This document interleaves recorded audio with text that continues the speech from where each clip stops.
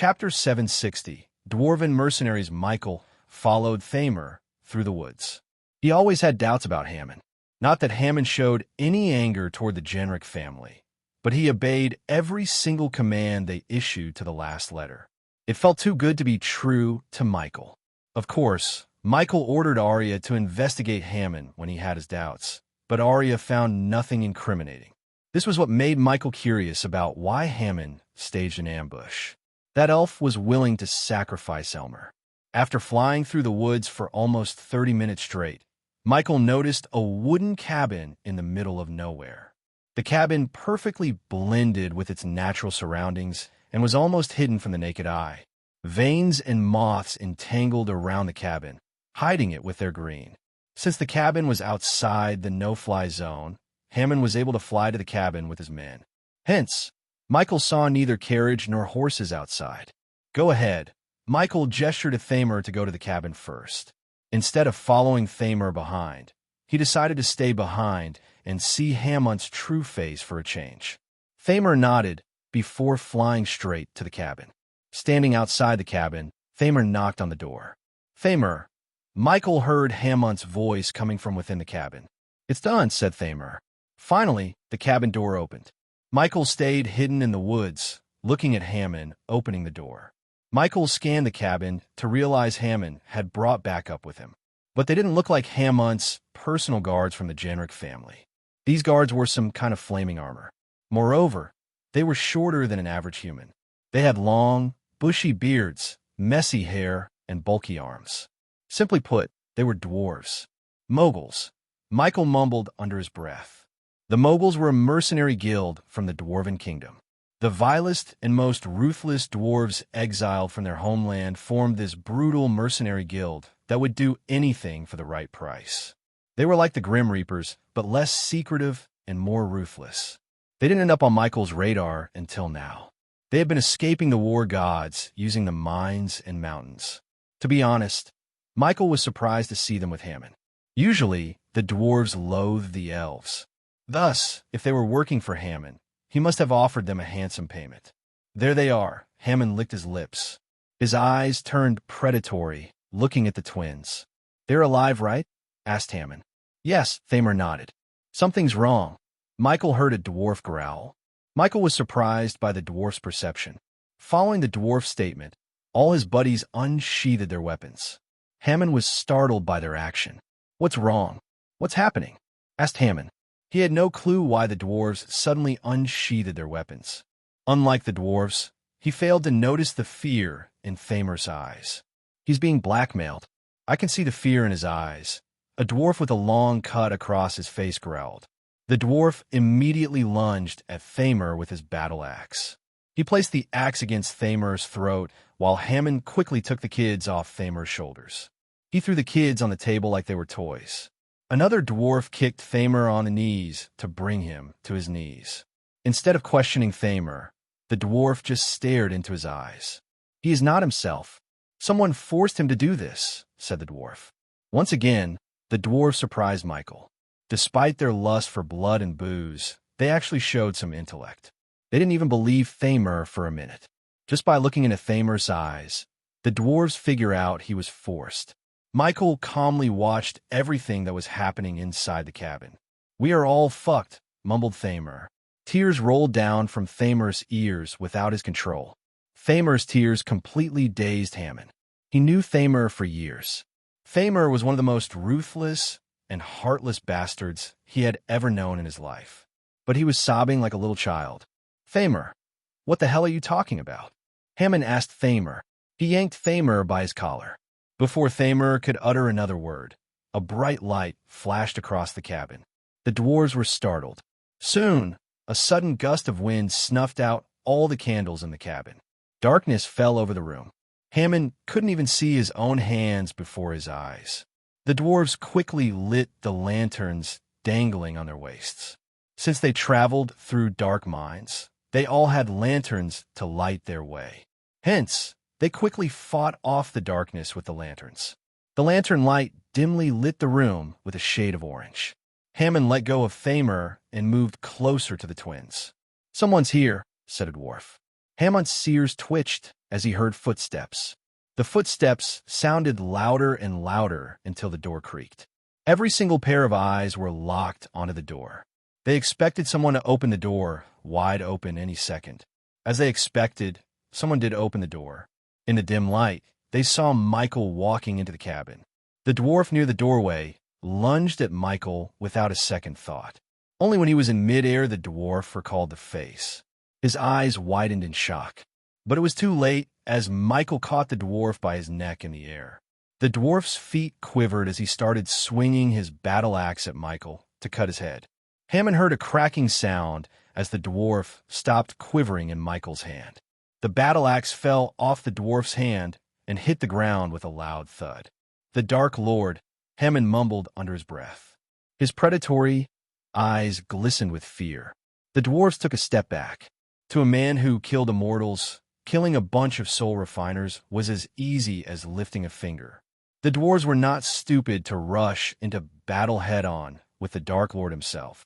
Judging by the situation, the dwarves knew the only way to escape was through negotiation. They just hoped the Dark Lord was in the mood for talks. "We can have a civilized conversation if no one pulls any stupid stunts," said Michael. Michael dusted off his arms. With a flick of his wrist, he pulled a wooden chair toward him. He turned the chair around and sat backward. The dwarves and Hammond looked tense. It was no surprise, though. One could say the dwarves were holding well. Many would have wet their pants. After the terror campaign, the Guardian Guild and the Great Eight clans held against Michael. He didn't need fear toxin to scare people. The Guardians and the Great Eight clans wanted to stop people from believing in the Dark Lord or worse, worshipping him as though he was a god. The fear worked in Michael's favor. He never expected people to worship him. Instead, Michael wanted them to fear him. That was why Noah stopped the campaign to spread fear throughout the world, as he knew the Dark Lord wanted just that. Still, Noah was too late.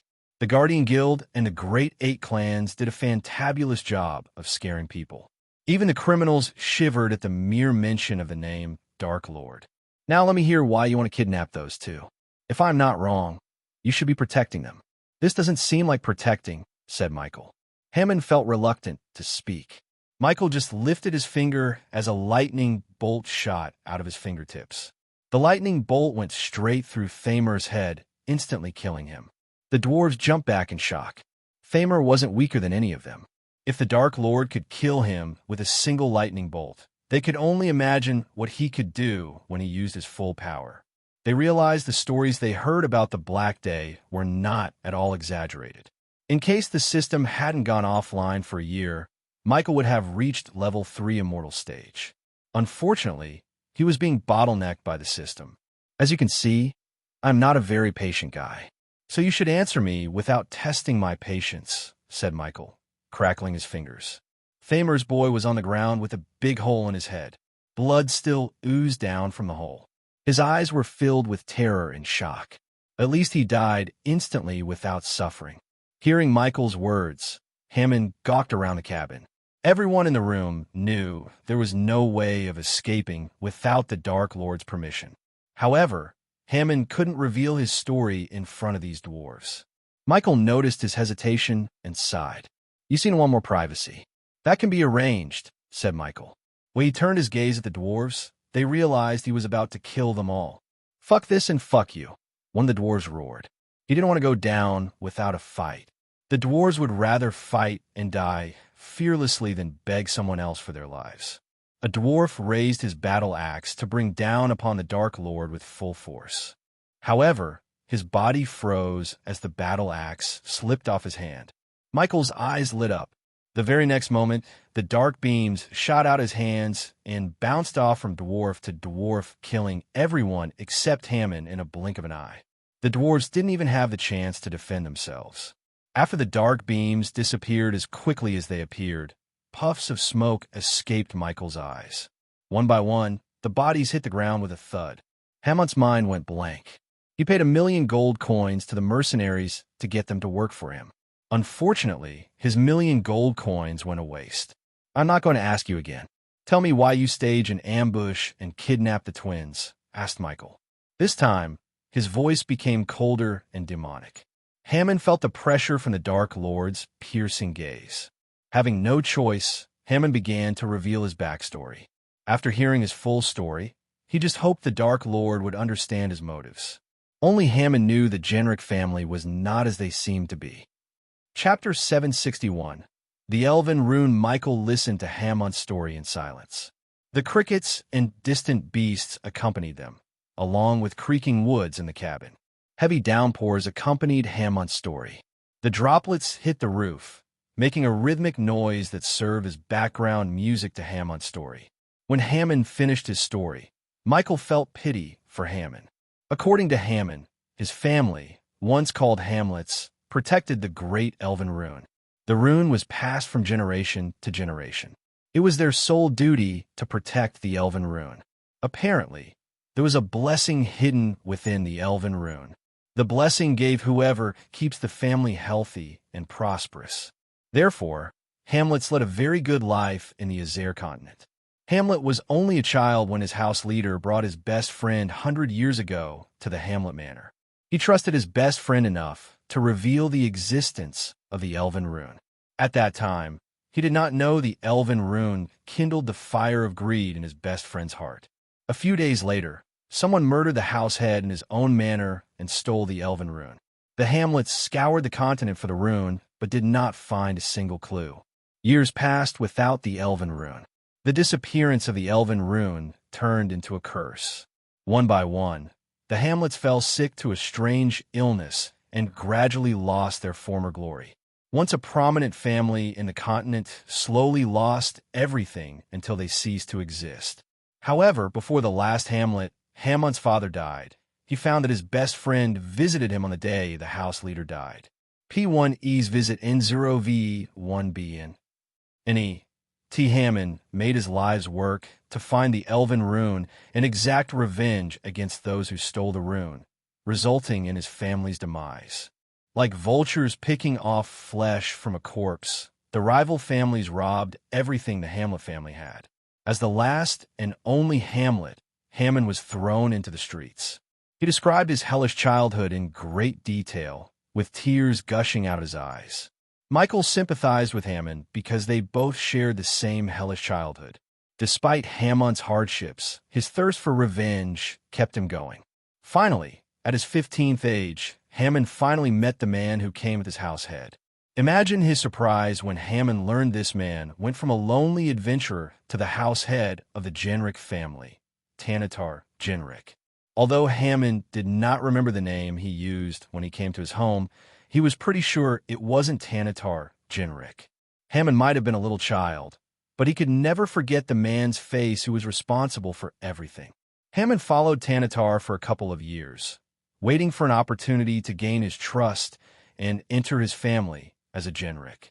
Eventually, Hammond received a chance to save Tanatar's wife from a bunch of bandits. Since Tanatar loved his wife so much, Tanatar felt so great to the point where he accepted the orphan Hammond into his family. Hammond slowly worked his way up, slowly gaining everyone's trust. It took Hammond 100 years to reach the point where he is now. Michael admired Hammond's resilience. All these years, he lived with the people who were responsible for his family's destruction. Even he couldn't have lived with Victoria and her family for a year, let alone 100 years.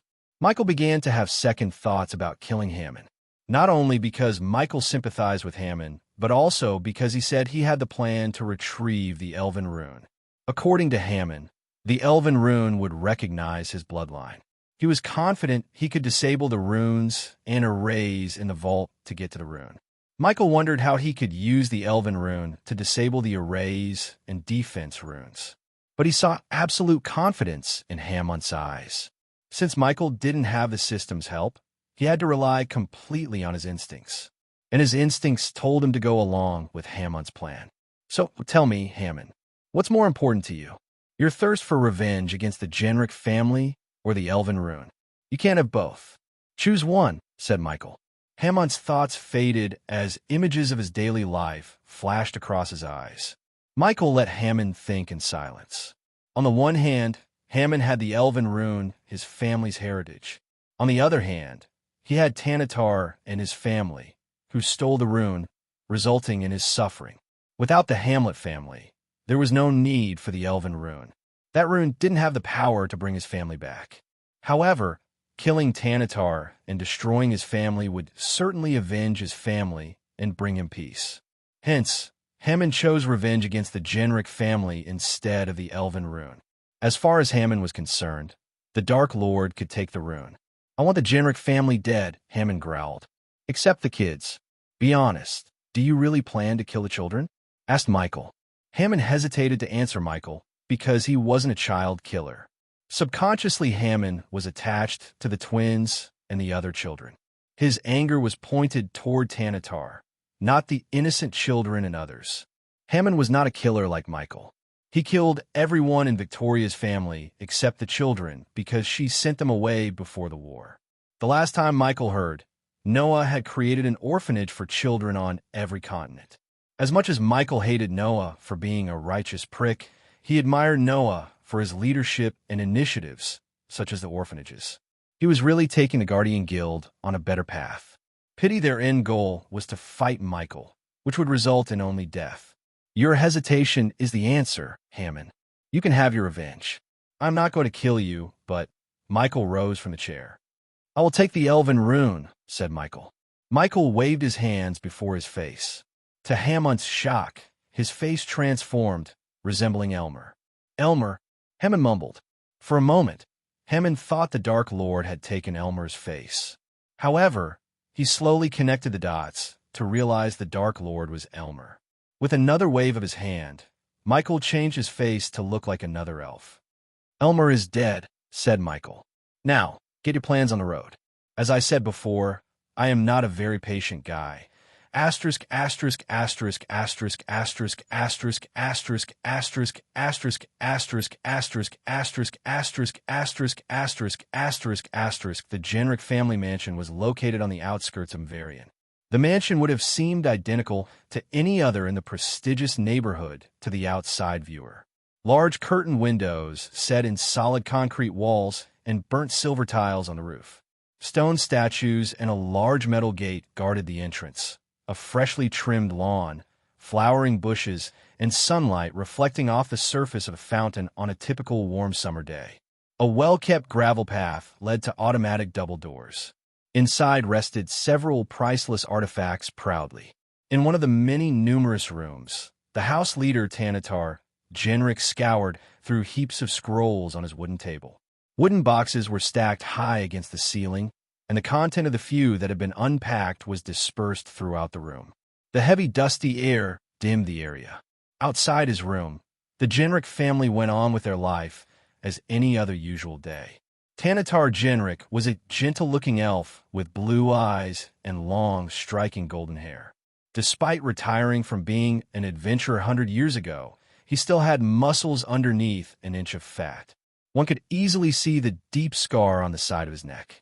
Tanatar liked to be left alone in his storeroom. In this room, only he and the thousands of scrolls in which one might hold an answer to his long search. Only by one, he picked up a scroll, opened it up, read its contents, and threw it away with a glimmer of disappointment. As he repeated this cycle, he heard heavy boot steps outside the room. "My lord," someone knocked on the door. Tanatar sensed an urgency and panic in the rough voice. His eyes glimmered with fury. He hated benign disturb in this room. "My lord, you must see this. It's about the twins." As soon as Tanatar heard these words, the anger in his eyes faded. Tanatar waved his hands as several runes glowed on the door. Soon, these runes faded away, unlocking the door. The door clicked open. "My lord." A soldier rushed into the room and dropped to his knees. He reached out a scroll toward Tanatar. Tanatar immediately frowned, looking at the blood stains on the scroll. Tanatar picked up the scroll and opened it up to read its contents. While reading the scroll, Tanatar's body trembled. He collapsed onto the chair behind him. The soldier's body jerked as Tanatar banged the table. The mountain of scrolls crumbled down, making the room messy. "Show me the box." Tanatar stood up. He followed the soldiers to the front lawn, where he saw several soldiers and family members gathered around. "Move aside, Lord Tanatar is here," everyone moved aside, making way for Tanatar to the wooden box on the ground. The air around the box reeked of blood. The soldiers already had the box opened. When he reached the box, Tanatar saw a severed head with open eyes staring at him. "It's Sira, my lord," said the soldier who led Tanatar here. Sira was one of Hamont's personal guards. "This note was in the box, my lord." Another soldier handed over a blood-stained note to Tanatar. "If you want to see your children alive and not as heads in boxes, come to the Lonely Mountain." Tanatar read the words on the note. His voice trembled. He started to realize his kids were kidnapped slowly. Just the blood on the note alone shook Tanatar to the core. At that moment, he couldn't think as a veteran adventurer or a leader, but as a father. He failed to keep his stoic wall around him.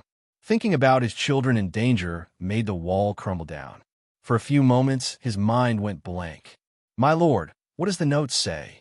a soldier asked with worry. The soldier's words pulled Tanatar out of his dazed state. "Gather our men. We are going to the Lonely Mountain." Tanatar barked his order at his men. "Lord Tanatar, what happened? What's the meaning of all this?" One of his core family members asked Tanatar. "Voron and Eva." Tanatar's words didn't come out through the lump in his throat. "What happened to them?" The elves panicked. "They were kidnapped."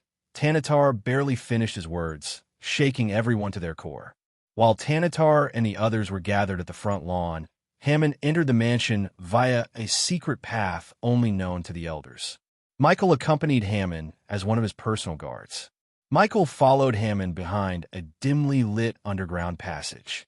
"The vault is just around the corner," said Hammond. Chapter 762. Two sides of the coin. Michael followed Hammond until he reached a giant door made of some kind of silver metal.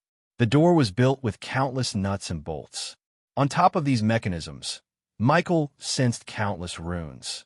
Hammond stopped a meter before the steel door. He looked around as though he was searching for something. Michael wished he had the system to disable all the runes. Luckily, Michael had an expert in runes. He was about to call for Elidir when Hammond raised his palm. Michael noticed a glowing rune on Hammond's palm. For some reason, the gears in the door started to move faster and faster. Additionally, icy blue runes began to radiate brighter light on the door. Michael heard these mechanisms rolling within the door. Hammond slowly moved his palm toward the door. When Hammond's palm was just a few inches away from the door, an invisible force pulled his hand toward it. Hammond's hand got stuck on the door. Hammond did not shout, but seemed relatively calm. The door did not freak him out as much as the Dark Lord beside him did. Hammond and Michael waited for the door to open. However, Messiah Hell was pretty surprised and, to be honest, startled. It seemed to him like Hammond had a way of opening the vault all this time. Yet he waited for no reason. "You can open the vault door?" asked Michael. He wanted to confirm Hammond's stupidity. "Yes," Hammond nodded. Michael couldn't keep his hands from slapping the back of Hammond's head. Hammond was pretty startled, but kept his hand on the door. "You had a way to open the vault door all this time, and you decided not to take the elven rune and kill Tanatar until now?" asked Michael. "It's not my fault he and his wife couldn't have a child for almost 80 years, give or take," Hammond shrugged. To Hammond's surprise, Michael chuckled. "So, you were waiting for them to have children as much as them? It's funny, but I do admire your patience." Michael smiled. When Hammond saw the smile on the Dark Lord's face, he was truly surprised. His smile brought such warmth to Hammond's heart, and almost made Hammond wonder why in the hell everyone was afraid of this guy. He looked so friendly and good-looking with a smile. Michael did his best to keep the pressure of being the Dark Lord gets to him. He didn't want to end up like his previous self, who had to reset the entire universe to fix his mistakes. A few minutes later, the gears finally stopped as Michael noticed the runes fading away. Michael did not care about how Hammond managed to disable the runes and the mechanisms. All he cared about was the elven rune within the vault. The vault door creaked. It slowly slid open, revealing a room surrounded by 4 marble walls. The vault was a meter thick. It would weigh at least a ton. Michael realized why no one opted for breaking the vault door using explosives. It would take a nuclear warhead to destroy this one. In the center of the room, Michael saw a golden plate hovering in the air within an energy shield. There was a glowing rune on the golden plate. It suddenly pulsated a wave of energy, as though it had sensed something. At that same time, the rune on Hamon's palm produced an otherworldly, whistling noise. The golden plate moved toward Hamon, but was stopped by the energy shield. Hamon's legs turned to jelly, seeing the rune after so many years. He slowly took a step forward. On the other hand, Michael walked toward the elven rune to find a way to free it from the energy shield. Michael's eyes flickered. He activated the X-ray vision to locate the source that was powering the energy shield. Michael noticed a purple heat wave running from the ground below the golden plate into the wall on the other side. Michael made his way to the wall and ran his fingers through the wall. He knocked on the wall for a moment to gauge how thick these walls were. The dark flames coiled around Michael's fist. He was about to punch the wall when he sensed several beings on their way to the vault. Michael slowly turned around to welcome the party while Hamon walked toward the rune in slow motion. Hamon! Suddenly, a dominant voice echoed through the empty vault. The voice snapped Hamon out of his daze. His body became rigid. Hamon slowly turned around. Hamon's mind went blank when he saw Tanatar and his royal guards at the vault doorway. Michael wondered what made Tanatar ignore his children and return to the vault until he saw a glow on his hand. If Michael had to guess, he would say Tanatar had another rune on his hand. In a blink of an eye, Michael appeared behind Tanatar. The soldiers were caught off guard by his speed. Before they could react, Michael shut the vault door, trapping Tanatar alone in the vault with them. Normally, it would take spells and special arrays to shut the door coals because it was too damn heavy. But to Michael, this steel door was no different than a wooden door in a tavern. Even the half-immortals of the same level as him didn't possess such godly strength. His raw strength was another perk of being a god. Tanatar was startled. "My lord, open this door." "Lord Tanatar," the soldiers shouted from outside, yet only Michael could hear them. To Hamon and Tanatar, it was all silence. "What's the meaning of this, Hamon? And who is this?" Tanatar pointed at Michael, who returned to the place he was a second ago. "What the hell are you not in the Lonely Mountain?" Hamon blabbered in shock. "Wait, how do you know dash?" Tanatar held his words as realization hit him. "What did you do?" Tanatar dashed at Hamon with uncontrollable rage. He grabbed Hamon by his collar and shook him. "Tell me you had nothing to do with my kids being taken away?" Tanatar growled at Hamon. He didn't want to believe Hamon betrayed him. He had known Hamon for almost 70 years. Tanatar thought of Hamon as his own family. "Yes, I took them." Hamon roared, pushing Tanatar to the ground. Michael witnessed their feud without lifting a finger. The golden plate with the elven rune drew his attention the most. He felt familiar energy from the plate, which seemed strange to Michael. It would have been easy to scan the plate with the system if it didn't go offline. Since it wasn't the case, Michael had to rely on himself. It almost felt like there was something powerful hiding within the golden plate. When Michael focused on it, he heard a low-pitched roar coming from the plate. This roar was filled with rage, like a wounded beast was trapped within. "How do I feel when you took everything from me?" Hamon lunged at Tanatar before he could get to his feet. Hamon got on top of Tanatar and punched him in the face. Tanatar grabbed Hamon's neck and rolled over, turning the tables on Hamon. But Tanatar did not punch Hamon. He was more shocked and stunned than he was furious. "I treated you like my family. You killed my entire family." Once again, Hamon roared. He scratched Tanatar's hands, tearing his robes. "Okay, I had enough." Michael rolled his eyes. He just waved his hand as Hamon and Tanatar blasted away from each other. They hit the walls opposite each other. They tried to free themselves, but a powerful, invisible force held them to the wall. "You have to listen to Hamon's story first," Michael said to Tanatar. Michael flicked his wrist as Tanatar couldn't open his mouth. He felt like an invisible hand keeping his mouth shut. "Hamon, tell him what he did to you. Get everything off of your chest." Michael turned his gaze to Hamon. It didn't take Hamon long to spew the same story he told Michael. Only this time, his tone was filled with more rage and murderous intent. While recalling his story for the second time, blood trickled down from Hamon's nose. Tanatar's eyes widened and filled with shock. When Hammond finished his story, Michael noticed Tanatar's eyes watering up. Michael was surprised.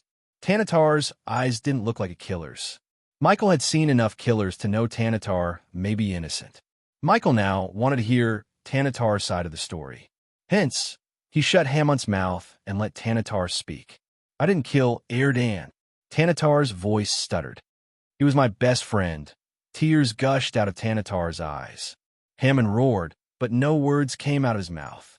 He gave this elven rune to protect it because he suspected someone was planning to steal it and use it for nefarious purposes. Tanatar sobbed. Now, but that's a twist. Sahil's brows arched up. I'd rather die than murder my best friend.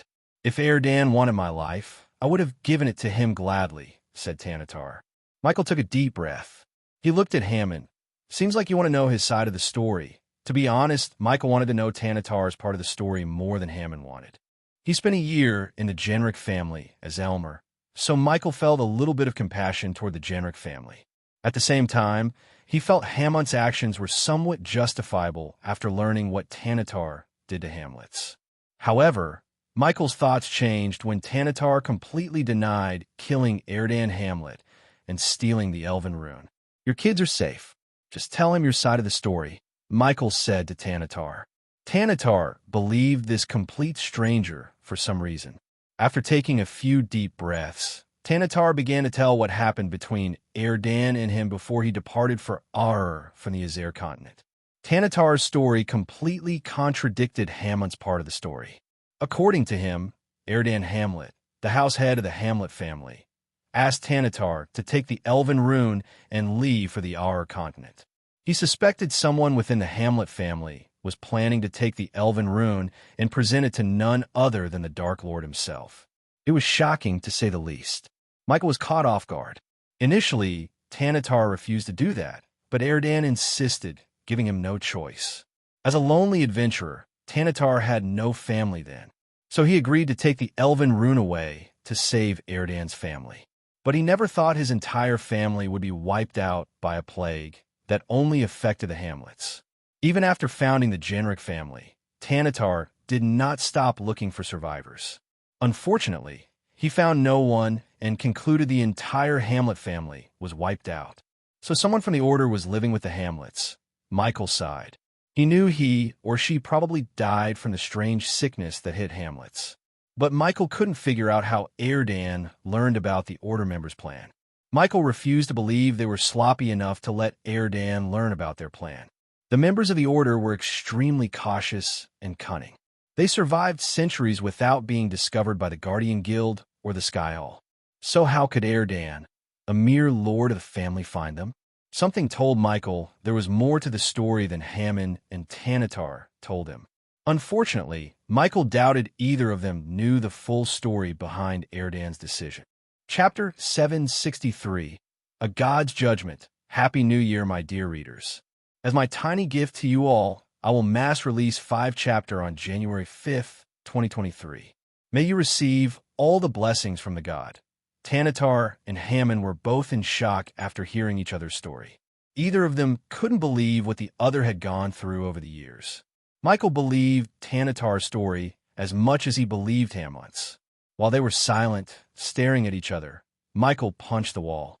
The entire wall trembled as dust and pieces of ceiling crumbled down. Tanatar yelled at Michael, but he ignored the elf and continued to punch the wall. The wall was at least 2 or 3 meters in width. Usually, it would take special equipment and runes to penetrate the wall.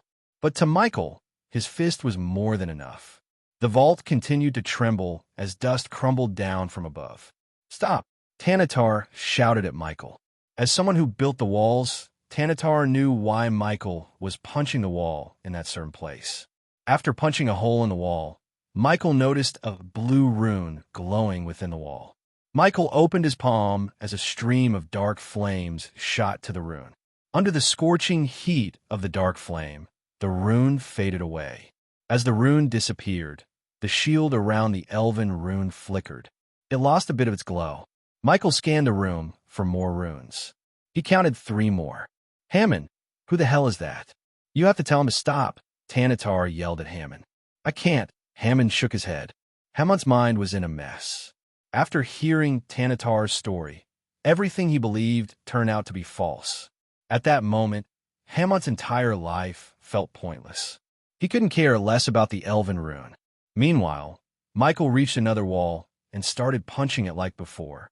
The soldiers tried to break the vault door from outside. Michael heard them yell at each other, trying to force their way in using siege machines. Once again, Michael saw a rune within the wall.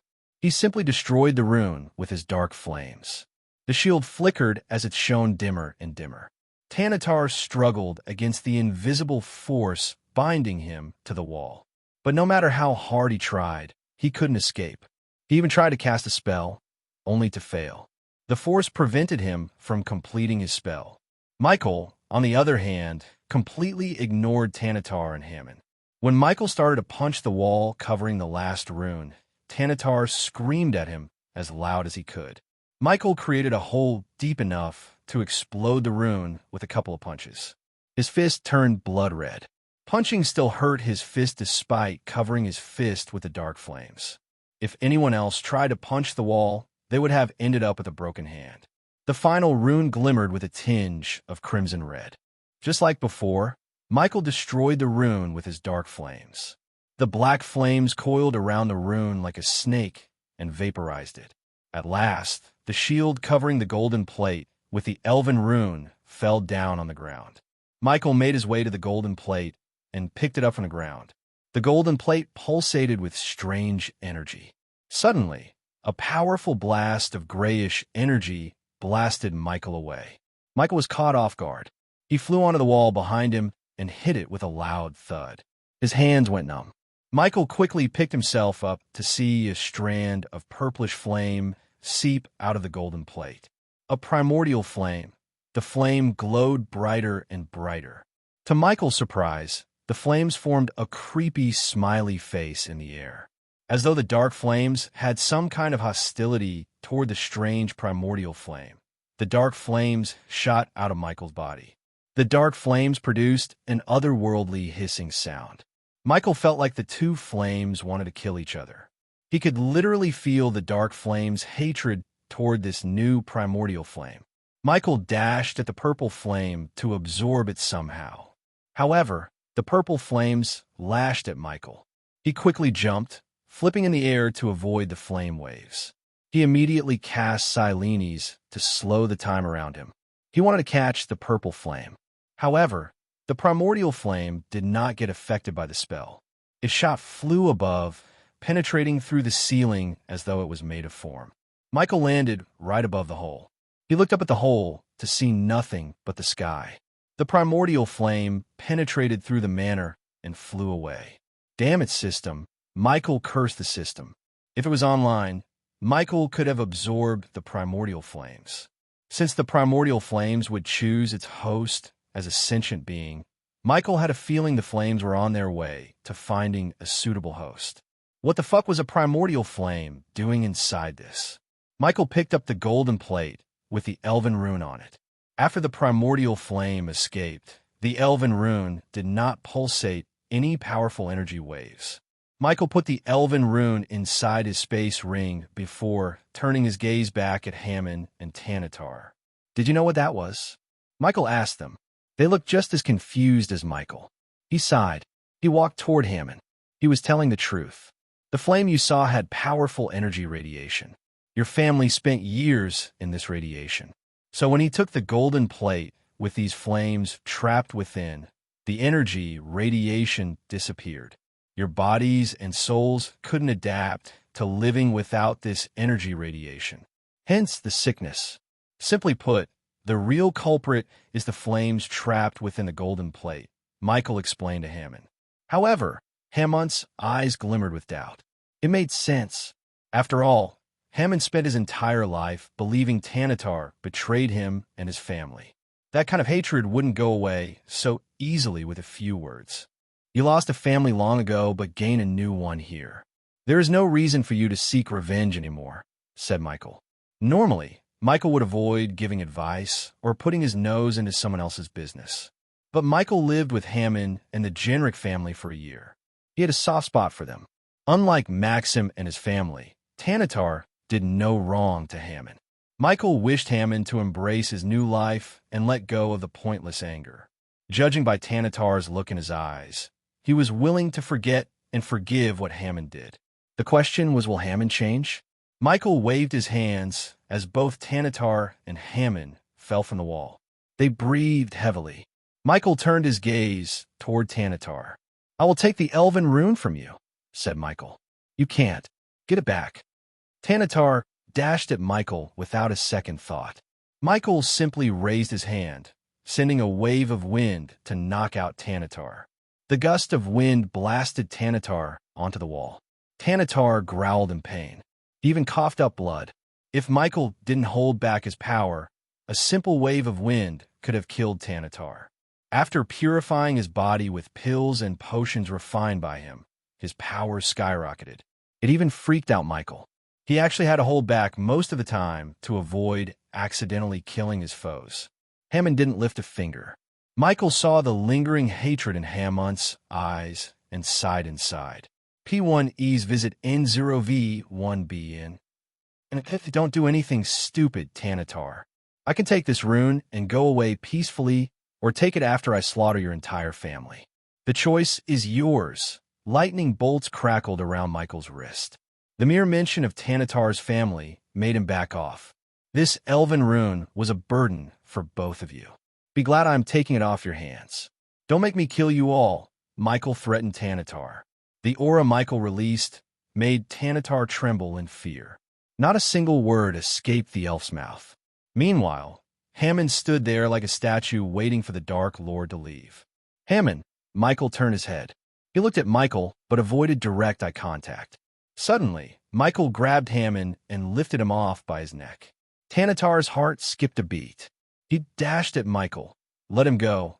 Tanatar yanked Michael's hands. "Should I kill him for you, Hammond?" Michael asked Hammond. When Tanatar heard these words, he stepped back from Sihel in fear. Hammond did not answer Michael right away. Instead, he took a few moments and hesitated to say no. Some people never let go. Michael threw Hammond away. Michael simply pointed his finger as a golden lightning bolt shot out of his fingertip. In a blink of an eye, the lightning bolt went straight through Hammond's head.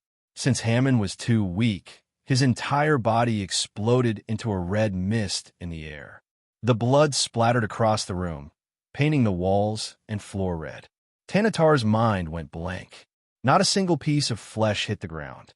Blood slowly trickled down from the ceiling. After the red mist settled down, Tanatar came to his senses.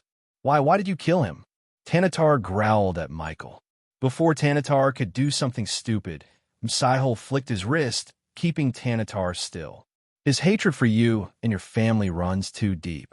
Sooner or later, he might have flipped and killed you all. I killed him so you won't have to. He could have changed. You just needed time." Tanatar shouted at Michael. His eyes turned blood red due to all the suppressed rage and fury. "Life is not rainbows and unicorns, Tanatar. If he did change, which I don't believe he would, you would all be a family again. But what if he didn't? What if he still wants to hurt you? Then you won't have a family to be together with," said Michael. Tanatar shook his head. "It wasn't your call. Who are you to decide whether he lives or not? You are not a god." Tanatar shouted as loud as he could. "I am," Michael simply said. He didn't bother wasting his time explaining it to Tanatar. The elf may have held a grudge against him, but Michael knew he had done the right thing. Over the past year, the Genric family treated him like he was their own. Michael felt grateful toward them. He just settled his debt by ensuring the Genric family's survival. Chapter 764. Hellflames, you have a lot to learn and improve if you're going to match him, baby girl, said Adelia. Gaia breathed heavily several meters before Adelia. The training ground behind the castle had several cracks in the ground. The mother and daughter duo barely held back in a mock battle between the two. Although Gaia used almost all her power, she couldn't defeat her mother. No one can match him. He is a god, Gaia growled. That's not an excuse. He wasn't always the god. He trained and fought hard to get to this point, said Adelia. Nightmare and Vidora gawked at Adelia and Gaia. They missed having a bowl of popcorn and snacks to watch them bicker and fight. Nightmare laughed, seeing Gaia getting her ass kicked by her mother. In the Dark Army, only Adelia could defeat Gaia in a battle. Even when Adelia suppressed her cultivation to match Gaia, she still defeated Gaia without breaking a sweat. I trained him. Well, mostly, Gaia rolled her eyes. Why don't you challenge him to a duel when he returns? Asked Gaia.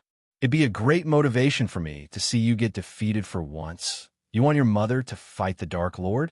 I never thought you had a grudge against me. Adelia sighed. Gaia sighed and threw the sword in her hand. It's not like that, mother. Gaia gently smiled.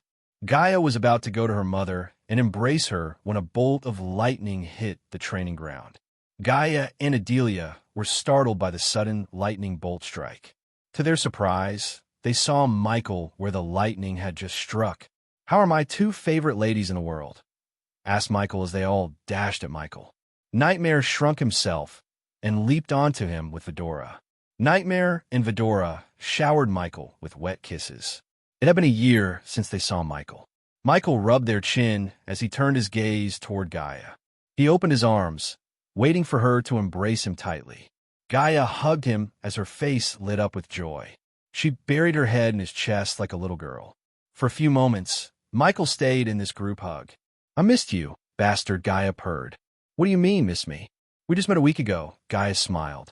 Even though Michael pretended to be Elmer in the Genric family, he occasionally met Gaia by teleporting to the floating mountain in the dark ocean. He was grateful that the runic teleportation worked while the system was offline. Shut up for a moment. Gaia punched him in the chest and dragged this lovely moment as long as she could. Finally, after a minute or two, Adelia cleared her throat to disband the hug. She knelt down to pay her respect when she saw the Dark Lord's gaze fall on her. You don't have to do this. We are family, said Michael. Fedora jumped onto Michael's shoulder. After a year, Fedora and Nightmare both grew in size and power. They were just a few months of cultivation away from reaching the fusion stage. I swore to serve you as your servant long before you met Gaia, my lord. So it's my duty to bow my head and kneel down, said Adelia. Oh, come on, mother. Don't make him pull ranks on you and order you not to do this. Gaia rolled her eyes. You can do this until we get married. After that, you'll officially become my mother-in-law, and then you have to stop all this. Are you ordering me, my lord? Adelia asked with a playful look. Not yet. Michael smiled. Finally, Adelia rose to her feet as Michael let go of Gaia. Nightmare jumped onto Michael's other shoulder and swapped his tail around Michael's neck. Michael looked around the floating mountain and saw the castle construction work in the distance. The waterfall behind the construction site proudly flowed from atop the sword-shaped mountain peak. He noticed the vampires patrolling the floating mountain as Saber instructed them. Thanks to Mugashiku, the dark ocean became a perfect safe haven for Michael. Looking at the dark storm clouds above him and the continuous lightning storm, Michael wondered if he had lived in the place before he reset the universe. This place was simply perfect. The only drawback was transporting construction materials to the island by ships. At the moment, they had portals to let people go in and out of the mountain. However, these portals failed to transport goods and materials. He needed the system's help to find a solution to this problem. He slowly walked toward the construction site with Adelia and Gaia by his side. Did you get the Elven rune? Asked Gaia. Yes, said Michael. Gaia felt a strange concern in his voice. Something happened? Michael nodded. I found the Elven rune, but I also found a primordial flame. Everyone was surprised by Michael's words. Did you absorb it? Asked Iag, only to see Michael shake his head. It escaped, said Michael. Wait, you have the dark flames. Rowena has the cold flames. I saw Noah use heavenly flames. That makes 3 primordial flames. It's safe to assume there is a light flame since you have the dark flames. This means the primordial flame that escaped your grasp must be the hell flames, said Gaia. Michael shared the same thoughts too. But one question kept nagging Michael's brain regarding the primordial flames. If Noah has the heavenly flames, who has the light flame? Has it found a host yet? If Noah is the god of light, the light flames will choose Noah. That's not always the case, my lord, Adelia interjected. What do you mean? Iag turned her gaze toward Adelia. Let's just say someone has found the light flames before Noah and you were born, then the light flames have to choose a host. One of three things must have happened. 1. No one has found the light flames yet, and they are still trapped somewhere. 2. Noah possesses both heavenly flames and the light flames. 3. Someone else has absorbed the light flames. Michael listened to Adelia in silence. After spending time with Adelia, Michael learned where Gaia got her intelligence from. Adelia had both the brains and power. A deadly combination. He hadn't seen her fight with his own eyes, but he knew everyone in his army feared Adelia as much as they feared Gaia. "How's your search for the arrows going?" asked Michael. When Adelia first came to the mountain, she already had one god-killing arrow. Ever since then, Michael ordered her to find more of these arrows. Apparently, the system level was too low to find more of these arrows. Hence, Michael had to rely on old methods. P1E's visit N0V1B in E. T. Michael didn't know there were a total of 7 arrows in total. Noah had already found one, and thanks to Adelia, Michael had one, which meant there were 5 more arrows yet to be found. Michael knew whoever held these arrows would have the ultimate power. Michael wanted them to be with him if these arrows could kill a god. But finding these arrows proved to be extremely difficult. Michael assigned the task to his best and most powerful subordinate, Adelia Ashton. Michael didn't trust anyone with the arrow he had in the space ring, not even Eladir. Instead, he waited for the system to come online so he could learn more about these arrows. Not a single day passed without Michael cursing the system for being offline for such a long time. In fact, he actually missed the system's snarky comments more than he missed its power. "I might have found a clue about the next arrow, but I need some time," said Adelia. Saber contributed the most to Adelia's search for these arrows. The elder vampire was extremely resourceful and had contacts almost everywhere. Thanks to him, Adelia received a tip about an ancient artifact in a place called the Devil's Pit. Unfortunately, the place was crawling with guardians. Hence, Adelia was still planning to explore the place without alerting the guardians. Now that the Dark Lord was here, she could ask for his help. "Whatever you need, I am here," said Michael. "I have a surprise for you." Gaia wanted to take Michael's mind off things like the god-killing arrows and wanted to lighten up his mood. She had the perfect gift for him to make him smile. "Lead the way." Michael let Gaia lead the way to the castle. Eventually, they all reached the construction site where several dwarves and orcs worked. When they saw Michael, they quickly bowed. Their eyes glimmered with fear and respect. According to Gaia, the castle would take at least 2 more years to finish. Fortunately, they prioritized a few rooms, such as Eladir's workshop, storeroom, Michael's room, and Nightmare's room, where Vidroa stayed. Of course, these rooms were temporary until the dwarves could finish the castle. Michael bought the castle plan for 3 million badass points. This was one of his most expensive purchases to date. However, it was not a complete plan. The system offered him plans and blueprints for various defense systems he could build upon the castle. By the time Michael completely finishes the castle, it will be the strongest stronghold in the world. To be honest, Michael couldn't wait to see his castle in its complete form. He spared no expense to get the best materials and runes in the construction. He kidnapped the best dwarven engineers and builders to build his castle. At first, these dwarves refused to work for the Dark Lord, but after some persuasion and a handsome wage, they finally agreed. It was the carrot. The stick was their families. If they refused to work for Michael, Gaia would have kidnapped their families and used them to force the dwarves. Fortunately, the dwarves picked the easy way. They entered the castle through a hole in the ground, since these rooms were built underground. The pathways were dimly lit with torches. Michael noticed holes in the ceiling for the chandeliers. "Oh, I forgot to mention, I called everyone in the order to have a meeting," said Gaia. "They'd be here in a few hours." "Good." Michael appreciated Gaia's initiative with a nod. Chapter 765. Sudden argument. Michael followed Gaia behind to enter his room. His room only had a work table for Michael to build new gadgets, a queen-size bed for Gaia and him, and a sofa set facing the fireplace. But at that moment, something was there covered in red cloth. Michael felt powerful energy pulses from whatever was inside the red cloth. Although Michael knew what's inside, yet Michael pretended he had no clue just for her happiness. She walked toward the thing with a dramatic walk. "Are you ready?" asked Gaia. "Surprise me," said Michael. She slowly lifted off the red cloth, revealing a dark metal plate. Tiny bolts of black lightning crackled around the metal piece. Michael could hear the electricity buzzing. It felt like the metal piece was calling for Michael. The tiny lightning bolts reached out for Michael. "Is this one of the armor pieces you were talking about?" Sarba asked. Vidora and Nightmare felt terrified by the sheer amount of energy they felt from the armor piece. A pity this was just a piece of the whole Dark Lord armor. Michael reached out to touch the armor. To his shock, the armor electrocuted Michael. Ouch! Michael quickly moved his hand away from the armor. His hand went numb. What happened? Gaia was shocked. She didn't expect the armor to shock him, literally. "Don't let anyone touch it," said Michael. Judging by the bolt of energy that went into his body, he could tell it had enough power to kill even a soul refiner. Michael noticed dimly glowing runes hidden in the dark armor. The armor looked tattered and contained several cracks, scratches, and cuts. It was obvious this armor had seen hundreds of battles.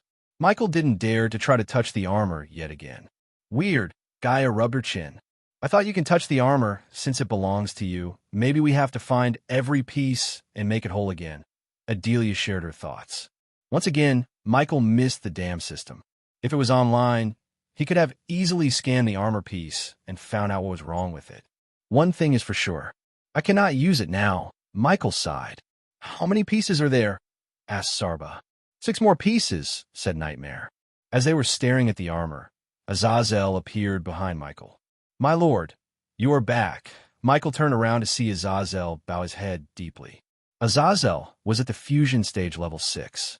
Once Michael had reached the immortal stage, Azazel would be able to reach the half-immortal stage. Luckily, Azazel didn't have to go through heavenly tribulation. Michael didn't know why, but he knew it was something to do with Azazel's demon race. "Glad to see me?" asked Michael as Azazel nodded. "It's my blessing to see you, my lord," Michael chuckled. "When did you become such a sweet talker? Are you in love or something?" Azazel awkwardly smiled without knowing how to answer Michael. "Speaking of love, where is Ricky?" Gaia asked Azazel. "He just returned," answered Azazel. "Is he still stalking Olivia?" asked Michael. Gaia creased her brows. "It's not stalking humans. He is in love with her, except she made her choice to leave him," said Michael. He may have accepted Olivia's decision not to follow him, but he was disappointed in her. He would be lying if he said otherwise. For the first time, Michael noticed the loyalty level go from 90+ to 60%. Ricky was the one who got affected the most by Olivia's decision. He almost felt pity for Ricky. Gaia even asked Ricky to go with Olivia, but Ricky respectfully refused to leave the Dark Lord side. Who knew the gate guards Michael met at Rivertown would be willing to give their lives for him? Certainly not Michael. They even brought their families with them and put them in Giselle. With Caius' aid, their families lived comfortably under the Dark Lord's protection. So what? He still loves her, and I know she loves him too, Gaia argued with Michael. Seeing her bicker with the Dark Lord himself made Adelia chuckle inside. Even before the marriage, she started to act like an angry waifu. "So, you're telling me she's with Ricky?" Michael calmly asked Gaia. "No, then she doesn't love him enough," said Michael. As soon as Gaia heard these words, her eyes glimmered with anger. "Are you messing with me right now?" she growled. "We should go." Adelia grabbed Nightmare and Vidora from Michael's shoulders. "Hey, let us go. It's getting good." Iag hissed at Adelia. Azazel followed Adelia behind and closed the door on his way out. "Nope," Michael shook his head. Like any man in the world, Michael failed to comprehend Gaia's thoughts. He might be a god, but he still lacked the power to understand a woman completely. "You are being a complete asshole, Michael," said Gaia. She seldom addressed Michael by his first name, but whenever she did, she was furious at Michael. "Okay, I am confused. What does Olivia leaving Ricky have anything to do with me? She made her choice. It has everything to do with you. He chose loyalty over love because of you, the Dark Lord. You can't blame Olivia. Not everyone will follow you without a second thought, Gaia growled. Everyone thought Gaia was cold, but in reality, she cared about all the subordinates. Ever since Olivia left Ricky, she has been watching over Ricky by keeping him busy. Although Gaia knew of Ricky's secret visit to Olivia, she allowed him, hoping Olivia would change her mind and accept Ricky. As a queen, it was in her blood to care for her subjects. On the other hand, Michael barely lifted a finger. As far as he was concerned, Olivia made her choice, and Ricky had to accept her decision and move on. I cannot force her to follow me either. She made her choice and should be grateful that I didn't end her life by leaving my side after everything I had done for her, said Michael. Why are you suddenly being so strange? Asked Michael. I'm not being strange. I just can't believe you think you are completely blameless in Ricky's case. So what do you want me to do? Go to Olivia and force her to come with me? No, Gaia shook her head. How about you start giving a shit about Ricky and his feelings? For God's sake, he left the love of his life for you. The least you can do is accept you had a hand in the mess, Gaia raised her voice. And how dare you call his love stalking? What if I left you? Will you give a shit or let me go? Gaia punched Michael in the shoulder. Finally, Michael started to grasp where the anger was coming from. To be honest, Michael didn't know what to do if Gaia left him.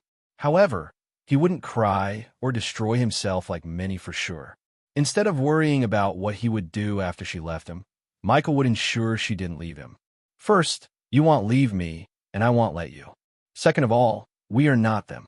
We don't have any secrets between us, except one that I told you not to ask me about, Michael said, gently wrapping his arm around her shoulder. He noticed Gaia rolling the engagement ring on her finger. You cannot compare us with other couples. Didn't I tell you Ricky could go with Olivia if he wished to? Both Ricky and Olivia made their choices. We cannot force Olivia to be with Ricky. And you are right. Michael took a deep breath. They broke up because of me. Michael saw no advantage in keep denying it or arguing with her. Gaia's actions made him realize she was mad at him. To be honest, she was right to be so. It was he who refused to marry her when she asked him to. He wanted to be stronger and grow his army before marrying her. It was bad enough that he refused to have any kids anytime soon, but postponing the marriage was just crossing Gaia's patience. Now he realized Gaia had taken the rejection badly. Michael was too busy to care about her feelings, which Michael regretted. P1E's visit N0V1B and NET, and I'm not going to make any more excuses. I will marry you in 6 months. On the same day, I met you first, Michael said. He didn't take this decision on the fly or to calm her down, but with his whole heart. He dragged the marriage thing long enough. Granted, Michael promised her to give the throne of Nagaland before the marriage, but Gaia wasn't interested in the throne anymore. She realized she could rule the entire world from Michael's side. Why did she have to settle for one kingdom when she could rule the entire world? Besides, Gaia wanted to marry Michael more than anything in the world. She wanted to be his side, not as the Dark Queen, but as his wife. Gaia was startled by his words. Her eyes glimmered with joy and shock. Before she could say something, Michael locked his lips with her. He didn't want to argue anymore. He swooped Gaia from the ground and moved to the bed. A few hours later, Michael exited his room wearing his Dark Lord armor. Gaia quickly tied her hair and followed him behind to the meeting hall. Michael promised Gaia when the time comes, he would talk to Olivia and explain things better to her for Ricky's sake. They patched things up on the bed and returned to their normal selves. Eventually, after navigating through the dark pathways, Michael and Gaia reached the meeting hall. He heard people buzzing inside. Michael waited outside for a moment before opening the door. Unlike before, Michael did not wear any mask to hide his face. Even after a year, showing his true self to others felt weird. He took a deep breath and finally opened the door. Inside the hall, everyone turned their gazes to the door. The entire hall fell silent as soon as they laid their eyes on him. Every one of his subordinates attended the meeting as they were ordered to. My lord, Azazel came to Michael's side. Everyone is here, my lord, said Azazel. We shall start then, said Gaia. Chapter 766. Each with their own problem, when everyone inside the hall saw Michael, they became silent. They quickly dropped to their knees to show their respect. Sadie's eyes glistened with shock. She still couldn't believe Ghost was the Dark Lord all this time, and she shared the bed with the Dark Lord himself. Thinking about that, she both felt terrified and funny. Michael made his way to the long table in the center. His throne, made of skull and bones, was located in the front beside Gaia's throne. Michael sat on his throne, putting one leg atop another. "Take your seats," said Gaia before sitting beside Michael. All of Michael's subordinates took their seats. They looked a bit scared more than usual, seeing Michael almost after a year. Every single one of them heard what had transpired on the Ithilien island. Just like the rest of the world, they were scared too. After all, Michael slaughtered half immortals and immortals as though they were nothing. To this date, Michael received badass points whenever someone gets afraid of what Michael did at Ithilien. It passively generated Michael with badass points. In addition to Michael's subordinates, he noticed a few new faces. These new faces were the ministers working for Michael's subordinates. Among these, some familiar faces stared at Michael with shock and awe. For now, Michael ignored them. "We will initiate the new members into the order after this meeting," said Gaia. "How is everyone doing?" Michael asked his subordinates. "Very well, good, fine. Thanks to you, Dark Lord." His subordinates answered him with respect. "I'm glad to hear that. I was gone for a year, so I want to hear what you did in that time." Michael glanced over at his subordinates. "Let's start with you, Tiberius, King of War." Michael turned his gaze toward Tiberius. Physically, Tiberius looked healthy, glowing, and with more muscles. He wore fancy robes suitable for a king rather than a warrior. The cultivation device made by Michael and Elidir glimmered around his wrist. The device resembled a silver wristwatch with something glowing in the center. It was built with intricate parts and runes that turned arch-energy crystals into pure energy and helped Michael's subordinates cultivate even within the void line. This device was the most precious and powerful thing an order member could have.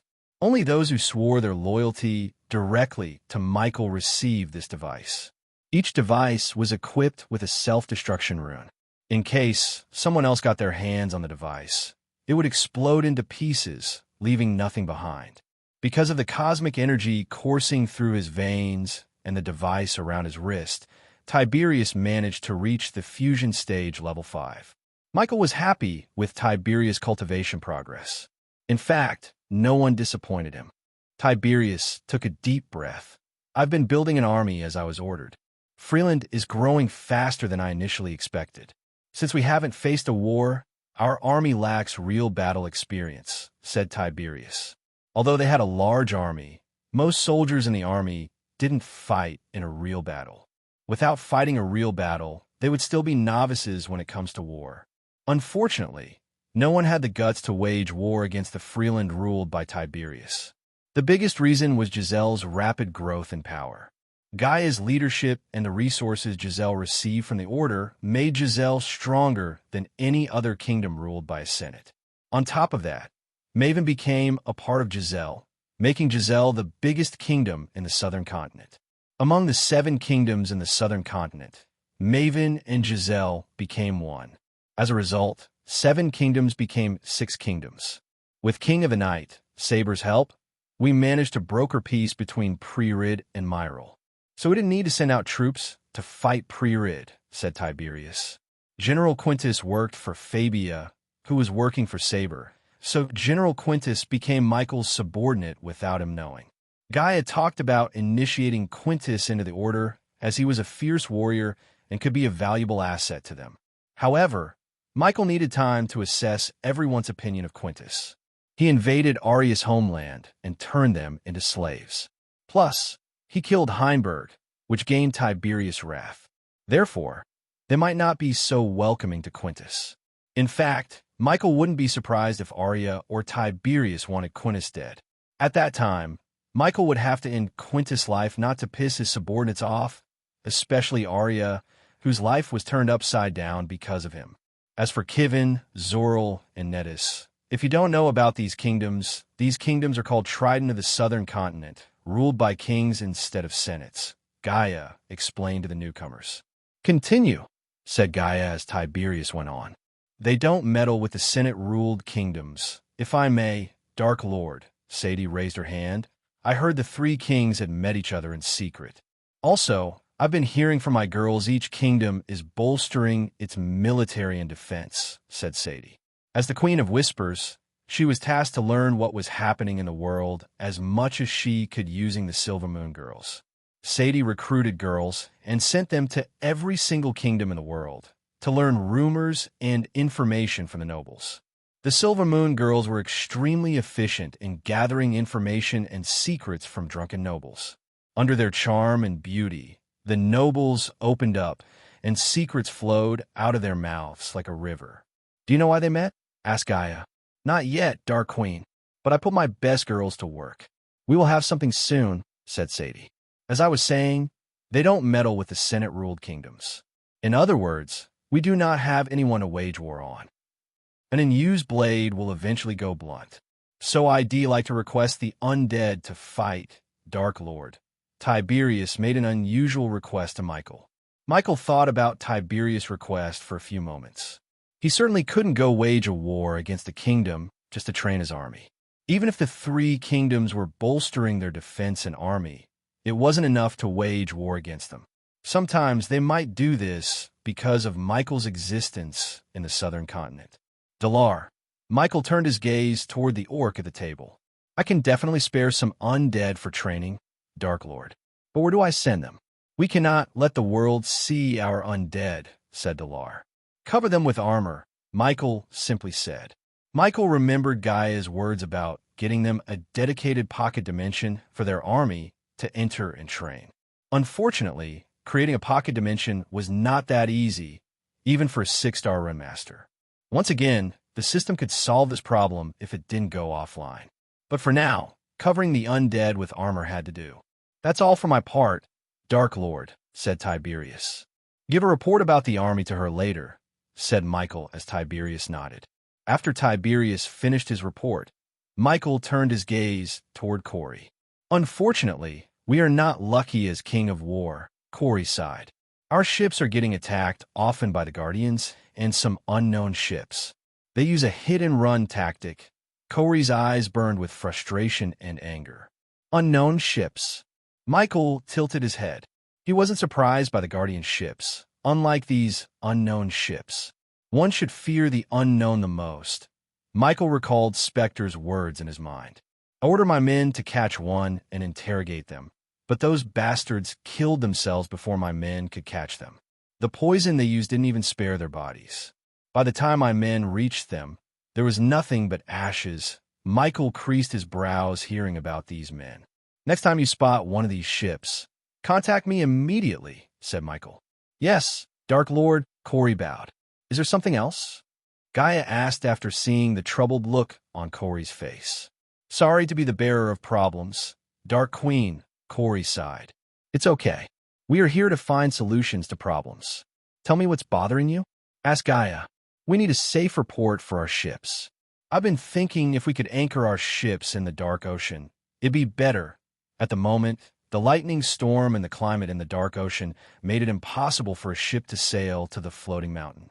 Instead, all the ships Corey had been building were anchored on her island. The more ships she built, the more attention she drew from the Guardian Guild. Hence, Corey wanted a safer place for the ships to anchor. What could be a better place than the place where the Dark Lord is?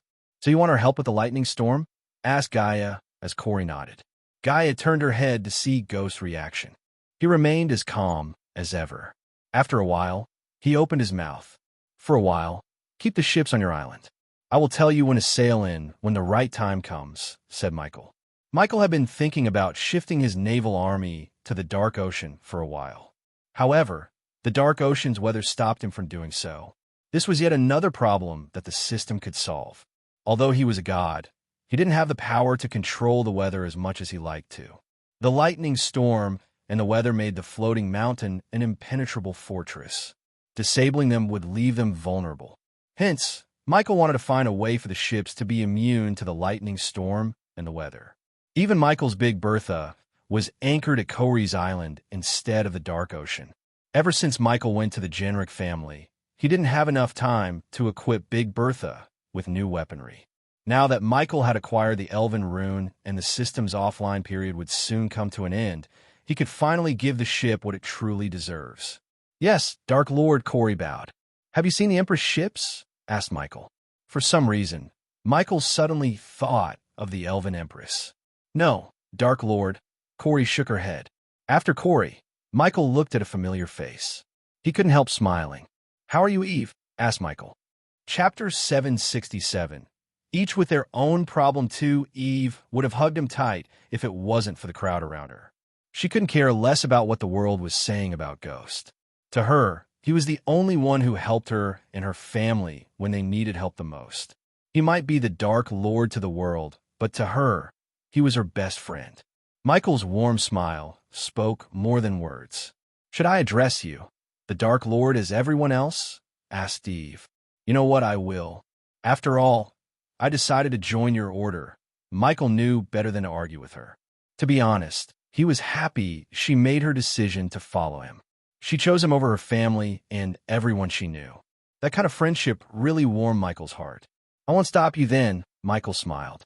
Many of the subordinates saw Michael smile for the first time. It was a pity Eve couldn't absorb the cosmic energy. Regardless, she reached the fusion stage with Michael's abundant supply of potions and pills.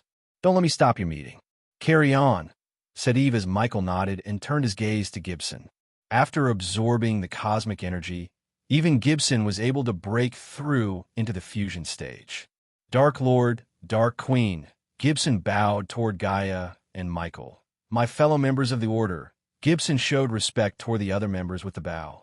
I've been hunting down the rogue pirate ships, as you ordered me to.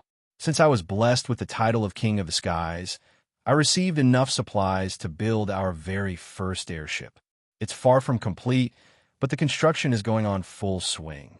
If I may ask, Dark Lord, I'd like our own shipyard to build our airships, Gibson requested Michael. Gaia already mentioned to him Gibson was asking for a dedicated shipyard. Since they promised Gibson they would help him command an air force, Michael was obliged to build Gibson more airships. But to build them, they needed special shipyards instead of the shipyards used to build ships that sail on water. Luckily, the floating mountain came with an enormous amount of land. Michael could build an airship yard if he allocated enough gold coins to Gibson. Finish the first airship, and then you will have your own airship yard, said Michael. So have you come across any of these unknown ships that Corey mentioned? Asked Michael. Yes, Dark Lord, but the results were the same. Slippery bastards killed themselves and set fire to their ship before we could get to them. Michael rubbed his chin. Do the same as I told Corey. If you spot one, contact me ASAP. Gibson nodded. Michael then looked at Sadie as he wanted to hear how Sadie was doing. Sadie cleared her throat before speaking. With my fusion stage cultivation level, I am in the top 5 to become the next sect leader, Sadie proudly said. Who's on the selection board? Have any ideas? Asked Gaia. Sadie's eyes widened. Just the Dark Queen's look was enough for Sadie to know what she was planning. Sadie was speechless, but under the Dark Queen's piercing gaze, Sadie had no choice but to tell her the truth. Elders, sect leader, and an ancestor of the Silver Moon founder, said Sadie.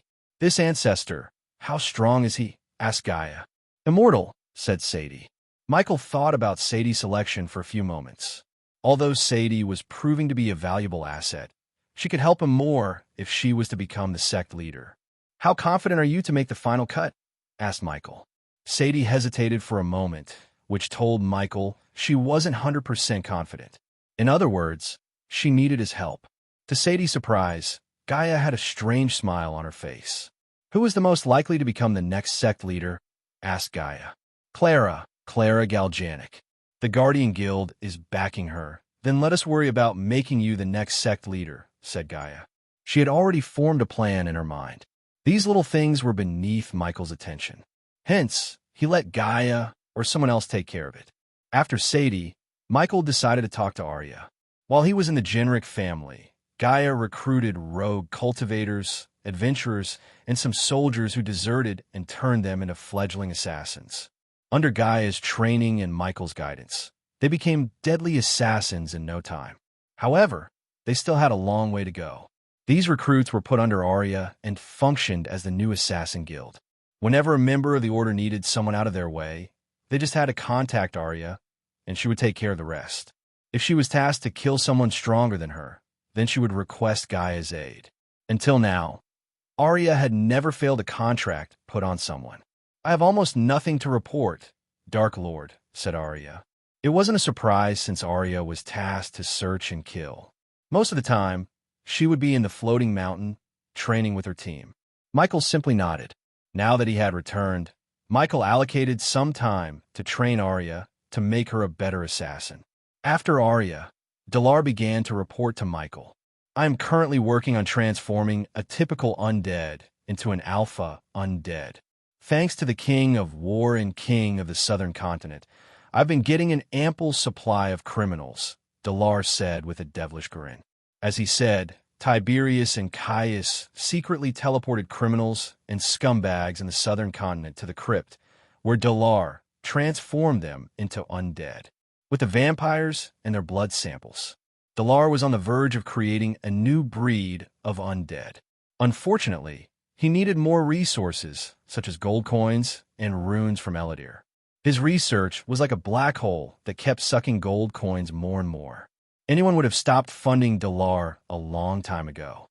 However, Gaia saw potential in his research. Hence, she kept funding their research. "Dark Lord, we need space for our undead army. The forest is running out of space. Let me guess, you want your own pocket dimension," Michael chuckled.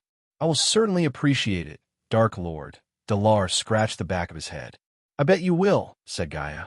After Dalar, Michael continued talking to each subordinate of his. They all had their own needs and requests, except Maxine.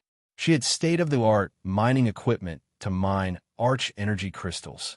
With Mugashuk's blessing, they mined deeper into Stormville Mountain. Every shipment was directly teleported to the Dark Ocean via a portal. Titus and Optimus established a store that deals in information. They used the store to buy and sell information. It wasn't a new idea in this world. For instance, Lord Information dealt exclusively with information. Titus and Optimus were interested in information regarding special items, artifacts, and powerful objects. They also made connections throughout Elon and Azair to acquire rare goods for the Order. Michael spent almost 2 hours with his subordinates. After the meeting, Gaia went to another hall to initiate new members into the Order, including Eve. While she was with the new recruits, Michael headed outside, looking for someone. When he reached outside, he leaped into the air. In a few blinks of an eye, Michael reached the top of the waterfall. Unlike the first time he came, now the place was littered with colorful flowers and plants. The air smelled lilac and roses. He walked along the stream, enjoying the fragrance in the air. Eventually, Michael reached a tiny pond surrounded by red orchids. He saw a little girl meditating before the pond. Her ears slightly twitched after hearing Michael's footsteps. The little girl abruptly opened her eyes. Michael patiently waited for her to turn around. "Brother Ghost!" The little girl shouted with pure joy. She hopped toward Michael like a bunny and crashed into him. "Cindy!" Michael lifted the girl by her arms and kissed her soft, bubbly cheek. She showered Michael with kisses. Despite what everyone said about Ghost, Raylene took Cindy and her brother Rummy and arrived at the floating mountain with Ricky and Daniel. Raylene knew better than many how kind-hearted Ghost was. Even if he was evil, she would wholeheartedly follow him to hell. Ever since then, Raylene had been living on the floating mountain with Cindy. She served Michael as the castle chef. With the abundance of resources and Gaia's guidance, Cindy had reached core formation stage level 6. "Where have you been? People said so many bad things about you, Brother Ghost," Cindy purred, resting her head on his shoulder. "Did you believe any of it?" asked Michael. "Nope. I know my brother. Every coin has two sides, Cindy. They did not know why I did what I did," said Michael. Cindy was not a little girl anymore. She was growing up, and Michael wanted her to face reality rather than live in ignorance. "I know." Cindy pecked him on the cheek. Michael carried Cindy on his shoulder and strolled around the mini-garden. Spending time with Cindy was a breath of fresh air after the intense meeting with the Order. Since Cindy had reached the core formation stage, he taught her how to fly. They flew across the skies until Michael was called to the castle by Adelia. They thought they were going to surprise Michael with a feast. but he could smell Raylene's cooking from a mile away. Still, Michael pretended to be surprised for the sake of Gaia and Raylene. Chapter 768. An old enemy. Michael was on his way to the feast hall when he met Raylene. She greeted Michael with a relieved sign. She was worried sick about him while he was gone. Master! Raylene almost called him Master Ghost as usual. Realizing he was called the Dark Lord by everyone here, she swallowed her words. She awkwardly smiled at Michael. Michael relieved the tension with a friendly hug. I'm glad you chose to come here, said Michael. It's the least I can do. You can call me Master Ghost as usual, Michael whispered into her ears. Michael put his arm around Raylene and walked toward the feast hall. Even from the outside, he could sense the liveliness inside. The air smelled of baked buns and roasted meat. Michael felt hungry just by taking a whiff of the air. Is everyone okay for you here? Michael asked Raylene. I have no complaints, Master Ghost. Except for the weather, it's always dark and gloomy here, Michael chuckled. Well, it comes with the territory of being the god of darkness. Raylene's eyes widened. Her body shivered. So is it true, Master Ghost? Are you really a god, as Lady Gaia says? Asked Raylene. Yes, said Michael. He saw no reason to hide his true identity anymore. But after hearing Michael's words, Raylene's face lost its color. Her mind went completely blank. Michael expected this reaction. At first, even he was shocked. Who would think of them as a god? When Michael learned he was the god of darkness, he couldn't even think straight. Fortunately, Michael had a long time to come to terms with his true nature. Don't worry, you'll get used to it soon. Michael rubbed Raylene's shoulder. He was about to open the doors when Michael heard a commotion outside. The sound of metal clashing and blood splattering resonated in the air. Michael turned around. Go inside and stay with the others, Michael said. The gentle smile disappeared from his face. Instead, he seemed cold and murderous. Raylene did not argue with him. She immediately opened the door, squeezing herself into the hall. After Raylene closed the door, Michael slowly made his way outside. Intruder. Kill her. Don't let her into the castle. Sound the alarm. Arg! Michael heard screams.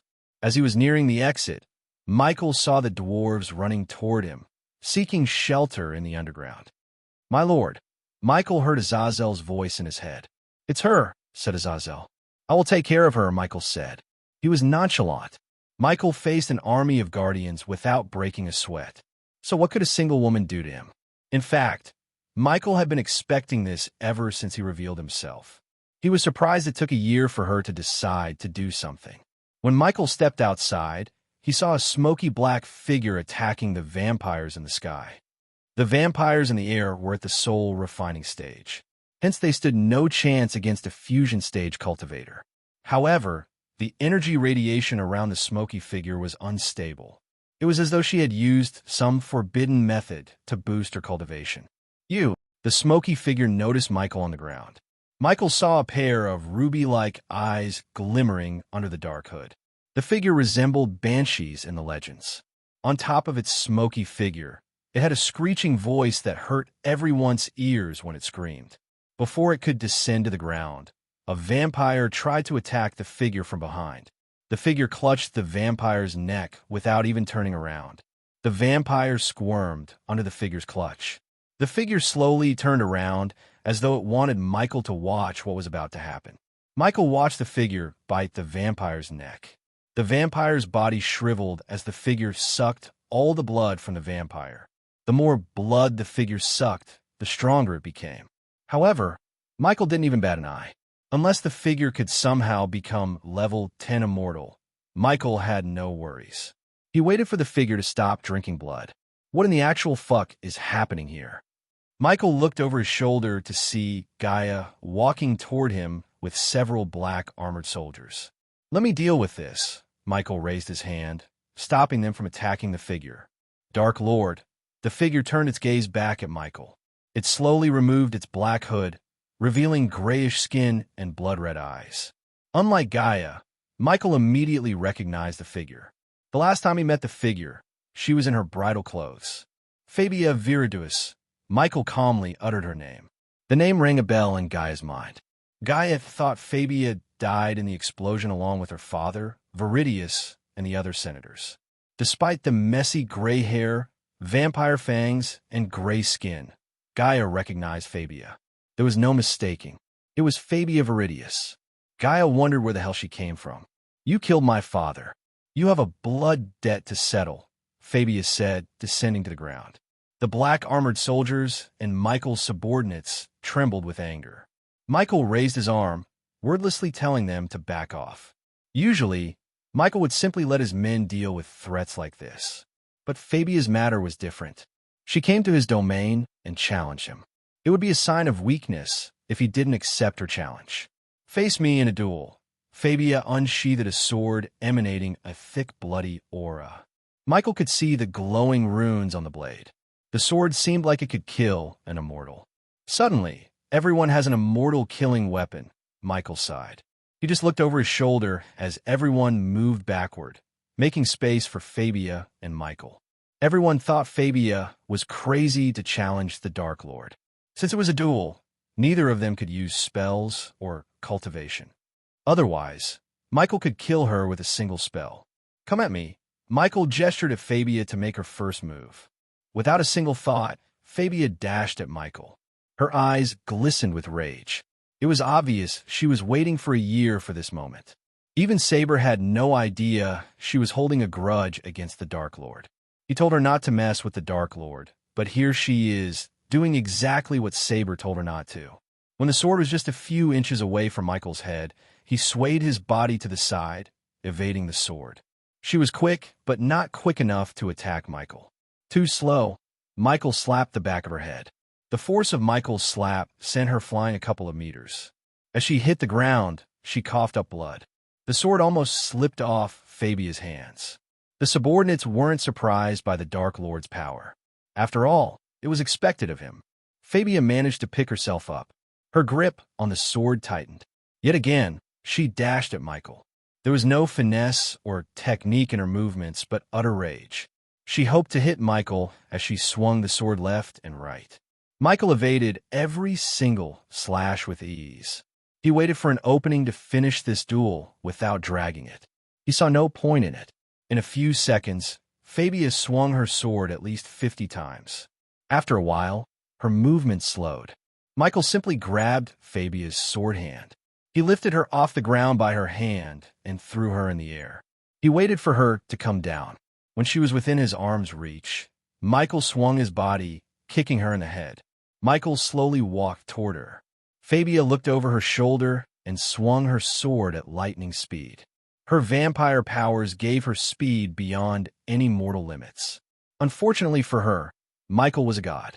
He saw through her move even before she made it. He slightly bent backward, evading the sword. He just flicked the sword as it flew out of Fabia's hand. Michael felt pity for Fabia deep down. According to Saber, she was a talented scholar and a freaky scientist who made the plague possible. He could have used her expertise only if she forego her hatred toward him. But when Michael put himself in her shoes, he could understand her feelings. He killed her father and destroyed her entire life. Every time she woke up and looked at herself in the mirror, her hatred only grew stronger. But now that she challenged him openly and killed one of his men in front of him, Michael had no choice but to kill her. He decided to absorb her soul using the Soul Eater. "ITLL be over quick," said Michael. He grabbed her by the arms and pulled her closer. To Michael's surprise, she spat a mouthful of blood at Michael. The blood temporarily hindered Michael's sight. He quickly used a flash of dark flames to vaporize the blood on his face. Fabia felt an intense heat on her face for a moment. She tried to escape his hold, only to fail. At that moment, she knew she was going to die. Suddenly, she broke into a devilish peal of laughter. It surprised everyone as there was no reason for her to laugh. An ordinary person would shiver in fear, but she was no ordinary man at all. In fact, she expected defeat at the hands of the Dark Lord. Her end goal was not to kill the Dark Lord, but to avenge her father by any means necessary. If her death could avenge her father, she would gladly die. Michael was about to use the Soul Eater when he saw a bright glimmer in her eyes. His neck hair stood up, warning him about a threat. The space around him was distorted. This feeling was familiar to Michael. He immediately cast the Silenes to slow down the time. Gaia, do not do anything while I am gone. It's an order, Michael said to Gaia through the earpiece. The words reached her as the Silenes' spell's effect faded away. The very next moment, Michael and Fabia were sucked into a vortex that appeared suddenly in the air. Before they disappeared completely, Fabia coughed up blood. Chapter 769. Capturing the Dark Lord again, everything went dark around Michael for a moment. When the light returned to his sight, he was standing inside a glass room. Fabia stood a few meters before him, leaning against the glass. Her gut had a fist-sized hole, and blood oozed down from Michael's hand. But not a single drop of blood trickled down from Fabia's wound. Her skin around the wound was burnt. Death was nearing her. No healing potion in the world could heal her within a few moments to save her life. Michael watched the light of life fade away from Fabia's eyes. He waited for someone to come to her rescue. As far as Michael's eyes could see, there was nothing but smoky air with specks of ember outside. He vaguely saw a fuming volcano in the distance. Fire Realm, Michael asked himself. He tried to contact Gaia through the earpiece, but strangely, the earpiece didn't work. In fact, he didn't feel any energy around him at all. While Michael was looking around the cage, Fabia collapsed down. She tried to say something to Michael, yet no words escaped her mouth. However, looking at Michael, she smirked. She looked at peace as though she had avenged her father. Michael touched the thick glass between him and the outside. Judging by how sturdy the glass was, Michael knew he wouldn't be able to break it. He couldn't even access his space ring. It felt like he was teleported right beside Mugashuku, where he would feel powerless and weak. Despite everything, Michael remained calm. Finally, Michael heard footsteps. He slowly turned around. To his surprise, Alicia and a young man with a face like a monkey stood outside the cage. Norvin looked a bit flustered, almost wanting to save Fabia. On the contrary, Alicia didn't even bother to take a look at Fabia's dead body. Her piercing gaze was on Michael. Michael rolled his eyes. It's you. Michael almost hated himself for falling into Alicia's trap. Welcome to your worst nightmare, Alicia said coldly. Both of them walked toward each other. Unlike Alicia, Michael had a smile on his face. Every time we play this game, you Guardians end up with nothing but blood on your hands, said Michael. If he remembered correctly, this was the third time the Guardians trapped him. The only difference this time was Michael did not expect or plan his capture. It became clear to Michael that he had to plan his escape on the go. But seeing Alicia calmed his mind. If she planned this, he knew there would definitely be holes he could exploit to escape. Good thing he didn't see Noah. For some reason, Michael didn't think Noah was involved in this plan. Otherwise, he would have tried to save Fabia. How is your brother, by the way? Michael asked with a ridiculing smirk. Good. Doing better than you at the moment. Alicia remained calm, which surprised Michael. Someone's doing better in anger management. Michael smiled. I can't wait to wipe that smirk off your face. Alicia threatened Michael. Norvin saw a ghost lifting Fabia's dead body by her head.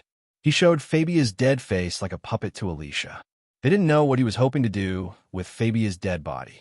Suddenly, Michael bashed her head against the glass. Alicia's body jerked as she took a step back. Her subconscious mind dictated her movement. He bashed Fabia's head again and again on the glass until the head became a puppy mess. Blood trickled down the glass as Michael drew a smiley face on the blood. Fucking bastard, Alicia growled. I promise you, this will end in more bloodshed, said Michael. Norvin's heart skipped a beat. No one freaked him out as the Dark Lord did. In Norvin's mind, Ghost was the exact opposite of Noah in every way. In simple words, Ghost was evil Noah. It made sense to Norvin since Ghost was the god of darkness, and Noah was the god of light. Norvin hoped this cage would hold him. He would have been more confident in this plan if no one knew about this. And I promise you, it will be your blood. Alicia banged the glass. When she locked her gaze with his eyes, images of what her family had gone through since the battle tournament flashed across her eyes. Until now, Peter remained supervised and locked in his own home. Noah chose not to meddle in Peter's case, as Noah believed Peter was in the wrong and deserved punishment for his vigilante actions. Alicia slowly stepped back. A slow grin emerged on her cold face. Soon, she flicked her wrist as golden chains materialized inside the cage out of thin air. They flew at Michael, coiling around his wrists. It stretched out Michael's arms. He felt the chains tightening. The glass between them slowly slid open as Alicia stepped inside the cage. To Michael's surprise, her soul-refining stage cultivation didn't waver. Apparently, the cage only affected his cultivation somehow. Without a doubt, he was at a disadvantage. Alicia clenched her fist and punched him in the face as fast as she could. Norvin tried to stop, but Alicia sent Norvin out of the cage with a blast of energy wave. Before Norvin could come to his senses, the cage slid closed. Is that the best you could do? Michael spat down the little bit of blood in his mouth. Alicia's eyes glistened with uncontrollable rage. She swung her fist left and right. Michael's vision became blurry after receiving almost the 60th punch from Alicia. Despite everything, Michael still had a smile on his face. With blood covering his teeth, he looked like a grinning devil. Alicia, stop! Norvin shouted from outside. However, Alicia did not heed his words. Instead, she kept punching Michael until her hands went numb. Are you tired? Michael snickered. You should work on your stamina. Michael moved his neck left and right as it made cracking noises. His face was almost covered in blood and swollen. Michael avoided using the APD so she wouldn't notice anything strange. Because of that, her punches did a number on his face. His nose was cracked, eyes were swollen, lips were cut, and a wisdom tooth began to shake inside his mouth. What the hell are you doing? Michael heard a voice. He looked over Alicia's shoulders to see Mutrad and a few others descending from the sky. Mutrad's eyes widened, seeing Michael inside the cage. Alicia wiped Michael's blood off her pearl-white robes. Just testing if the cage works, Alicia replied to Mutrad in her usual cold tone. Seeing the sea folks, Michael realized the plan of Alicia might be theirs, not the Guardian Guild's. TSK, TSK, TSK, TSK, Michael tooted. Michael chuckled as they all locked their gazes with Michael. If you have something to do with this, I strongly recommend you undo this. I have no quarrel with the sea folks. Don't create one, Michael said. If he had spoken these words before the Black Day, Mutrad would have laughed it off.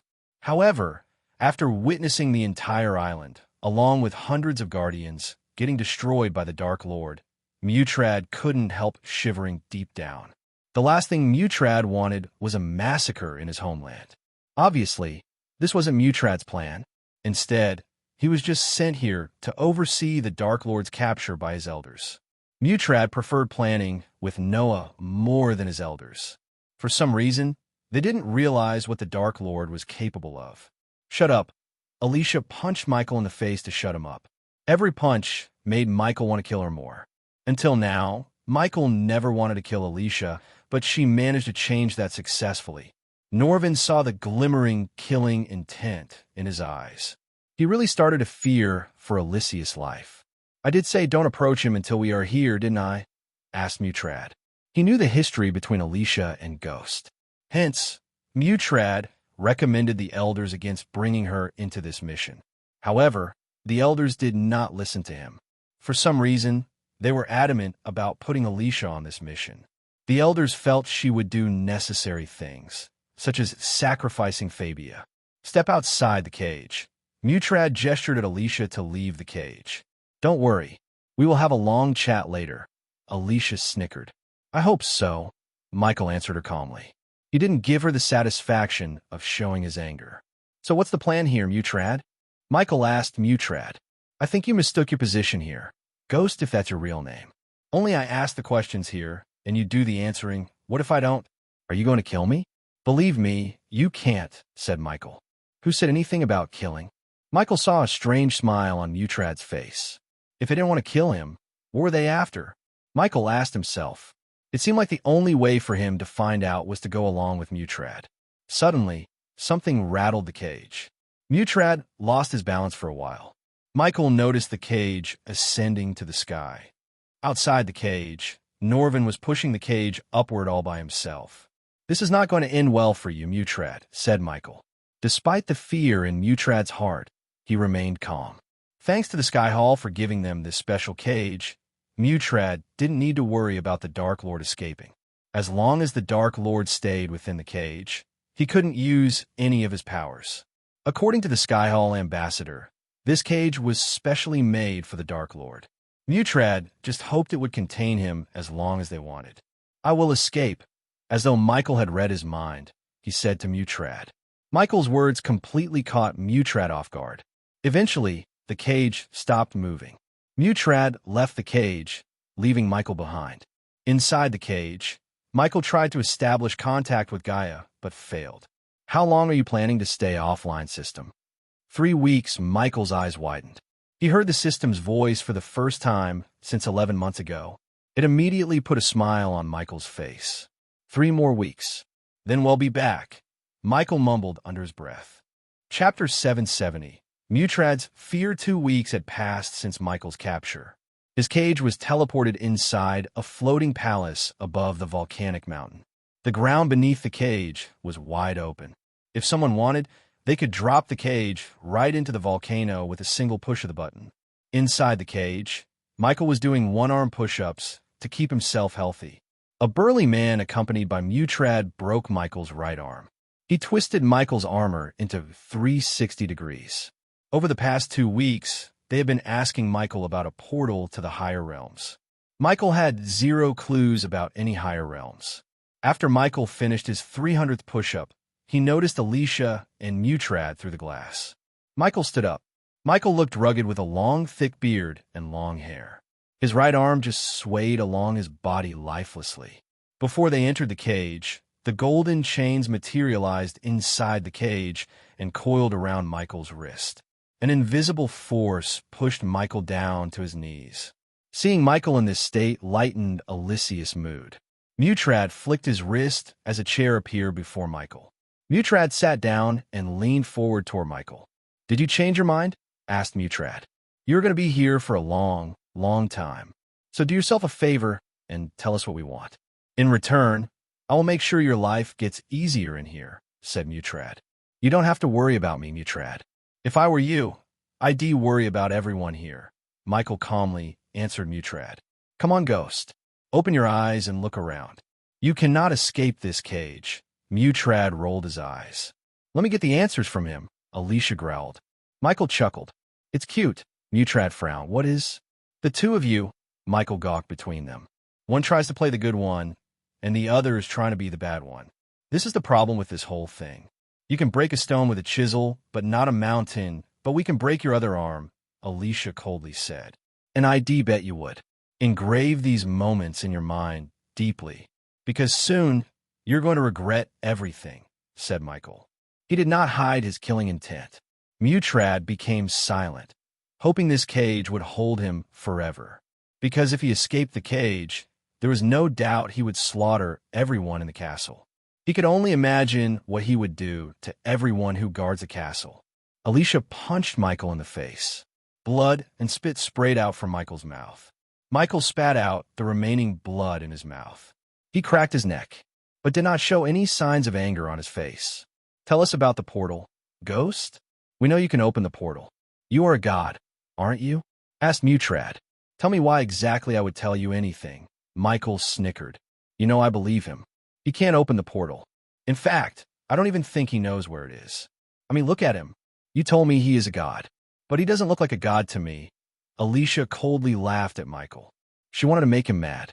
Ever since he was captured, Alicia wanted to mess with his mind. She tried to assault him physically, ridicule him, and even threaten the people in Rivertown. However, nothing brought out the anger inside Michael. Instead, Michael remained as calm as ever. Only he knew what he was planning to do to Alicia. "If you don't know about the portal, what do you know about the higher realms?" Mutrad asked Michael. Unlike Alicia, Mutrad restrained himself from crossing any limit with the Dark Lord. "Nothing," Michael shrugged. "If you want to know more about the higher realms, you should ask Noah Winston." As soon as Michael uttered his name, Alicia punched Michael yet again. This time, several times harder than before. "Do not speak his name," Alicia growled. "He is a god, isn't he? Plus, He has a wise old grandpa with him. Michael saw a strange uneasiness in Mutrad's eyes. He doesn't know about all this, does he? Michael grinned. I'm not surprised. I know he is easy to manipulate, but he is not stupid enough to do this. Michael turned his gaze to Alicia. When I kill everyone here, all that blood will be on your hands. I promise you, Noah wouldn't take your side. Alicia punched Michael again, but Michael did not stop talking. Why do you think Noah fell in love with every beauty he meets on his path? Because you're not good enough for him. If you love two people at the same time, choose the second. Because if you really love the first one, you wouldn't have fallen for the second. The temperature around them dropped by several degrees. Alicia's eyes glimmered with rage. She grabbed Michael's hair and raised her fist in the air. Alicia, restrain yourself, Mutrad warned Alicia. But he couldn't stop her from repeatedly punching Michael. He became an outlet for Alicia's rage. Michael laughed as she kept punching. 5 more days. Mutrad heard these words escape Michael's mouth. Alicia stopped. Mutrad grabbed Alicia's hand, stopping her. What did you say? Asked Mutrad. Michael breathed heavily. He could barely keep his eyes open. Blood oozed out from his mouth, but the grin remained still on his face. Mutrad lifted Michael's head up. 5 more days, Michael mumbled. What 5 more days? Enjoy this while it lasts, Michael slowly said. I'm going to slaughter every single one here. It's going to be a real bloodbath. Mutrad looked into Michael's eyes and saw no signs of lying. He was pretty serious. Mutrad panicked. The Dark Lord seemed so sure about escaping. His track record proved the Dark Lord has several trump cards up his sleeves. He is bluffing in pain, Alicia growled. Am I? Asked Michael.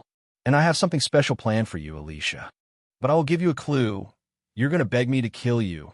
She was about to punch Michael when Mutrad stopped her. We are leaving. Mutrad dragged Alicia out of the cage. When they stepped out, the golden chains disappeared, releasing Michael. The glass closed. After leaving the cage, Mutrad did not even turn back to see the Dark Lord. Eventually, Mutrad and Alicia reached a brightly lit room with several tables. Every single table had a mound of scrolls and parchment. Don't tell me you believed his bluff. Alicia rolled her eyes. He is not bluffing, said Mutrad. I've lived long enough to tell the difference between a bluff and truth. He is not kidding. He is not going anywhere. He would have escaped by now if he could, said Alicia. Besides, the elders of the Sky Hall gave us this cage. But where the hell are they? If the Dark Lord poses such a threat to the world, why aren't they here? Mutrad questioned Alicia. Ever since Mutrad met the representatives of the Sky Hall, he had been asking this question himself. They described what the Dark Lord would do in great detail. Simply put, he would end the world they knew and put the world into eternal darkness. At first, Mutrad believed them, but with time, they seemed to have less interest in the Dark Lord. Mutrad's gut instinct told him that Sky Hall had more problems than the Dark Lord. His instincts proved to be right when the Sky Hall elders ordered Mutrad to interrogate the Dark Lord about a portal to ascend to higher realms. Instead of finding a way to kill the Dark Lord and end the threat, they were focused on getting information about this strange portal to higher realms. They had been asking the Dark Lord about this portal for 2 weeks.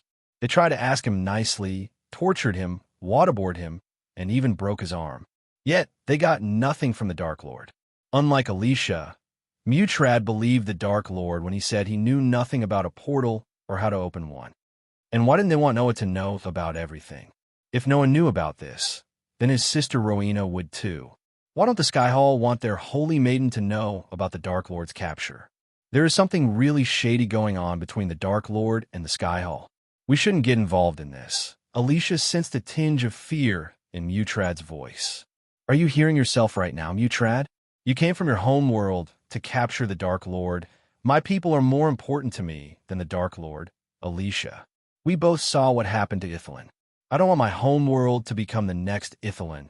Then nothing is stopping you from leaving this place. I can handle myself. Mutrad failed to find words. He remained silent for a while. We need to bolster the defense. If he isn't bluffing, we need to be on our guard, said Mutrad. Very well. He'll request Skyhall to send us some backup. While I'm gone, please get your shit together, Mutrad, Alicia said before leaving the room. Mutrad collapsed down on the couch behind him. He took a few deep breaths. What did I get myself into? Mutrad regretted his decision to come to the land from his homeworld. Deep down, Mutrad even thought about cutting a secret deal with the Dark Lord. In the game of kings, only pawns will be sacrificed. Mutrad recalled the Dark Lord's words. I have a bad feeling about this, Mutrad said to himself. He didn't even after receiving backup from the Skyhall. He would be able to relax. There was a reason why Noah didn't want to make a move against the Dark Lord. Although Mutrad knew only little about Noah, one thing was sure. Noah was searching for something. By chance, this thing went south. Mutrad didn't think Noah would take lightly to Alicia's actions. As far as Mutrad could tell, Noah wasn't the same person he had met a year ago. What's going to happen in 5 days? Mutrad asked himself. He took a scroll and decided to write a letter to his elders regarding the Dark Lord's words. He hoped this letter would change the elders' mind. Chapter 771. Day of Retribution. Early morning in the Fire Realm was nothing more than the red sky, turning redder. The dark smoke from the volcano covered the air as far as one could see from the floating castle. There were no early singing birds, golden sun rays on the horizon, or fresh air smell. At that moment, Dante was washing his face in front of a mirror. He looked up to see a face with hazel eyes and red hair staring back at him. Dante grinned at his own reflection. He was proud of how dashing he looked in the silver armor. One more day, Dante. One more day, he slowly spoke to himself. Dante was assigned to guard the Dark Lord's cage by Mutrad. It had been 3 weeks since they captured the Dark Lord. Until now, the Dark Lord had done nothing but got tortured by various strangers. Dante got a chance to watch the interrogation, which wasn't pretty. Dante and his team were ordered to guard the castle with complete caution 2 days ago. 50 years had passed since the Arctic Hall assigned him and his team a task. They were one of the elite squads of the Arctic Hall. In Dante's 500 years of life, this was the 3rd time that he was ordered to bring his entire team on a mission. When they were summoned, Dante expected some action. However, he and his team experienced nothing but utter boredom. They stood outside the Dark Lord's cage and watched him getting tortured and beaten. Dante heard so much about this so-called Dark Lord in the mission briefing, yet he seemed weak. The Skyhall managed to capture him with a single cage. Time to return to my post, Dante sighed. He combed his hair back before leaving the room. He headed for the Dark Lord's cage, as usual. On his way, he met several soldiers wearing sky blue armor. Apparently, the Skyhall sent these soldiers as additional backup to guard the Dark Lord. Eventually, Dante reached a huge metal door flanked by 2 half-immortal guards. They were his men. One of them was a red-haired woman. Hey, boss. The red-haired woman greeted Dante with a grin. Anything interesting happened? Asked Dante.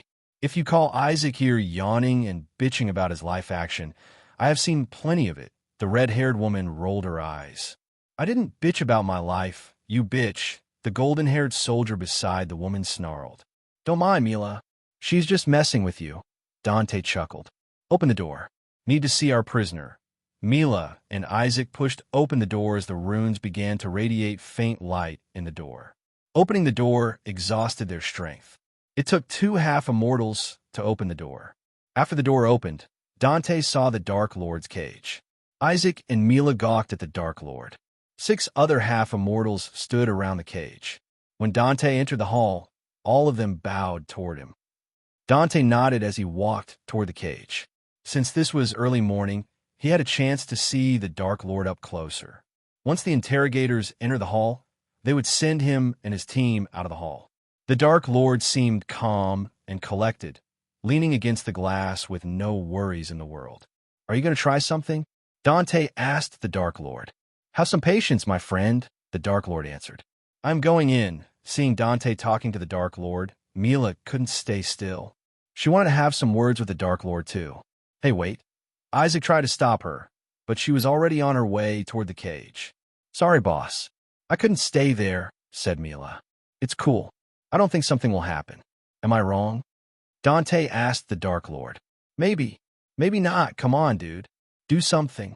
You have so much hype around you, said Mila in a playful tone.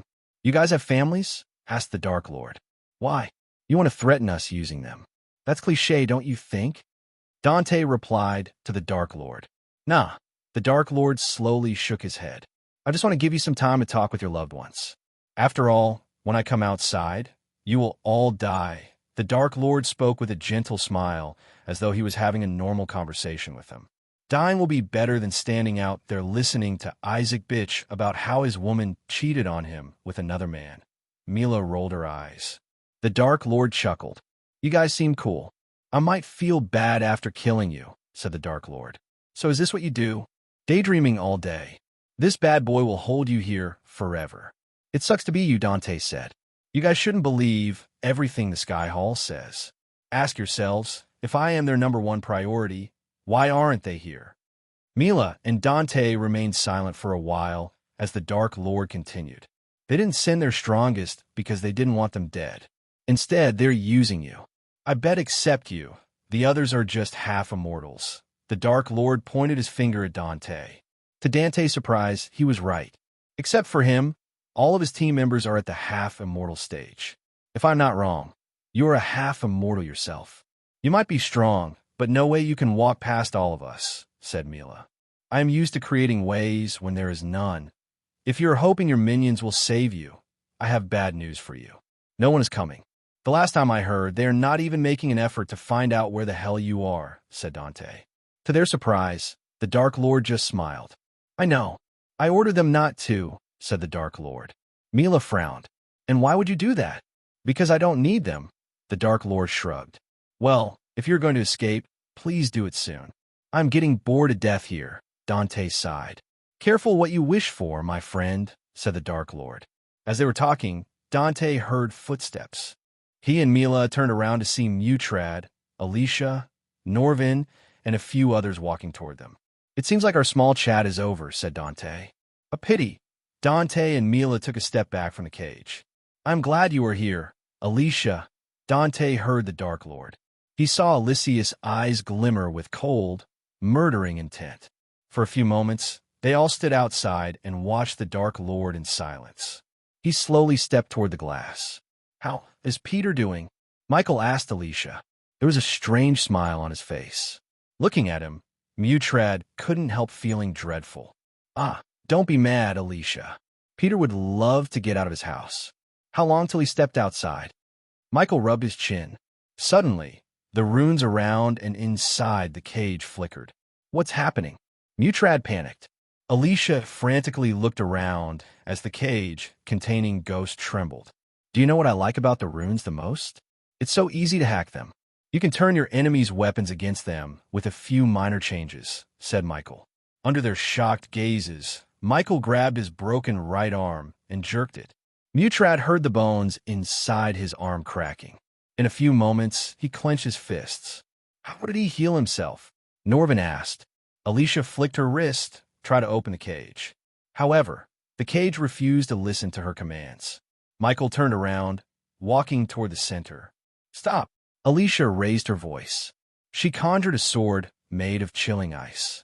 Take one step further, and I will send you straight down into the volcano, Alicia threatened Michael. She pointed her sword at the chains holding the cage. You wouldn't do that, Michael turned around. You want to test me? Alicia growled. Mutrad's mind went blank. He feared something would happen, and it did. To Mutrad's utter shock, a bright light flashed across the cage. They all closed their eyes. When they opened their eyes, someone else stood beside the Dark Lord. Peter! Alicia shouted. Where am I? It took Peter a few moments to realize he was teleported from his home. He saw Alicia shouting at him. The others around Alicia looked pale. Hello, Peter. Peter felt a chill when he heard the voice. He recognized the voice almost immediately. How could he now? He was reliving what had happened 2 years ago at the tournament in his mind ever since. He slowly turned his head to see a man with a bushy beard and long hair staring at him. The face seemed unfamiliar to Peter, but those eyes betrayed the person behind all the changes. Ghost, Peter clenched his fist. Seeing Ghost up close, Peter's whole body trembled. The veins in his eye popped, turning his eyes blood red. His life was turned upside down by him. Not only Ghost revealed his identity to the world, but he was humiliated. Ghost literally wiped the floor with him. Those images were eternally etched into his brain. Every time Peter closed his eyes, he saw how Ghost humiliated him in front of thousands of people. Not a single night passed without Peter thinking about ending his life altogether. Only the flame of vengeance kept Peter from doing so. Arg! Peter roared as he threw his fist at Ghost. Before the punch landed on Ghost's face, he simply caught Peter's fist. No, no, no, no. Alicia muttered as she focused all her energy on opening the glass. Yet, the glass didn't even move an inch. The runes responsible for opening the cage lost their glimmer. Michael grabbed Peter by his throat and lifted him off the ground. Peter squirmed in his hand as Michael turned his gaze toward Alicia. Peter's face slowly turned pale. He gasped for air. "Mutrad, we need your orders," Dante asked Mutrad. "We need the cage open now," Norvin shouted. The muscles in Norvin's body bulged as he dashed at the cage to break the glass. "I wouldn't do that if I were you." When Norvin was about to punch the glass, Michael stopped him. P1E's visit N0VE1B in NE. T, punch the glass hard enough, and the cage will fall straight down. Peter won't like that, will he?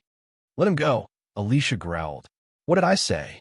Every time we do this dance, it always ends in bloodshed. Chapter 772. System back online a few hours before Dante and his team came to meet Michael. He was leaning against a glass and waiting for the system to come back online.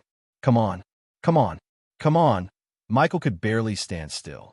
He wasn't only feeling excited, but an uncontrollable rage to slaughter every single person in the castle.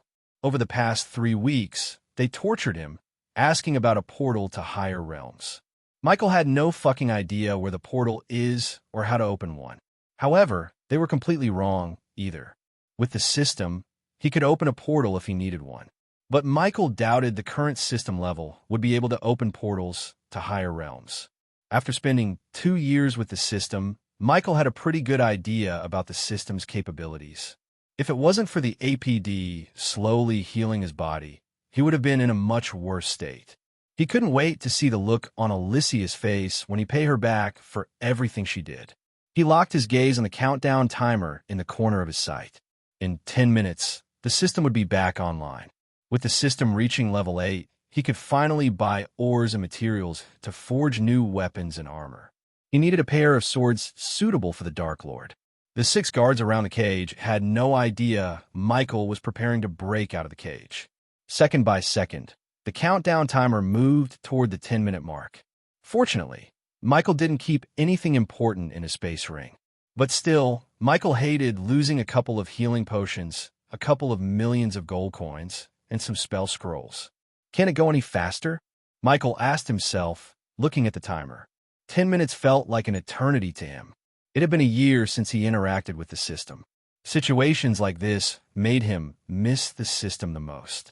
Granted, Michael still had some plans in his mind to escape the cage even without the system. But having the system made everything so much easier and more interesting. The system will come online in 5 minutes. Michael smiled when he heard the system. He walked left and right in the cage. Soon, seconds turned minutes, and eventually, Michael heard a loud ringing in his head. His whole body felt an electric bolt running down his spine. He experienced acute pain in every fiber in his body. It felt like his very soul was screaming in pain. But soon, the pain and discomfort turned into a soul-soothing feeling. The system upgrade is completed. Current system level 8. 0. The host can now have up to 50 subordinates. The host has received a legendary token to get free 5-star level specialization as a gift for upgrading the system. Finally, Michael almost shouted in excitement. He immediately accessed the system to take a look at his status window. Host. Michael cultivation level. Half immortal level 10 experience points. 0/5. 000. 26 million experience points remaining to be consumed. Badass points. 2,000,000 skills and spells. Wind Blast. LVL 6 Ultimate Form Level 1 Eyes of Doom.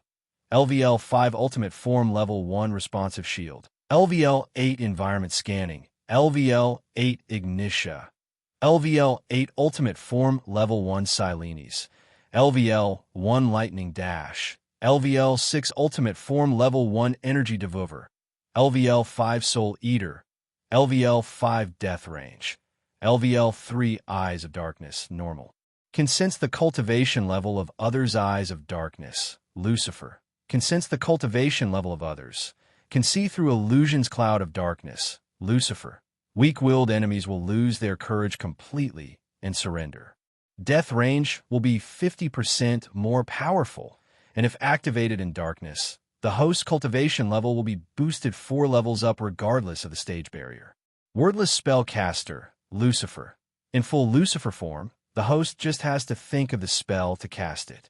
Techniques: Swords of Destiny, 98% Mastery Ring of Fire, 96% Mastery Serpent Maga, 98% Mastery Occupation.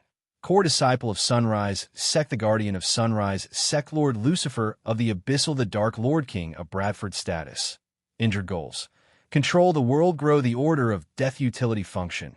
Banker, LVL 5, Ratio, 1,000 gold coins. 40 badass points, Runic Teleportation X-Ray Vision. Also integrated with Eyes of Darkness. Wealth, 45 million gold special trait. 5-star Alchemist 5-star. Inventor Subordinates. Gaia, Warrior, Loyalty level 100%. Raylene, 5-star Chef, Loyalty level 99%. Arya, Assassin, Loyalty level 86%. Dead Heinberg, Warrior, Loyalty level 45%. Maxine, Warrior, Loyalty level 98%. Tiberius, Warrior, Loyalty level 85%. Sadie, Loyalty level 70%. Ricky, Loyalty level 94%. Daniel, Loyalty level 98%. Titus, Loyalty level 80%. Optimus, Loyalty level 80%. The Big Bertha Crew, Pirates, Loyalty level 93%. Base of Operation: The Abyssal, the Crypt, the Dark Ocean Familiars, Nightmare. Royal Dragon, Vidora, 3-headed Hydra, Elemental Manipulation. Wind, 30% Mastery. Fire, 30% Mastery. Lightning, 40% Mastery. Darkness, 40% Mastery. The first thing he noticed in the status was the humongous amount of experience points left unconsumed. Over the year, he amassed 2 million badass points, which Michael planned to use to upgrade his spells. Except for Ricky, who lost 5% loyalty, the loyalty level for the others had a leap. Ricky's situation was understandable to Michael, so he didn't mind the 5% drop. The next change was the increase in his elemental manipulation. To be honest, Messiah Hell felt frustrated with the numbers. It seemed like no matter how much he used them, the rate didn't go as high as Michael would like to. Looks like the host is in deep trouble. Michael heard the system's voice. Welcome back. Michael greeted the system with a friendly tone. It is good to be back. So, are you going to go offline for a long time whenever I upgrade you from now on? Michael asked the system. Of course not. Version 8 brings more functionalities and capabilities. Hence, the long upgrade time. Glad to hear that. The system went offline for 1 year, and you got yourself captured. To Michael's surprise, the system sounded like Pink, his psychic back on Earth. Why do you sound like Pink? The system accessed your subconscious mind and picked the voice you desire the most, said the system. It wasn't wrong. He'd missed the sound of Pink in his head. The two of them were the deadliest pair on Earth. Speaking of Pink, Michael wondered how she was doing on Earth. Judging by her skill set and the payment she received for each job, she could live a lavish and peaceful life somewhere safe. For now, Michael had to worry about himself more than about others. He wanted to check the system store, but before that, he wanted to contact Gaia. He accessed the system and took out an earpiece. He put it in his ear without the guard seeing. The system requires 500,000 badass points to break the runes that keep you weak. Do it, but don't make it obvious. Also, I want you to make some changes to the runes. Consider it done. The system consumed 500,000 badass points in a blink of an eye. Finally, Michael felt his power growing stronger. However, Michael did not feel relieved or happy as he should be. Instead, he was concerned. If a single cage could make him weak and vulnerable, that was a weakness he should address ASAP.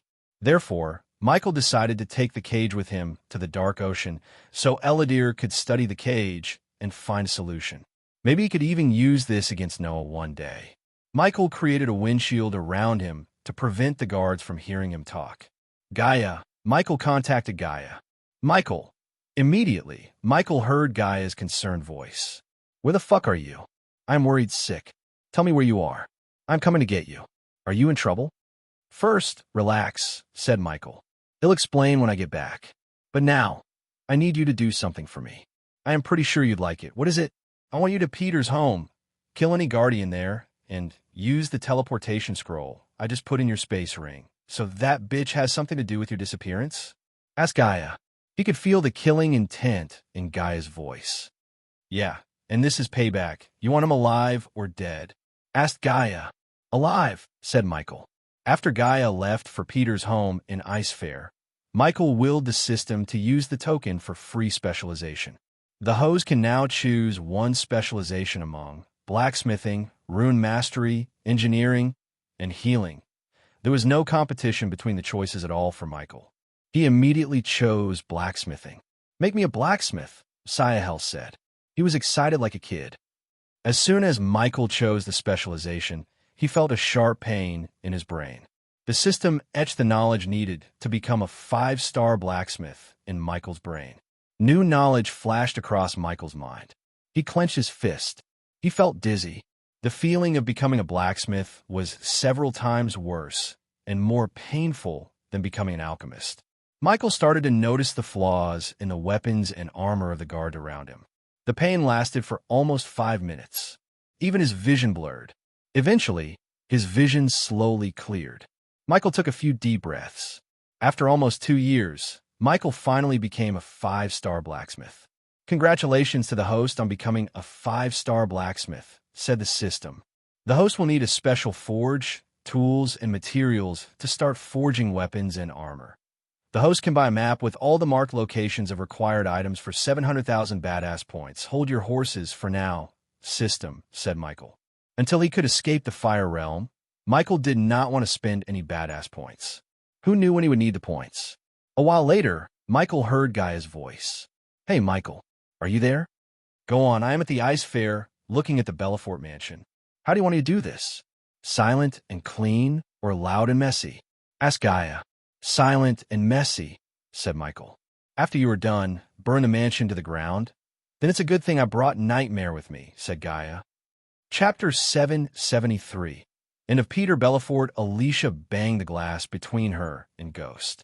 She poured energy into the rune on her hand to open the cage. However, the glass didn't even budge. Inside the cage, Peter squirmed in Michael's hand. Dante and his team waited for Mutrad's order. The only way to open the cage was through the rune on Alicia's hand. It was a failsafe to prevent someone from opening the cage to aid the Dark Lord. At that moment, this failsafe failed. Michael slowly grabbed Peter's right hand. No! Alicia shouted from outside. Arr! Peter screamed as Michael twisted his arm. The bones broke with a sickening cracking noise. Blood spurted out of Peter's hand. Some broken bone pieces were sticking out his hand. Peter's scream echoed through the hall. Finally, Dante and his team realized why the entire world feared the Dark Lord. The illuminating orbs around the hall flickered. Slowly, everything grew darker. His long hair fluttered in the wind, giving him an eerie, devilish look. Michael did not stop with breaking Peter's hand. He grabbed the broken shoulder and slowly applied pressure. Peter's body trembled in pain. Before you brought me here, I had no intention to hurt your brother. Not at all, Michael said, looking at Alicia. In fact, I forgot about him.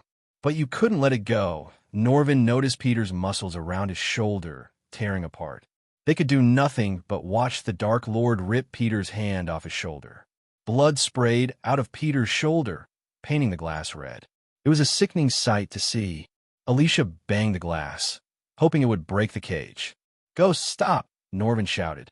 He tried to stop the Dark Lord using words, even though everyone knew it wouldn't work. We are beyond negotiation, Michael simply said. He grabbed Peter's other arm. Seeing this, Alicia roared like a wounded lion. "Break this cage," she shouted. However, Dante and his team felt reluctant to follow her order. The cage was designed to fall down once anyone tried to break the cage from the outside. Unfortunately, the only way to open the cage was through the rune on Alicia's arm. No one expected the Dark Lord to turn the tables on them. He made them powerless. "Your brother's death is on her head. Don't you agree with me, Norvin?" Michael asked Norvin. Norvin couldn't answer Michael. But to be honest, Norvin blamed Alicia for this. From the moment the Skyall elders approached Alicia behind Noah's back, Norvin advised her against taking this mission. Naturally, she didn't listen and jumped the gun when they told her they could capture the Dark Lord. The only reason why Norvin was with her was that she asked him to. Alicia had never asked him for anything in her life. Thus, when she asked, he couldn't refuse her. Besides, he felt he could safeguard Alicia if he was with her. But Norvin never thought their plan would horribly go wrong. At this point, "You should know better than to mess with me." Michael's voice turned cold. He ripped off Peter's other arm and threw it at Alicia. Peter's face turned pale due to the heavy blood loss. Every inch of the cage was painted red with Peter's blood.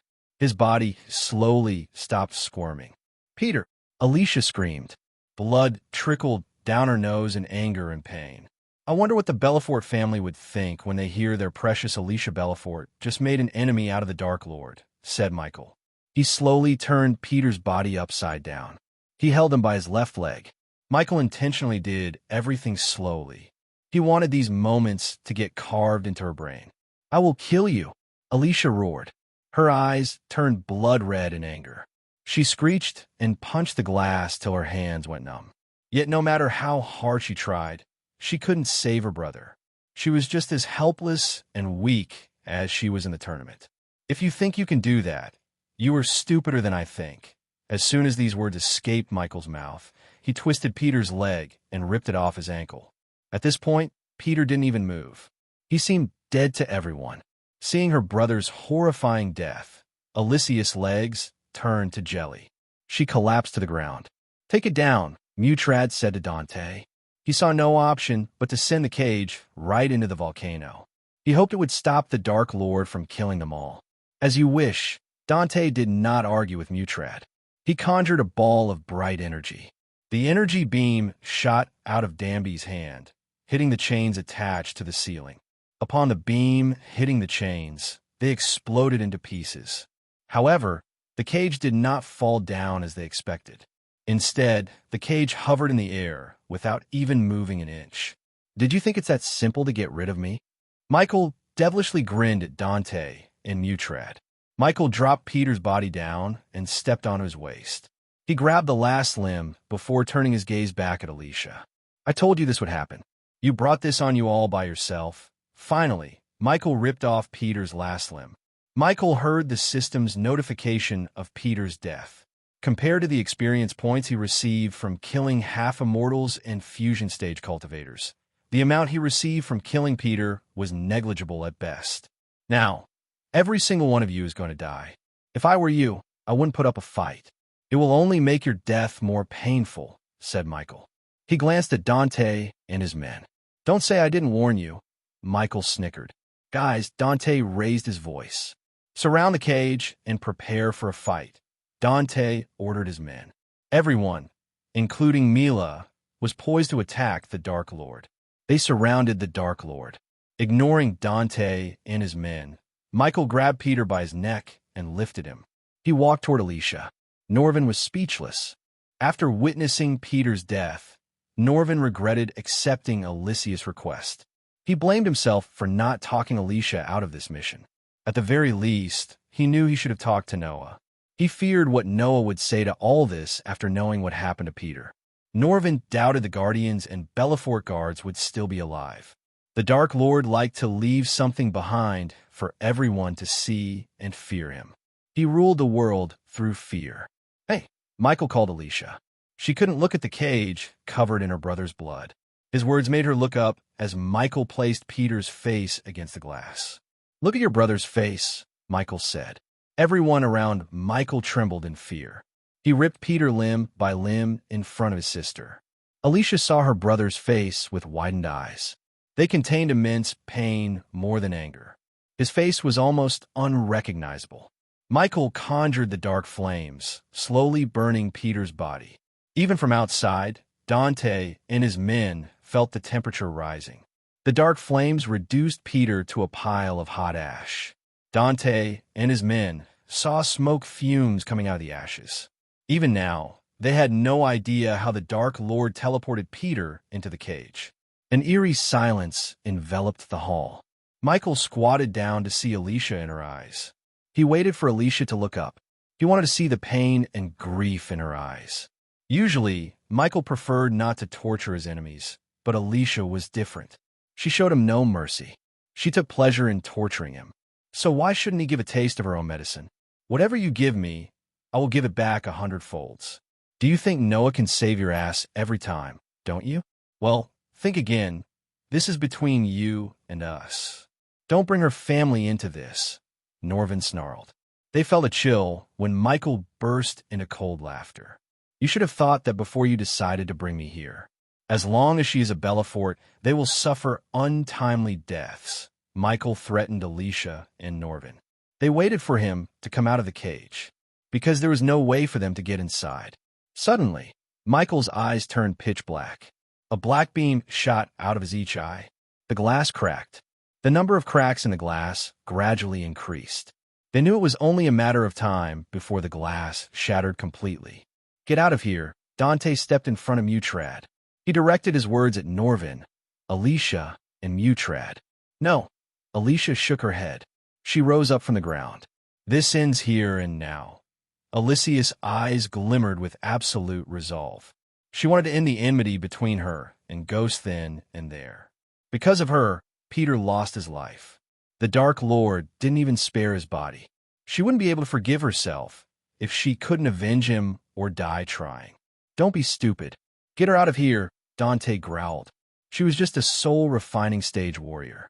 The Dark Lord could kill her without batting an eye. Fighting him at her current level was nothing but suicide. After seeing what he did to Peter, Dante could only imagine what he would do to Alicia. As the strongest among them, it was Dante's duty to protect the weak. As much as Michael liked to kill Alicia, he chose not to. Not because he wanted to spare her, but because he wanted her to suffer more. Killing her would be a mercy to her. Besides, as long as she was with Noah, she would bring new types of problems to him every day. While Noah was busy cleaning up Alicia's mess, Michael could focus on growing stronger. In other words, keeping Alicia alive was more beneficial to him in the long run than killing her. Norvin did not linger around any longer. He immediately took out a teleportation scroll from his space ring. He grabbed Alicia's shoulder and tore the scroll to activate the scroll. Soon, a bright light enveloped Alicia and Norvin. Let me go. Alicia's voice echoed through the hall after she disappeared with Norvin. Dante and his men prepared themselves for a fight. Every light orb around them started to flicker more and more.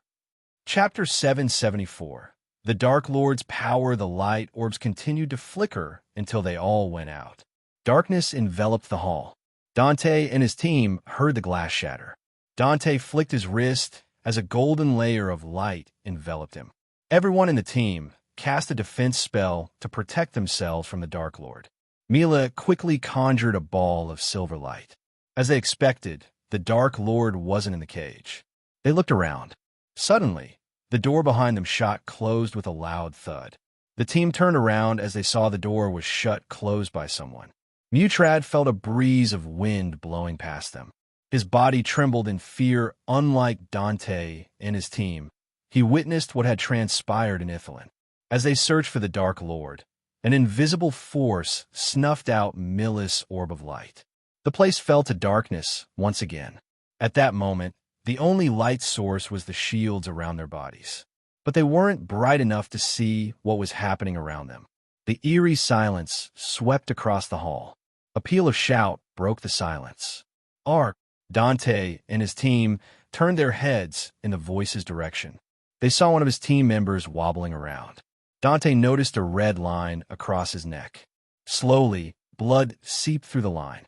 To their surprise, the man's head fell from his shoulders. Blood sprayed out of his neck as his body hit the ground with a sickening thud.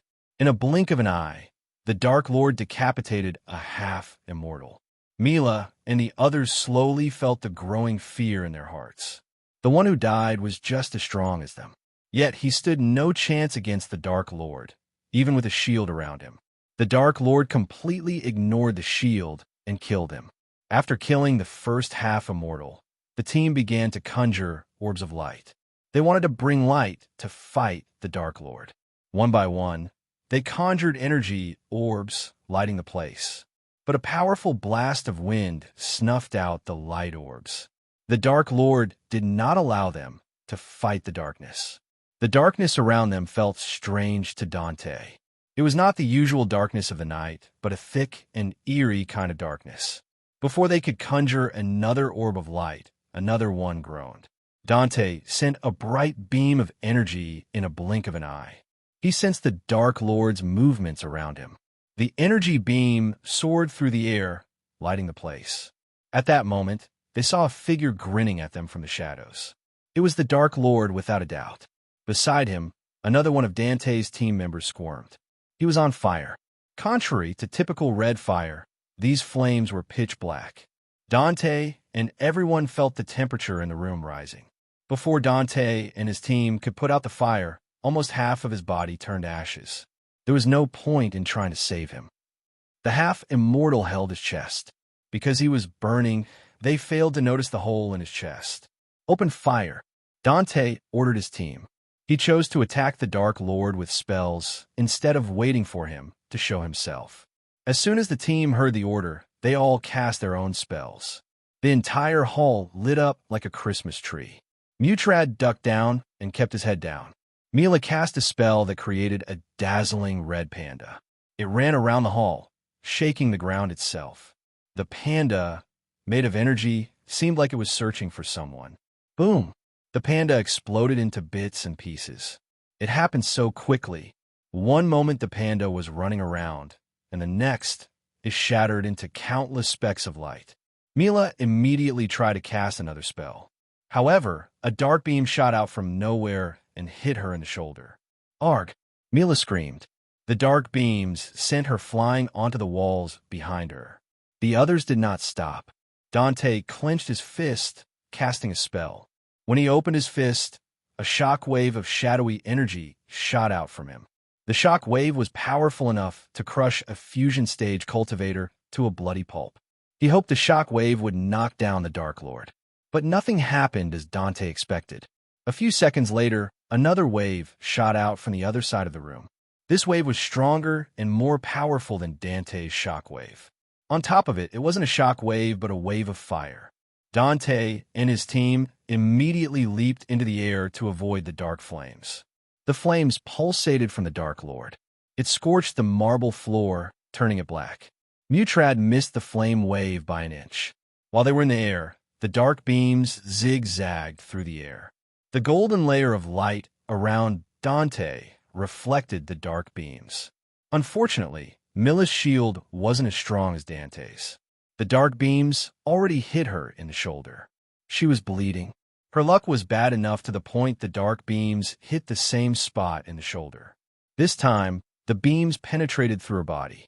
She fell from the air in pain. Dante dashed at Mila to catch her before she hit the ground. However, a black shield flew out of the darkness and hit him in the face. Dante momentarily lost his focus on Mila. The shield flew back in the same direction as it came. Mila! Dante screamed as he saw a bolt of golden lightning fly past her. Mila disappeared along with the lightning bolt. He could swear he saw the Dark Lord's blurry figure in the lightning bolt. Arg!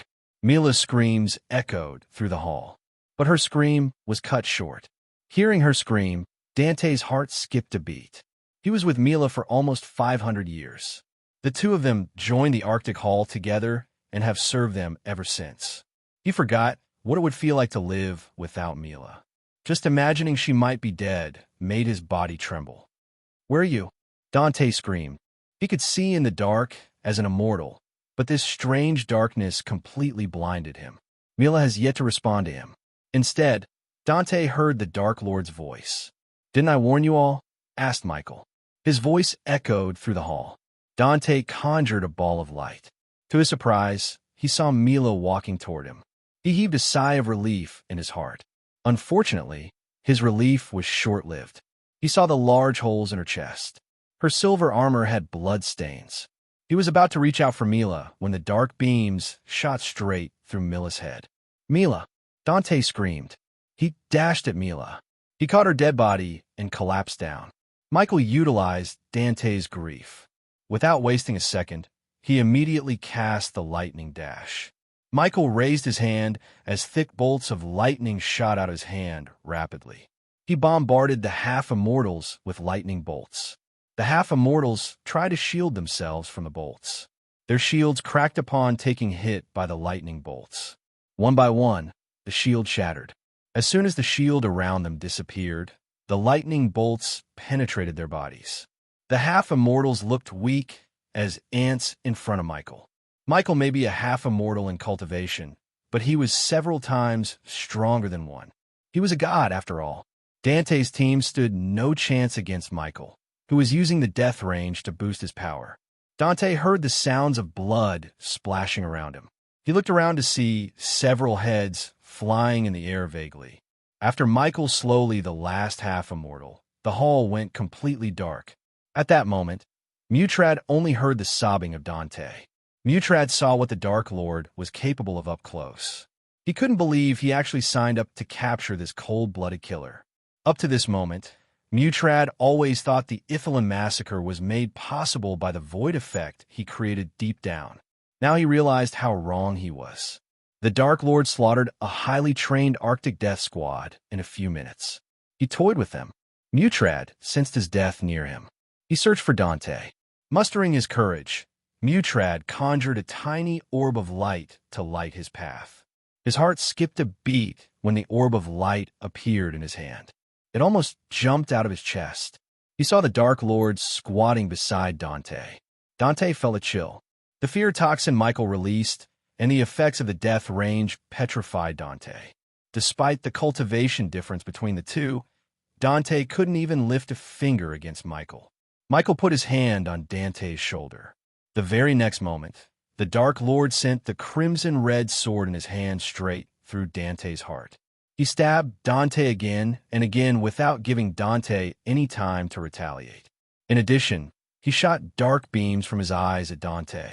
The dark beams slowly melted through Dante's head. Michael lifted Dante by his neck after Dante completely lost the will and strength to fight. Mutrad saw the Dark Lord slowly walking toward the cage. As he moved closer to the cage, a bright light enveloped the cage out of nowhere. In a blink of an eye, the cage disappeared from Mutrad's sight. After the cage disappeared, the floor had a huge hole. One could see bubbling lava inside the volcano from the edge. Michael held Dante over the hole by his neck. Michael felt the scorching heat in the air.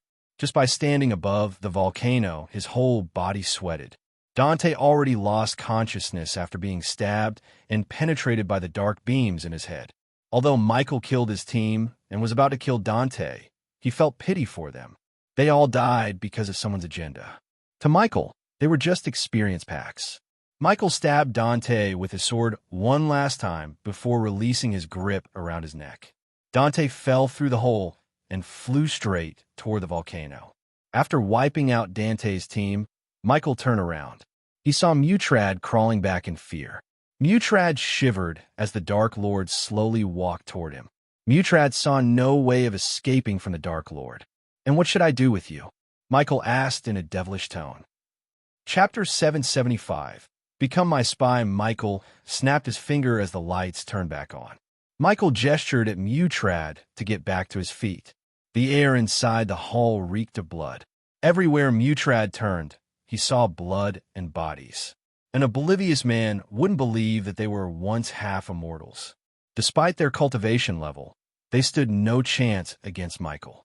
Mutrad shivered, looking Michael in the eyes. "Is this what you want for your people?" Michael asked Mutrad. "Because you've been shadowing me for a while. I can come and greet your people, and this cat and mouse run." Mutrad's heart skipped a beat hearing his words. Give me one reason why I should visit your homeland. Michael gently placed his hand on Mutrad's shoulder. I know you might think you have people stronger than immortals guarding your homeland. But you also knew stronger guards never stopped me from doing what I wanted. Mutrad shivered. Dante was an immortal, yet he didn't even put up a fight against the Dark Lord, who was at the half-immortal stage. If stronger cultivators could kill him, he would have been dead by now. The Dark Lord always had a way of killing enemies who were stronger than him in cultivation.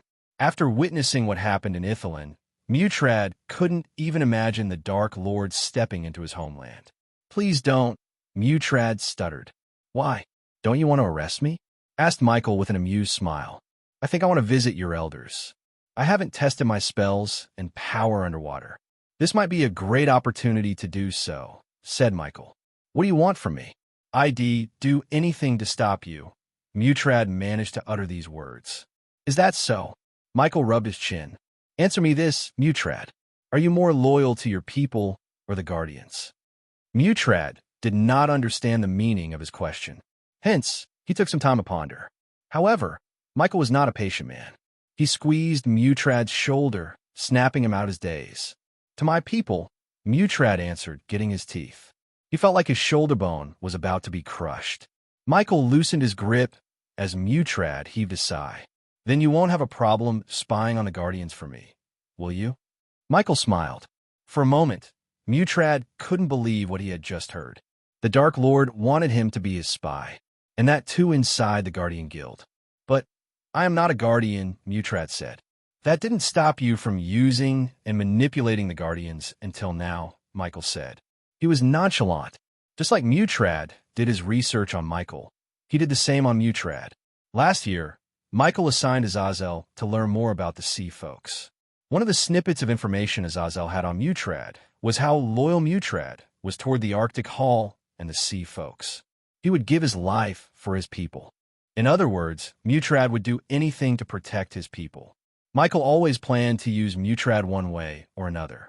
He was more valuable alive than dead. Moreover, Mutrad's close connection with the Guardian Guild allowed Michael to flip him against the Guardians. After all, Mutrad was loyal to his people, not to the Guardians. Do I have any choice? Asked Mutrad. Of course you have. You can either do what I ask you or watch the Black Day repeat all over again. Mutrad felt helpless. However, this was way better than having to witness his homeland burn as he watched Ithilien. If anything Mutrad learned over the past years, it was not to mess with the Dark Lord under any circumstances. After seeing the Dark Lord slaughter Dante and his team up close, Mutrad let go of his foolish pursuit to apprehend the Dark Lord. It seems like I'm going to be a rat, Mutrad sighed. Better to be rat than dead, Michael snickered. After striking a deal with Mutrad, Michael looted the corpses for their space rings. Since they were all half-immortals, he knew they might have some juicy items in their space rings. Michael scanned the castle with his environmental scanning. To his surprise, the castle seemed rather empty. He only sensed a bunch of soul refiners and a couple of fusion stage cultivations. Apparently, the Sky Hall and Sea Folks put the strongest warriors to guard Michael. When Michael exited the castle, he had enough experience points to reach Immortal Stage Level 4. Michael now only needed to ensure the floating mountain was secure before triggering the Heavenly Tribulation again. Gaia was the only one who went through her Heavenly Tribulation in the Dark Ocean. Although she passed it successfully, the process was extremely dangerous. Michael wanted to change that. In fact, Michael must ensure all of his subordinates have a safer place to go through their Heavenly Tribulation safely. Instead of returning to the Dark Ocean, Michael chose to roam around the Fire Realm. According to Sadie, there might be a primordial flame within the Fire Realm. But to Michael's knowledge, there couldn't be another primordial flame in the Fire Realm. Because the Hell Flames were trapped within the Golden Plate, he took it from the Generic family. So Michael wondered how there could be another primordial flame. Since he was already at the Fire Realm, Michael wanted to look around a bit. With the system back online, he would find out if something was in the realm. 2 days later, Alicia returned to the ice fair with Norvin. The news of Peter's demise had already spread through the kingdom like wildfire. The entire kingdom knew the Dark Lord took Peter after slaughtering the Guardians and Belafort family soldiers who guarded Peter. Moreover, the rumor about the Dark Lord swearing to destroy the Belafort family spread among the people of the Ice Fair. The Belafort Manor was built on a river bank, overlooking a snowy mountain in the distance. The manor was extravagant enough to be called a castle. It was surrounded by thick walls and guarded by several soldiers armed to the teeth. They all bowed toward Alicia when her carriage entered the giant metal gates. Unlike ever before, Alicia felt reluctant to meet her family. She took a deep breath and exited the carriage. "Young miss," a couple of old women waited at the entrance to welcome Alicia. "Everyone is waiting for you in the main hall," said the old woman. Norvin noticed a sliver of concern and sadness in their eyes. As Norvin expected, the manor was crawling with guards. It made sense, especially after what happened to Peter.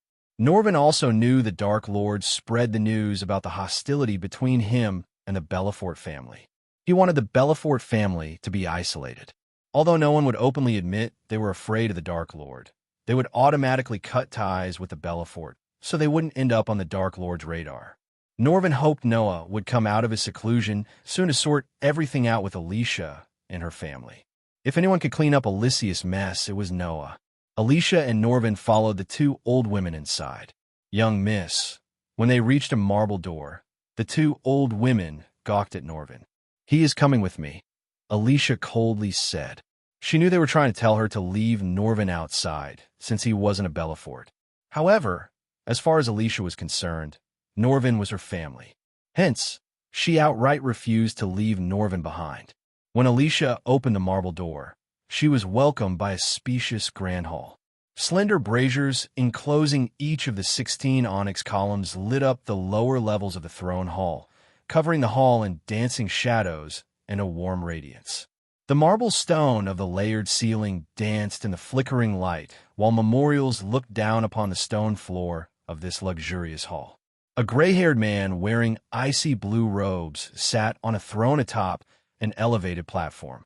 The regal marble throne sat beneath a statue of an eagle and was adjoined by 5 rather plain-looking seats for the family members. The elders and important family members sat on several extravagant and comfortable iron benches, all of which faced the throne in a half-circle. Those of higher standing were seated on the embellished mezzanines facing the throne. The moment Alicia entered the hall, the noises fell flat. Silence occupied the hall completely. The man on the throne was none other than Alicia's father, Francis Belafort. He was a fit man with a stubble-white beard. At that moment, his blue eyes had hidden anger and concern for his family's safety. Even though he lost his son, he had no time to grieve when his family was in mortal danger. Francis may have soon-to-be son-in-law who was the supreme guardian, but he and the elders doubted Noah could protect them from the Dark Lord forever.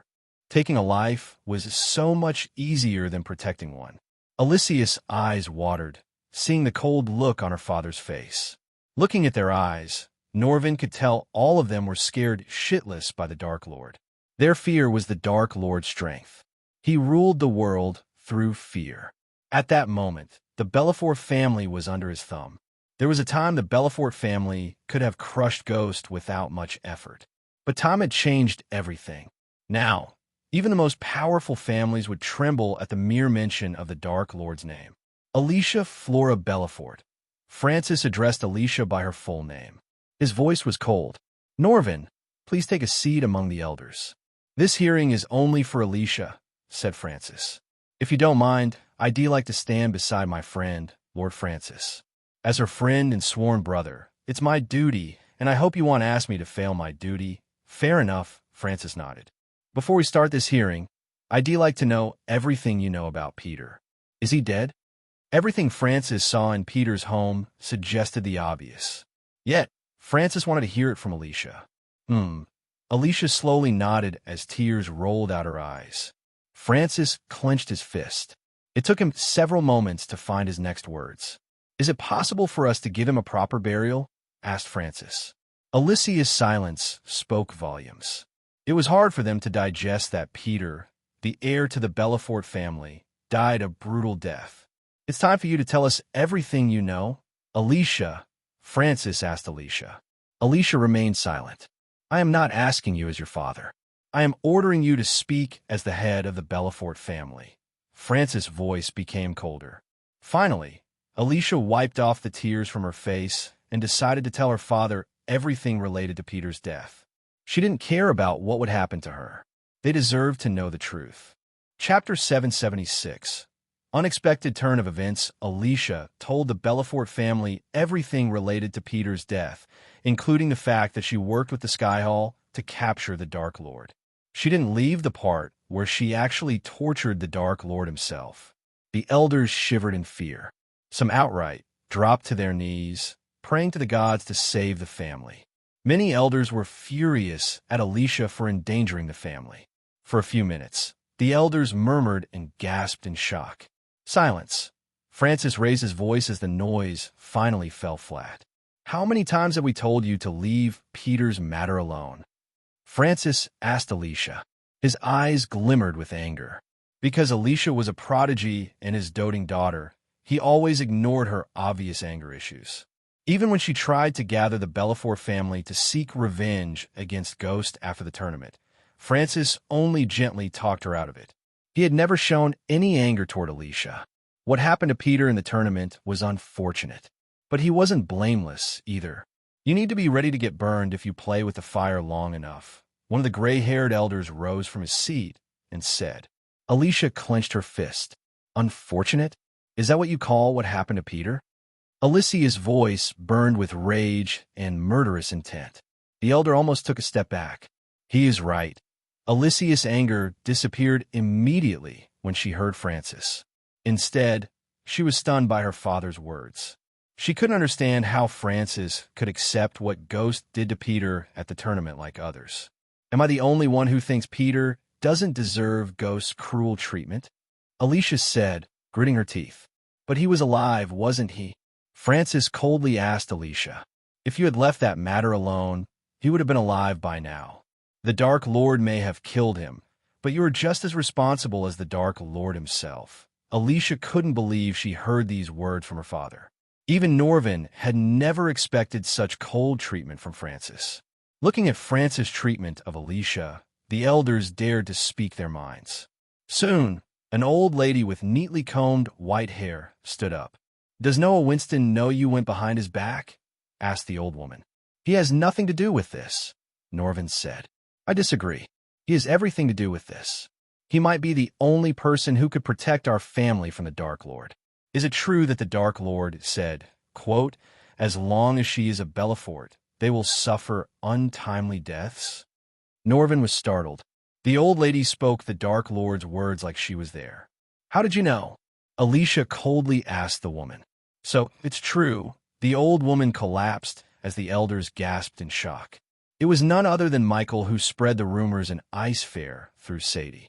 He wanted some of the important elders in the Belafort family to know what had happened even before Alicia told them. Still, the elders were startled to hear it from Alicia's mouth. The elders couldn't even think straight after realizing they were officially on the kill list of the Dark Lord. You can't blame her for everything. She was Peter's sister, for God's sake. If you stay still and do nothing if the same had happened to your son, daughter, or brother, Norvin questioned the elders. Another elder stood up. I don't know what we would have done after the tournament, but we would have definitely avoided messing with Ghost after knowing he is the freaking Dark Lord. He slaughtered immortals and literally removed Ithelin from the face of the world. And where was the Sky Hall when he killed Peter? The great 8 clans need pawns to sacrifice to the Dark Lord. They won't let their own get killed. Another elder voiced his concern. Because of what you had done, we might get wiped off. He slaughtered immortals. Do you think we stand a chance against him? He didn't have to come here by himself. Any one of his generals could burn us to the ground. One by one, the elders stood up and raised their voices. Francis could do nothing but watch his daughter get blamed for everything. The unfortunate thing was the elders were right. Alicia had no words to defend herself. Deep down, she knew her entire family was in danger because of what she did. At that moment, Norvin hated the Sky Hall more than anyone. They roped Alicia into this plan and never appeared to save Peter. He could only imagine what would have happened to Mutrad and his men. I will accept any punishment you give me.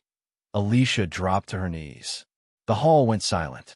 Norvin saw Francis rise from his throne. He hoped Alicia's mother was here. Unfortunately, the poor woman was too devastated to hear her son was dead. She lost consciousness the moment she saw the bloodstains and the dead bodies in Peter's home. She was still under the care of healers. Alicia, I don't blame you completely. You did what any loving sister would have. I know you wanted to avenge Peter, but at that same time, you ignored our warnings. You went behind our backs and endangered the entire family. You let your anger cloud your mind. Francis sighed. He couldn't speak those words looking into Alicia's eyes, but he had to do this for the sake of his family. He hoped it would be enough to calm the Dark Lord's anger. As someone who lost a brother, I understand your feelings. Taking that and your contributions to the family into the account, I hereby exile you from the Belafort family. Tears gushed out of Alicia's eyes. Norvin was startled by Francis' words, but the elders looked relieved and satisfied with Francis' punishment. None of the elders expected a death sentence for Alicia, so they were quite satisfied with removing Alicia from the family. From now on, you are not a Belafort, and I restrict you from using the name under any circumstances. A teardrop escaped Francis' eye. His voice stuttered. With Alicia's exile, his bloodline came to an end. Let's just hope this will be enough for the Dark Lord, said an elder. Norvin clenched his fist. He wanted to punch everyone to death. However, he managed to suppress his anger. The last thing Norvin wanted was to make things worse for Alicia. Suddenly, a bright beam of light shot through the ceiling and landed right beside Alicia. The bright light blinded everyone. They closed their eyes using their hands. After the light beam faded away, they saw Noah Winston standing beside Alicia. Noah, Norvin shouted. He had never been so happy to see Noah. Just Noah's arrival made Norvin heave a sigh of relief. Noah did not utter any word, but lifted Alicia to her feet by her shoulders. He wiped off the tears on her face and gently smiled. Let me take care of this, said Noah. He turned his gaze away from Alicia to Francis. Is this what the great Belafort family has reduced to? You'd rather exile your daughter than seek justice for your son's death? Noah was calm, but his words were as cold as ice. If Noah was just a guardian, Francis and the elders would have raised their voices against him. But he was a supreme guardian, the leader of the Guardian Guild. Hence, they dared not to disrespect Noah. I lost my son. I am not going to lose my family too, said Francis. Nothing you say will revoke my judgment. She is not a Belafort anymore. Francis said these words with a heavy heart. He had to look stout in front of the elders. He couldn't afford to look weak, but only he knew how painful it was to make this decision. He felt like something was squeezing his heart. She won't be a Belafort anymore. Noah turned as he lifted Alicia's hand. Because she is a Winston, under their gazes, Noah put a ring on her finger. It wasn't an engagement ring, but the Winston family heirloom. The white ring symbolized the marriage union between them. No one expected Noah to marry Alicia then and there. Even Michael did not expect Noah's bold move. He thought Noah would be furious and vent his anger on Alicia, which would break their relationship. Instead, it brought Noah and Alicia closer. Even Alicia and Norvin were stunned. Alicia just stared at Noah without batting an eye. If Ghost wants to hurt her, he'd have to go through me. Noah grabbed Alicia's hand and walked toward the door. On his way, he raised his finger as a light beam shot toward the ceiling. Francis saw a tiny object fall down from the ceiling. It soon exploded into oblivion. Everyone realized that the Dark Lord was watching them all this time. Just the thought was enough to make their hearts skip a beat. Noah crushed the spider under his feet and exited the hall without turning back. The elders were still in shock. Francis' mind was blank. He just saw his daughter getting married before his eyes. Everything happened so sudden. He dreamed of doing Alicia's marriage as the grandest event in Ice Fair history, but the gods had another plan. Meanwhile, Michael was looking at a blank mirror. Michael was surprised to see Noah actually located his spider. It seemed to him Noah's godly powers were slowly developing. Of course, Noah was nowhere close to Michael in terms of power or god level. That was unexpected, said Michael. I don't get him. He did the exact opposite of what we imagined, said Iag. Life is full of surprises, huh? Michael smiled. Granted, what Noah did surprised him, but it didn't mess up Michael's plan whatsoever. The longer Alicia was with Noah, the more problems he would face. However, Michael admired Noah for sticking by his woman's side, even when she was in the wrong. At least the two of them shared that in common. My lord, Azazel entered the room. Lord Eladir is waiting for you outside, said Azazel. Everything ready? Michael asked. Everything is ready, my lord. Michael took a deep breath. Since he got the Elven rune, it was time to reach the 6-star alchemist level. Chapter 777. Pray to the Dark Lord. After Michael revealed himself as the Dark Lord, the Sunrise sect faced several slanders from the nobles and the Guardian Guild. The rival sects used this as an excuse to isolate the sect and cause its downfall. After Noah took the throne of the Supreme Guardian, he launched an extensive investigation on the Sunrise sect and learned the Dark Lord had no more connections with the sect. As an individual, Noah knew Ghost genuinely helped the sect to grow. Just because he was the Dark Lord, Noah couldn't disregard all the good Ghost did to the Sunrise sect and the River Town. Under the Sunrise sect's leadership, the River Town became one of the richest cities in the Elon continent. The town may be small, but that didn't stop them from prospering. After Noah's investigation redeemed the Sunrise sect, disciples resumed joining the sect. The Sunrise sect had the highest breaking through rate compared to the rest of the sections. Thanks to the biggest herbal garden on the continent and the talented alchemists in the sect, they refined powerful potions and pills. They continued the tradition of giving out pills and potions for free to the disciples even after Michael left the sect. Since the Dark Lord himself was a former disciple, no one even dared to think about harming anyone in the sect. To the outside world, the Sunrise sect had no connection with the Dark Lord. But in reality, someone in the sect still was in touch with the Dark Lord. It was none other than Eldarella. Under her takeover spree, the Sunrise sect had taken over more than 30 sects and became the largest sect in the continent. Recently, Ella had been trying to broaden her horizon to the Azer continent. The sky above the peaceful sect was littered with stars. Nighttime brought beauty like no other time of day. The only sound that resonated in the mountains was the wind whistling through trees, with the occasional cricket chirping here and there. In the daytime, the sect grounds bustled with disciples and staff. The nighttime, however, the exact opposite of the daytime. The disciples were inside their rooms, cultivating and meditating, while the outsiders were prohibited from entering the sect ground without the elders' permission. The sect became so peaceful that it was difficult not to relax completely while looking at this particular nighttime beauty. The sky was covered with blackness and speckled with millions of stars. The blue moon dazzles in the sky, bathing the Jade Mountain with its sparkling blue light. Under this starry sky, a figure walked atop a lone mountain where the Dark Lord used to meditate. One could see the entire sect and the river town from this mountain peak. This mountain was restricted to the disciples, as the Guardian believed the aura of the Dark Lord could still be around and influence the disciples. But it was all a horde of bullshit. Nonetheless, only the elders and sect leader Claire were allowed to access this particular mountain. I need your help, the figure said gently. Her silky smooth skin almost reflected the dazzling moonlight. The wind blew past her, making her striking golden hair flutter in the air. Claire sat on the mat the Dark Lord used to meditate. To her, the Dark Lord was like her little brother. No matter what the world said about him, she knew better than to trust the world. Looking at the world from here, tears rolled out her eyes without control. She felt a strange sense of security in this place.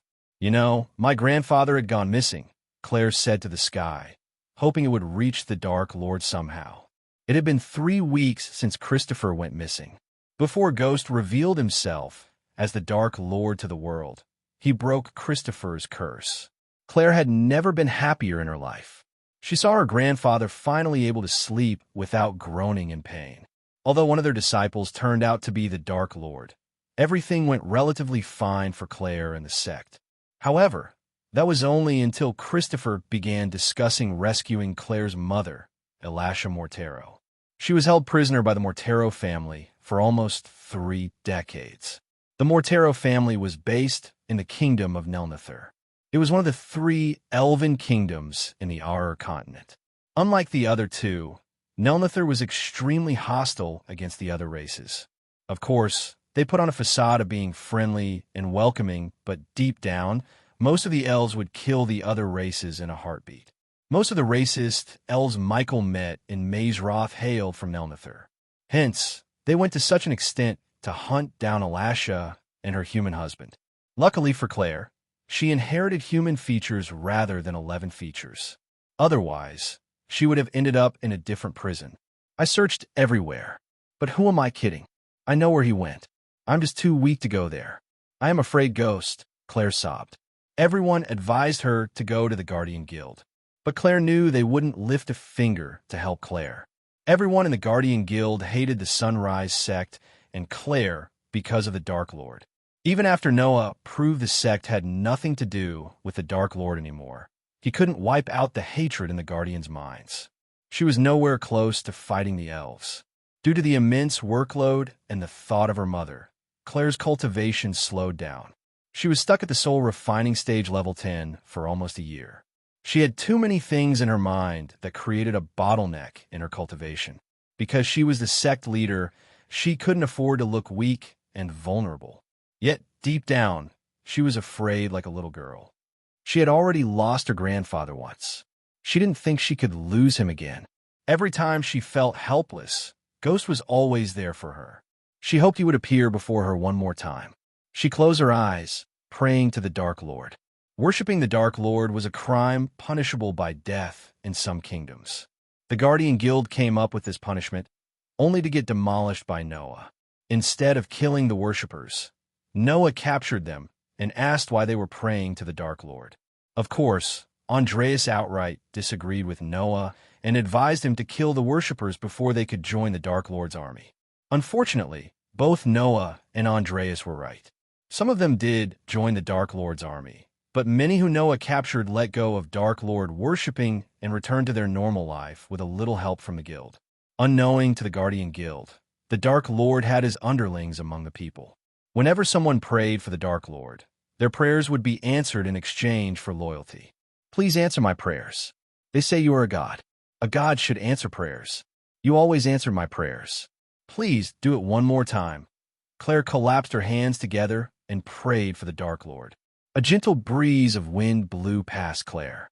She heard the dried leaves rustling around her. Still, she did not open her eyes. She completely focused on her prayer. Tears slowly rolled out of her eyes. For a few minutes, the only companion she had was silence. After a while, she lost track of time. When she was drowned in prayer, another gentle breeze blew past her. To her surprise, the breeze of wind blew against her face as though it was trying to pry open her eyes. Claire! Claire's neck hair stood up when she heard a voice from behind. For a moment, Claire thought her mind was playing games. Did you call for me? Claire clearly heard the voice. It was undoubtedly Ghost's. She abruptly opened her eyes. When she turned around, she saw Ghost standing before her. It felt like a dream to her. She sobbed and smiled at the same time. Without a second thought, she ran toward Ghost and hugged him tightly. She didn't give a damn about what everyone said about him or what anyone would think if they saw them together. No words escaped her mouth. Her mind was completely blank. The wall she erupted around her to show the world how strong she was crumbled down before Michael. In front of him, she was just a weak girl in need of help. What did I tell you before I left? I'd always answer your calls, said Michael. He gently brushed her back while she was sobbing. Yes, Claire said. It took Claire a few minutes to finally let him go. He wiped off the tears from her face and gently smiled. Don't cry. I am here. You have nothing to worry about. Michael took her hands, leading her to the mountain edge. He sat on the edge and gestured at her to sit beside him. What happened? Michael asked Claire as though he didn't know what made her pray for him. As a matter of fact, Sadie was tasked to get as much information as possible about the Mortero family. Even though Michael's spy network was still in the beginning stages, he could almost learn anything through the Silver Moon girls. Sadie already sent an elf to Nelnithor. Michael wanted to know everything he could before rescuing Claire's mother. He may be the Dark Lord, but he cared for everyone around him. Since the elves of Nelnithir were a bunch of racist scums, giving them the Dark Lord treatment was just a bonus. Claire told Michael everything about her grandfather's disappearance. He patiently listened to Claire's story and felt pity for her. The elves really messed up her life. After Claire finished her story, Michael squeezed her hand. "If your mother is still alive, I will bring her to you," said Michael. "She had to be." Claire's voice stuttered. Michael did not want to make any false promises. There was a certain possibility that Claire's mother was dead. Even he wouldn't be able to bring the dead back to life. However, if she was alive, nothing could stop him from rescuing her and reuniting her with Claire. Chapter 778.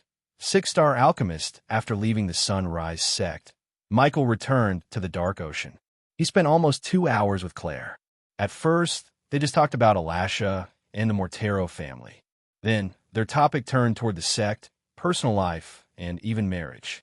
To Michael's surprise, Claire asked him to come to the Dark Ocean, leaving everything behind. However, Michael refused the idea. Instead, Michael wanted her to stay in Elon and continue to lead the Sunrise sect to prosperity. The Sunrise sect and the river town were something he was so proud of. When the war with the 8 great clans and the Eskai Hall was over, he even planned to settle down in the river town. Hence, he wanted Claire to keep ruling till it's over. He appeared right on top of the waterfall, where he met Eladir. "My lord." Eladir slightly bent his back to show respect. The ground around Eladir glimmered in the darkness. Before the Dark Lord arrived, Eladir created this array to let the Dark Lord absorb the Elven rune. Because it was just a simple array, Eladir created it in a few minutes. When the Dark Lord appeared, he stood in the array's center. "Please come to the center, my lord." Eladir gestured at Michael to step into the array. Upon reaching the center, Michael noticed the runes in the array glow brighter. He felt a strange sensation throughout his body. He took out the golden plate with the Elven rune engraved in it.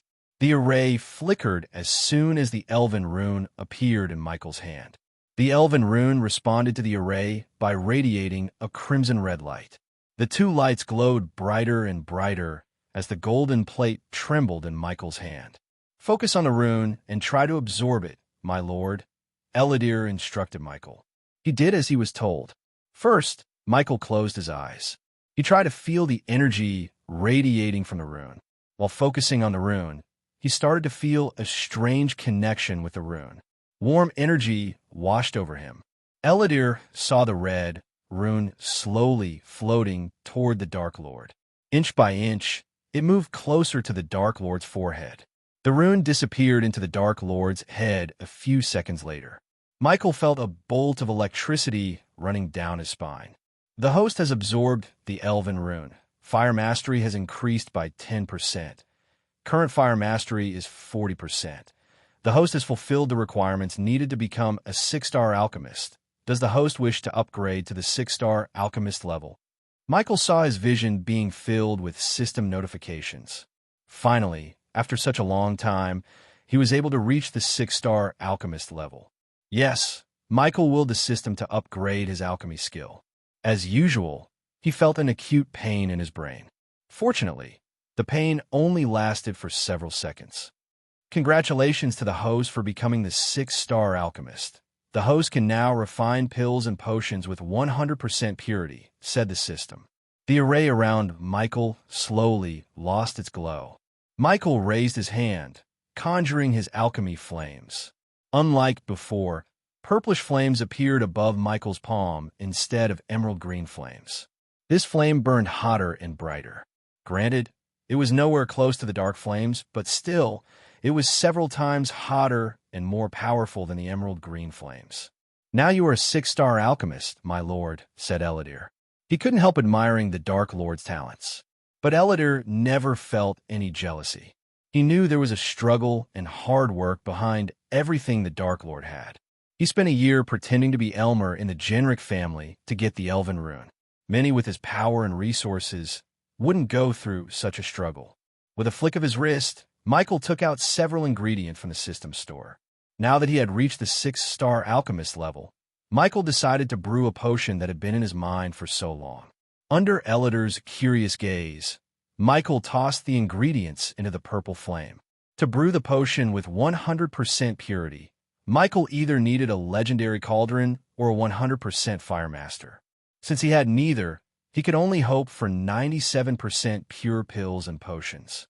As far as Michael was concerned, buying a cauldron from the system was a waste of badass points. Instead, he opted to buy it locally. Gold coins were much cheaper and easier to get than the badass points. One by one, ingredients melted into globs of colorful essence. These beads of essence slowly merged, forming a murky brown glob. Soon, the purple flames faded away as the brown liquid flew into a glass vial. "What is it, my lord?" asked Ellider. The potions sparked in Michael's hands. Even standing a few meters away from the potions, Ellidy was able to feel the energy radiation from the potion. His curiosity made him ask the Dark Lord without wasting a second. "You will see soon," said Michael without breaking the surprise. An hour later, Michael finally returned to his room. Nightmare and Vidora were nowhere to be found in his room. The two of them went flying around the mountain to pass the time. Kane did not like wasting his time flying around, but Sarba and Iag outvoted him. Since they weren't in the room, Michael hoped to have some alone time with Gaia. "Where's my gorgeous fiancée?"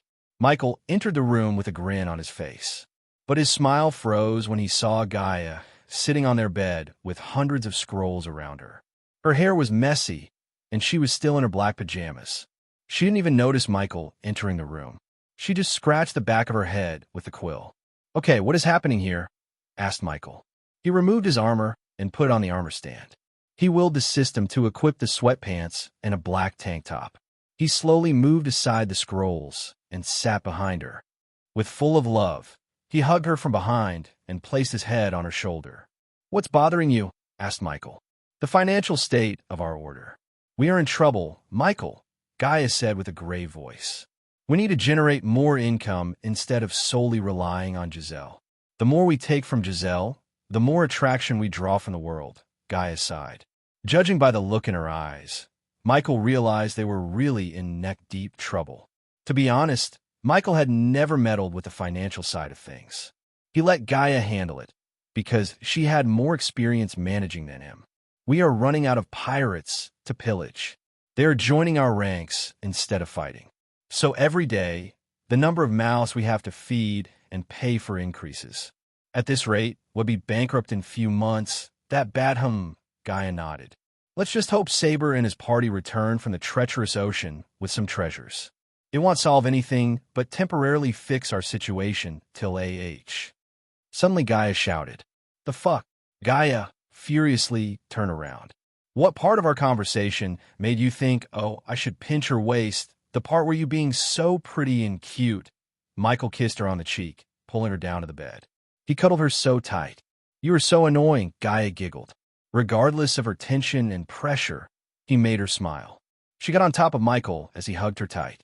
The two of them could feel each other's fragrance and hot warmth. "Guess who is the 6-star alchemist in the dark ocean?" asked Michael with a sly grin. "Really? When did that happen? Why didn't you tell me?" Gaia asked as Michael chuckled. "I did. You just forgot shit." Gaia smacked herself on the head. "I am Chori." Gaia rubbed her nose with Michael before kissing him on the forehead. "I should be the one to say sorry. I shouldn't have put all the financial side of things on your head. After we return from Nelnather, they'll find a way to generate more income." "Nelnather? Isn't that the elven kingdom filled with racist assholes?" "Yes," Michael chuckled. "Why do we need to go there?" asked Gaia. Michael heaved a sigh as he began to tell her everything that Claire had told him. After listening to Michael, Gaia felt pity for Claire. "I almost forgot Christopher and Elasha. We did give them our word would help Claire reunite with her family. When are we leaving?" Since Gaia lost her mother when she was little, she knew how Claire felt. It made Gaia sympathize with her. Besides, Claire was her friend. Hence, they decided to help her.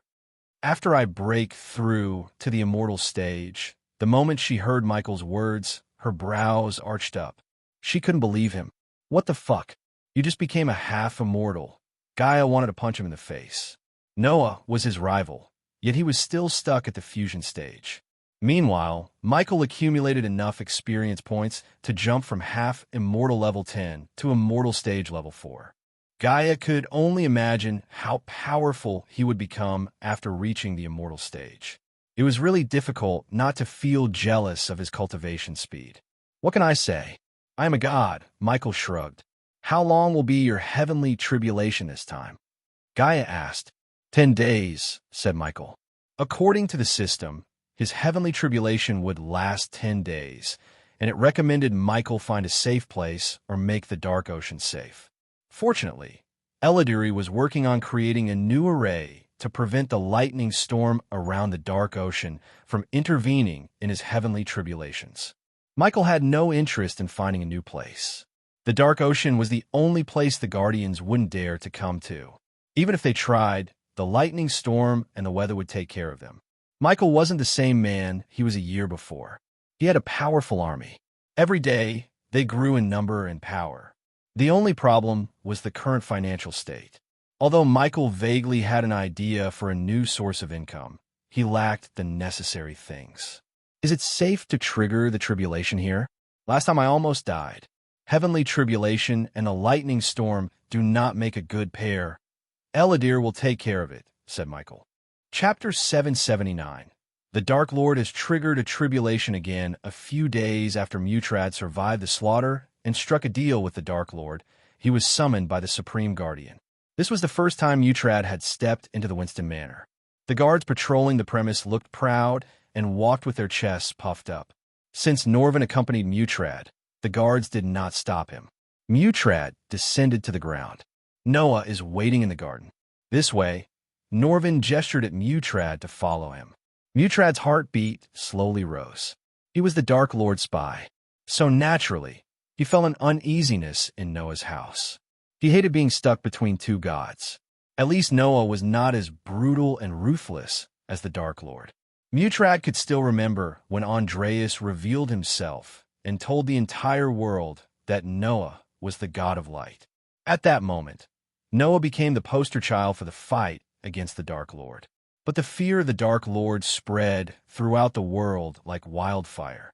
The fear undermined Noah's rule and power. Moreover, Noah's feats were nowhere close to what the Dark Lord did. Mutrad slowly followed behind Norvin to the garden. They walked around the manor instead of through it. As he stepped into an elegant garden with a pond in the center, he noticed Noah's mother sitting on a bench and feeding the birds. "Mother," Norvin smiled when she turned her gaze toward them. "You are late," said Diana. "Sorry." Norvin scratched the back of his head. She looked at Mutrad. "Who is this?" "It's a pleasure to meet you, Lady Diana." "I am Mutrad." Mutrad slowly bowed. For a moment, Norvin could swear he saw a glimmer of anger within Diana's eyes. But soon, the anger faded away as she smiled. "You must be the representative of House Howrid." "Yes," Mutrad nodded. He felt something strange about this woman. She looked gentle, yet something about her bothered him. He shoved his doubts aside. After meeting the Dark Lord, he doubted everyone. "Wait here. I'll go send Noah." Diana quickly left the garden. Since Mutrad was tasked to apprehend the Dark Lord, he made it in a Harriet's hit list. Mutrad was still alive because she did not want more heat to fall on Michael. If she killed Mutrad, the sea folks would retaliate by sending their army to fight Michael. The last thing Diana wanted was more trouble for her son. After Diana left, Mutrad sat on the bench with Norvin. "You all right?" asked Norvin. Mutrad was not a very talkative person, but he was unusually silent ever since he returned from the Fire Realm. Granted, he met the Dark Lord face to face and lived to tell the tales, yet Norvin couldn't help feeling amiss. "Why wouldn't I be? You look worried.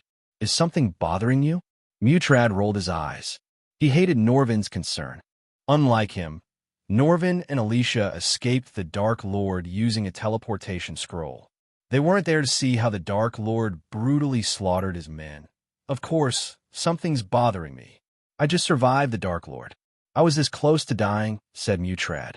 "About that, why didn't you use the teleportation scroll? You got one right?" "I wasn't lucky. After you teleported, the Dark Lord locked the space around us." "I tried and failed," said Mutrad. It was a lie. He was petrified and failed to use the teleportation scroll. Ever since that day, Mutrad couldn't close his eyes, because every time he did, he saw vividly how the Dark Lord slaughtered the men. To be honest, Mutrad wanted to return to his homeworld, leaving all this behind him. However, his elders ordered him not to. Hence, he had no choice but to remain in the land and spy for the Dark Lord. Otherwise, his homeland would become the next Ithilien. You are lucky. Suddenly, Mutrad heard Noah's voice. He turned around to see Noah walking toward them. To Mutrad's surprise, Alicia was standing beside Diana at the doorway. After what had happened in the Fire Realm, Mutrad thought Noah would kick out Alicia. Imagine his surprise when he heard Noah actually married her. Mutrad failed to figure out what Noah was thinking. Even Alicia's family exiled her from the family. One thing was sure, the Winstons were either stupid or prepared to face the Dark Lord's wrath. If Mutrad had to bet on someone between Noah and the Dark Lord, he would choose the Dark Lord without a second thought. However, Mutrad dared not to underestimate Noah. According to Mutrad's men, Noah often went on secret adventures, leaving his post. It meant one thing: he was looking for something. Mutrad knew it must be something worth sacrificing his cultivation. Noah could have reached the fusion stage by now, yet he chose not to. Everyone in the guild wondered why. If he was going to face the Dark Lord, Noah had a long way to go. When Noah appeared, Norvin transformed himself into his natural form and climbed onto Noah's shoulder. Noah sat beside Mutrad with a smile. You are here and not under 6 feet. It means you are lucky, Mutrad, said Noah. I don't feel lucky, said Mutrad. There must be a reason why Ghost left you alive. Noah had doubts about why Ghost chose to leave Mutrad alive instead of killing him. Knowing how Ghost loved to make connections, Noah suspected Mutrad of being his spy. Lately, he and his teacher had more disagreements. But on Mutrad's matter, they both agreed that the Dark Lord might have turned Mutrad. There was no other plausible way to explain why Ghost spared Mutrad. Where are you getting at, Noah? Mutrad creased his brows. Nowhere. Just needed to get your side of things before closing the file on the Fire Realm incident, said Noah. Mutrad was surprised and almost couldn't believe Noah. He expected Noah to investigate the matter further. Contrary to his expectation, Noah said he was about to close the file. Don't be surprised. As though Noah had read Mutrad's mind, he asked him not to be surprised. It was not my operation or guild's. It's a mess the Arctic Hall and Sky Hall need to clean. If it wasn't for Alicia's involvement, I wouldn't have bothered about all this, Noah sighed. I just need to know what happened after Alicia and Norvin left the hall. I heard Ghost teleported the cage before killing everyone. Mutrad nodded. Did the Sky Hall meet Alicia afterward? Mutrad asked Noah. Unfortunately, no. Even Noah was surprised that no one from the Sky Hall bothered to meet Alicia after what happened in the Fire Realm. According to Andreas, the Sky Hall may have lost its ways. But Noah couldn't understand what's more important than the Dark Lord. The longer they let the Dark Lord free, the stronger he would become. Any Alpha Guardian could have killed Ghost a year ago without breaking a sweat. But now, they were afraid of him. Almost everyone in the guild feared the Dark Lord. Noah wasn't surprised by their fear. He had done nothing to reassure them. Sadly, they would have to fear him long until he finds all the god-killing arrows. Until now, he managed to get 2 arrows. The Amazaroth founders went to great lengths to hide the arrows. Moreover, they forged replicas of the god-killing arrows to confuse the Dark Lord in case he searched for these arrows. Noah found 2 of these replicas. If it wasn't for the original arrow in his possession, he would have believed these replicas as the original ones. Mutrad saw no point in hiding what happened after Alicia and Norvin teleported. He told Noah everything except the fact that he had struck a deal with the Dark Lord. Noah was about to question Mutrad when a Winston family guard interrupted their meeting. Young Master Noah, there is someone from the guild who wants to meet you. He said it's urgent, said the guard. Bring him. Noah waited for the guard to return. A few moments later, the guard came with a guardian. To Noah's surprise, this guardian was one of the men he sent to the southern continent. Their task was to monitor the dark ocean and report back to him. Judging by the look on the guardian's face, Noah could tell something happened. The guardian looked reluctant when he saw Mutrad. It's okay. Tell us what happened, asked Noah. Not that Noah trusted Mutrad, but he wanted to see how my Utrad would react.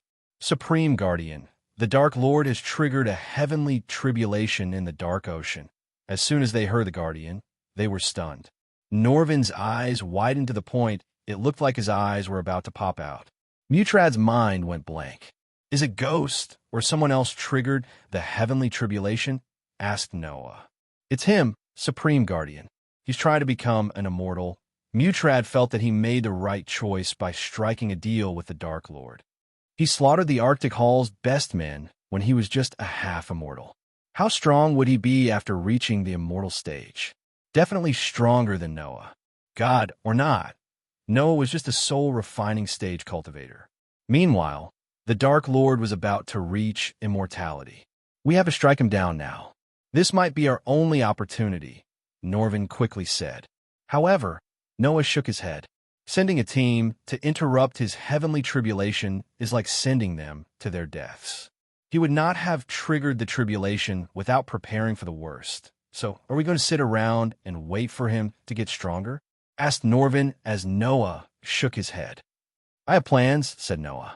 Noah dismissed the Guardian before inviting Utrad to a feast inside the manor. The rest of the day was pretty much uneventful. Mutrad just had his belly full of food and left the Winston Manor. The Winstons were preparing for the baby shower as Catherine and Andres were expecting their second child. Almost everyone prominent in the Elon continent would come to bless the couples. Hence, everyone in the manor had work to their necks. Mutrad just hoped the Dark Lord wouldn't be one of the guests. Chapter 780. Second armor piece on the sixth day of Michael's heavenly tribulation.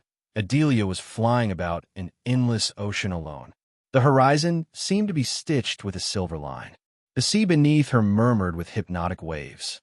The palpitating pulse of the sea was steady and peaceful. It soothed her soul to hear the rhythmic songs the waves and the wind composed. A warm, tangy smell came from the sea as she flew. The dazzling moon glowed as much as the sun. Suddenly, she dived down into the ocean.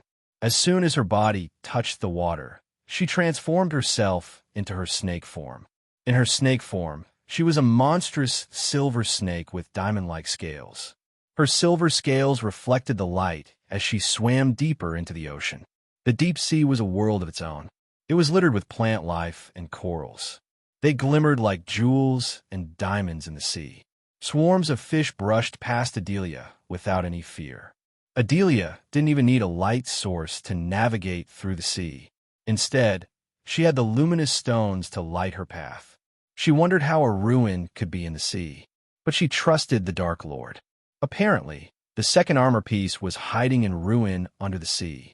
After swimming for a few minutes, Adelia noticed two corals the size of boulders next to each other. There was a crack between the two corals. That must be it, thought Adelia. She hastened her speed. For some reason, the closer she got to the boulders, the lighter she felt. She was surprised to see several runes glowing in the boulders. The runes created a beam of light that scanned Adelia from top to bottom. To her surprise, the silver light turned green as the two boulders slowly moved aside. As a result, the crack between them grew wider, revealing a path into the ground. Adelia cautiously swam into the crack. Inside the crack, everything was dark. She had to rely on the distant light. For a few minutes, she was completely blind. Even her Naga eyes didn't help her see in the dark. The darkness around her was exactly like the darkness around the Dark Lord, except this was several times stronger than she felt. Of course, it was stronger because this place was built by the past Dark Lord who was on another level compared to the current Michael. Finally, she saw the light at the end of the tunnel. She hastened her speed. When she reached the light, something pulled her into it. Suddenly, she was standing in a dungeon rather than in the deep sea. She looked around the place. Everywhere she turned, she could see nothing but dark walls. She took a step forward as a torch beside her lit up. One by one, torches lit up, lighting the place. The place creeped out Adelia. She almost regretted taking the task. At first, the Dark Lord considered sending Saber to retrieve the armor piece. However, Adelia asked the Dark Lord to give her the task because she wanted to clear her mind alone. Compared to searching for the god-killing arrows, retrieving the armor piece seemed like a walk in the park to her. But her relief was short-lived. She noticed countless runes lit up in the walls. As soon as they started to glow, Adelia felt her cultivation being suppressed. Her power fell from the half-immortal stage to the fusion stage, and then to the body-refining stage. In a couple of seconds, she became powerless. Fucking hell, Adelia cursed the place. She tapped the device around her wrist as the device radiated a dim red light. Soon, her cultivation level rose up to the body-strengthening stage. The arch-energy crystal within the device couldn't raise her power to the half-immortal stage, but it was better than being powerless. Aren't you a treasure to have? Adelia smiled at the device around her wrist. Despite its size and look, this device was the most powerful and valuable thing probably in the entire world. It enabled its wearer to cultivate even within the void line. She still couldn't believe the Dark Lord managed to build such a device all by himself. If it wasn't for this device, she would have been powerless by now. But after seeing the place makes people powerless, Adelia didn't dare to underestimate it. She cautiously walked forward. On her way, she tried to contact Gaia through the earpiece, only to fail. Looks like I am alone, Adelia sighed. Yet again, this was what she wanted. Some alone time from everyone, including her daughter. As much as she loved Gaia, she hated being nagged. Not a single day passed without Gaia asking about her father. Adelia even asked the Dark Lord not to ponder about Gaia's real father. That was something Adelaide did not wish to discuss with anyone. Adelia made herself forward with the silence being her companion. She thought about everything that happened in her life. But her train of thought was suddenly interrupted by a rustling noise. She halted her steps, focusing on the darkness before her. She could mildly hear some footsteps. Slowly, she placed her hand on the katana dangling on her waist. She flicked the sheath as the katana popped out with a clicking sound. The air suddenly started to reek of blood and pungent rotting skin. Unfortunately, she was familiar with this smell. The last time she smelled something putrid was when she visited Delar's workshop on the undead island with Gaia. Coupled with the slow footsteps and the smell, she had a good guess about what was approaching her. Soon, a grayish-skinned figure with dead eyes staggered toward Adelia. She could smell the toxic pong from their body odors. Their crazy, diseased eyes would terrify an oblivious man. To Adelia, they were nothing but annoyances. She took a step forward, keeping her hand on the katana's hilt. The undead tilted its head as it reached out toward Adelia. When it was just an arm's reach away, Adelia unsheathed her katana as the zombie's head flew away from its body. The decapitation happened so quickly, like a flash of lightning. Her katana even formed a white line in the air. Even the Dark Lord was impressed by her sword skills, especially how she handled the katana. He used to call him the Lady Samurai, but Adelia had no idea why he called her that. The zombie staggered around without a head before falling down. Black goo oozed out of its neck as the pungent smell increased in the air. Adelia walked away from the corpse, but not before taking a flesh sample from the corpse. It was not for Delar, but for the Dark Lord. As she moved forward, she faced a couple more undead. Regardless of the undead, she avoided using spells. She was under the sea, and the structure seemed ancient. She didn't want to risk destroying the place with her spells. Besides, she did not need spells to kill the undead. The further she went, the more undead she faced. But no matter how many undead were on her path, they all met the same fate. Each katana swing decapitated a zombie. Her moves were deadly and precise. After a while, the undead stopped appearing. Silence fell over the dungeon once again. Where were they coming from? Adelia asked herself.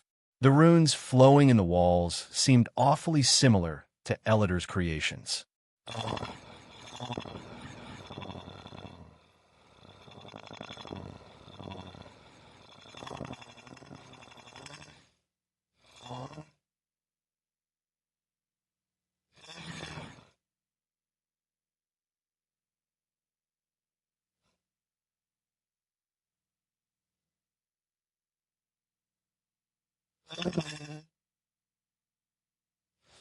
Dash. This time travel thing fucks with my brain. Adelia kicked the wall. She wondered how this place would remain still if the previous Dark Lord reset the entire universe.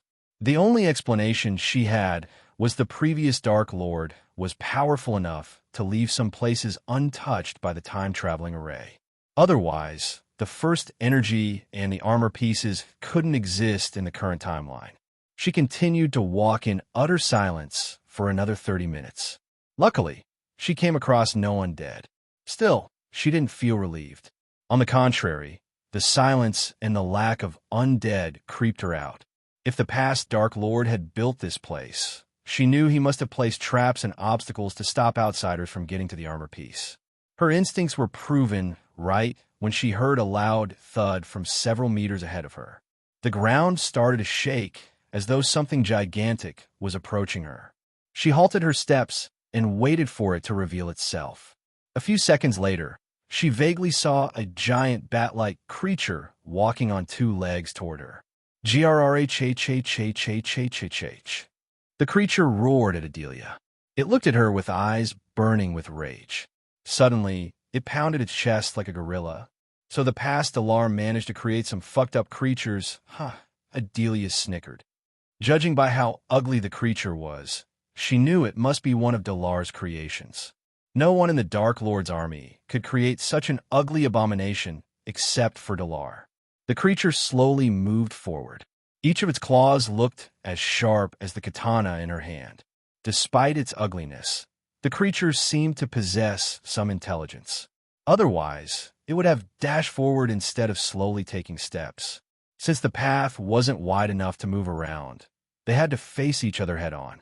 The creature growled as Adelia took a step forward. Adelia's grip around the hilt tightened. She looked ambler in front of the 8-foot monster before her. It waited for Adelia to make the first move. She didn't disappoint the creature as she dashed forward. At that moment, she had no idea this creature was one of the many obstacles created by the Dark Lord. To get the armor pieces, she had to overcome each and every obstacle. Chapter 781. The trial for the second armor piece. The creature deflected Adelia's katana with its claw. Sparks flew from the collision. Adelia almost lost the katana due to the massive force. She quickly slid under the creature. The creature stomped the ground as Adelia leaped away from it. Grrrhhhh. The creature roared. It opened its thin wings. Adelia anticipated the creature's next attack. As it flapped its wings, Adelia raised her hand, creating a jade shield to block the wind blast. The creature did not back off with one flap. Instead, it flapped its wings again and again. The dungeon began to tremble. Bits and pieces of the ceiling crumbled down. "Oh no, you're going to kill us both," Adelia snickered. She quickly dashed at the creature to prevent it from destroying the place. The creature swung its front legs. Adelia slid under its arms and cut its thigh. Blood spurted out as the creature roared in pain. The creature stumbled down. Her blade cut several inches deep into its thighs. The creature stomped the ground. Adelia tried to leap away, but the shock wave blasted her onto the wall behind before she could escape. The creature's eyes burned with rage and pain. To Adelia's surprise, the creature picked a handful of soil and rubbed it in its wound. The creature again surprised Adelia by taking the torch and burning its wound. Finally, the bleeding stopped. Adelia had to admire the creature's intelligence. This time, the creature dashed at Adelia with lightning speed. Even Adelia failed to roll out of its path. As a result, the creature swatted Adelia like a bug. The force threw Adelia onto a wall. She coughed blood. Without twisting any second, Adelia quickly retrieved a healing potion from her space ring and chugged it down her throat. She immediately felt revitalized. Cuts and bruises on her body faded away. Seeing her use the healing potion, the creature shrieked. It pounded its chest as though it hated her using the potion. "Do you hate that ugly?" Adelia antagonized the creature. Once again, the creature dashed at her faster than before. Adelia did not move. On the contrary, She pressed her feet on the ground and stayed still. When the creature swung its claws, Adelia bent backward, evading the claws. After missing the target, the creature lost its balance for a second. Adelia immediately utilized this by leaping onto the creature's back. She used arch energy to speed up her moves. Before the creature could retaliate, Adelia landed straight on its back. She plunged the katana into the creature's neck. She was about to slice its neck, cutting the cord, when the creature jumped upwards. Since Adelia was on its back, she hit the ceiling pretty hard. The force almost turned her inside into outside. She fell off its back as her katana was still stuck into its back. The creature quickly grabbed Adelia and hit her against the ground. It sent Adelia flying with a single kick. Adelia's vision blurred. Blood oozed out her nostrils and mouth. "I'm fucking done with this," Adelia coughed.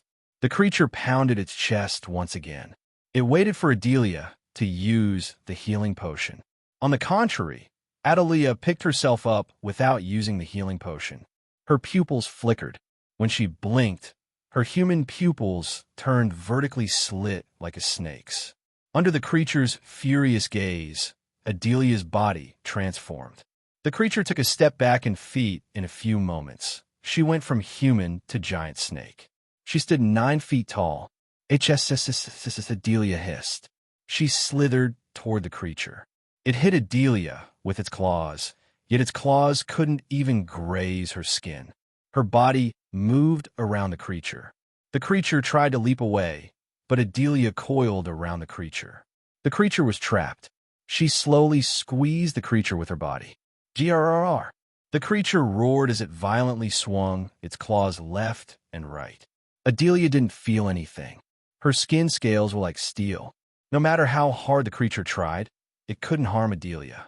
The creature's roar slowly turned into a scream. Its eyes glimmered with pain. Slowly, Adelia crushed the creature's bones. The more she squeezed the creature, the louder the sickening crunch sounded. The creature's scream slowly lost its volume. Gradually, the creature stopped moving.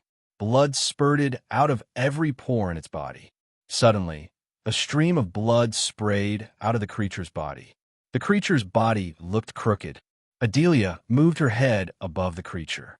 She slowly opened her mouth as jade smoke flowed from her mouth. The jade smoke enveloped the creature, slowly turning its body into ashes.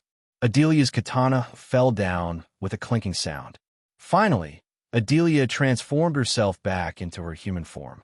The creature was reduced to a hot pile of ash. "Ugly bastard," Adelia snickered. She picked up the katana and unsheathed it. After killing the creature, Adelia resumed her journey.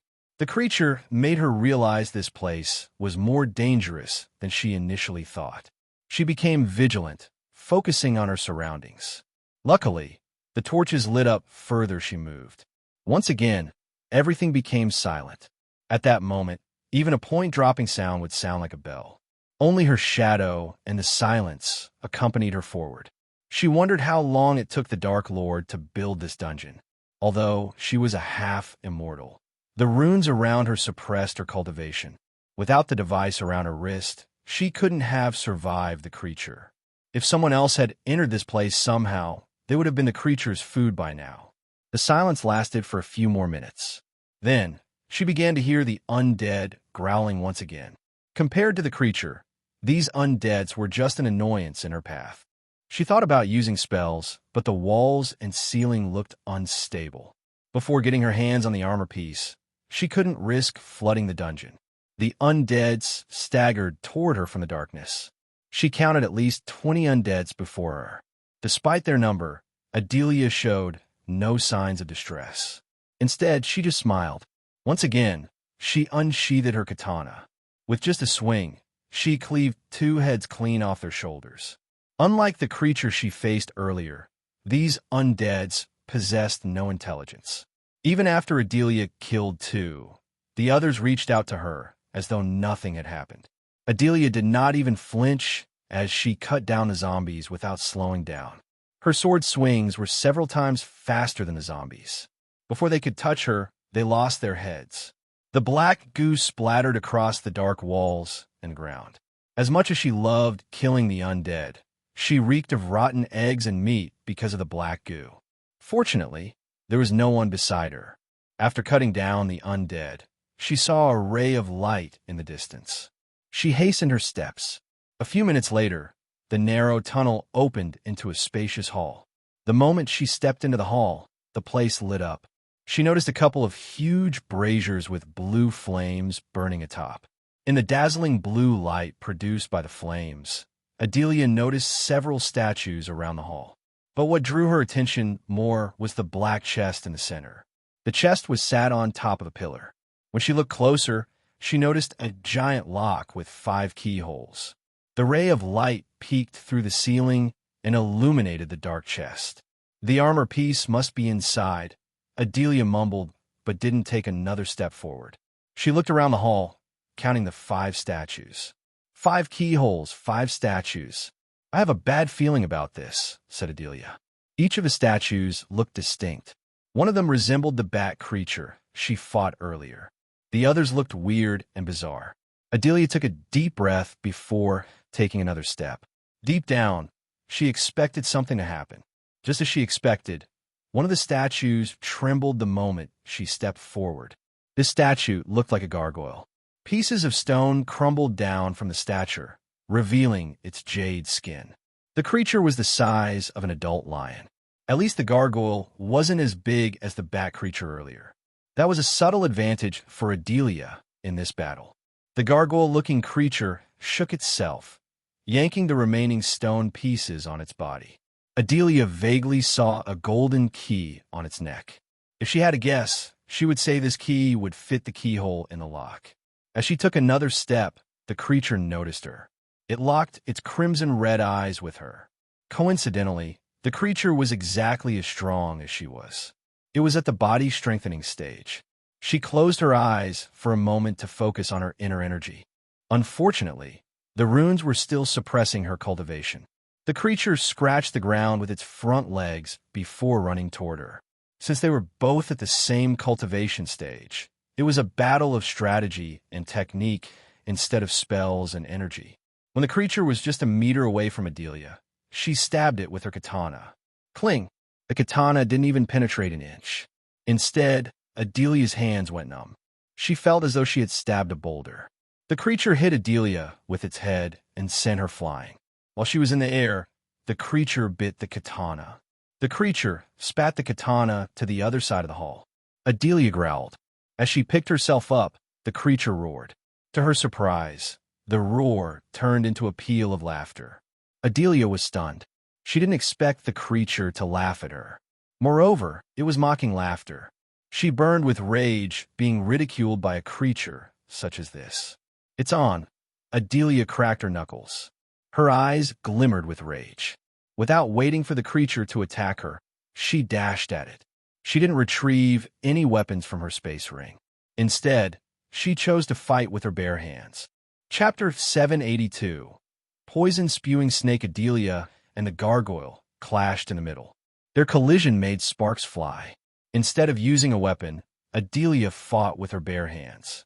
The gargoyle raised both its front legs to crush her, but Adelia grabbed its legs and overpowered the gargoyle.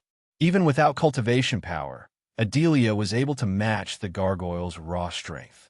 The gargoyle tried to take a bite of Adelia's head, yet it couldn't reach her. Arg! Adelia roared as she pushed back the gargoyle. Every bit of muscle in Adelia's body bulged up. Purple veins appeared on her skin as her pupils became slit vertically. Eventually, she pushed the gargoyle against the wall. While the gargoyle was struggling, Adelia kicked it in the leg. The gargoyle roared. She kicked it in the leg in the same spot again and again until cracks appeared in its leg made of jade. Regardless of what it was made of, the gargoyle roared in pain just like any other beast would. The gargoyle stumbled down as it matched Adelia's height. As soon as it met Adelia's gaze, the gargoyle became crazed with pain and rage. It violently tried to munch her head with its big mouth. Adelia moved her head left and right, avoiding the gargoyle's mouth by mere inches. They were at a stalemate for a few moments until Adelia lifted the gargoyle by its leg and smashed it on the ground. It happened so quickly. Her raw strength was beyond any typical body strengthening stage cultivators. The gargoyle didn't expect such strength and movement from her. The ground cracked by the collision. Without giving the gargoyle any time to retaliate, Adelia sent it flying with a kick, just like how it kicked her earlier. She cracked her neck. The gargoyle struggled to get back to its feet. The crack in its leg grew wider when it stood up. Adelia locked her gaze with the golden key around its neck. As though the gargoyle realized her intention, it looked at the key for a moment. Adelia once again dashed at the gargoyle as it flapped its jade wings to leap into the air.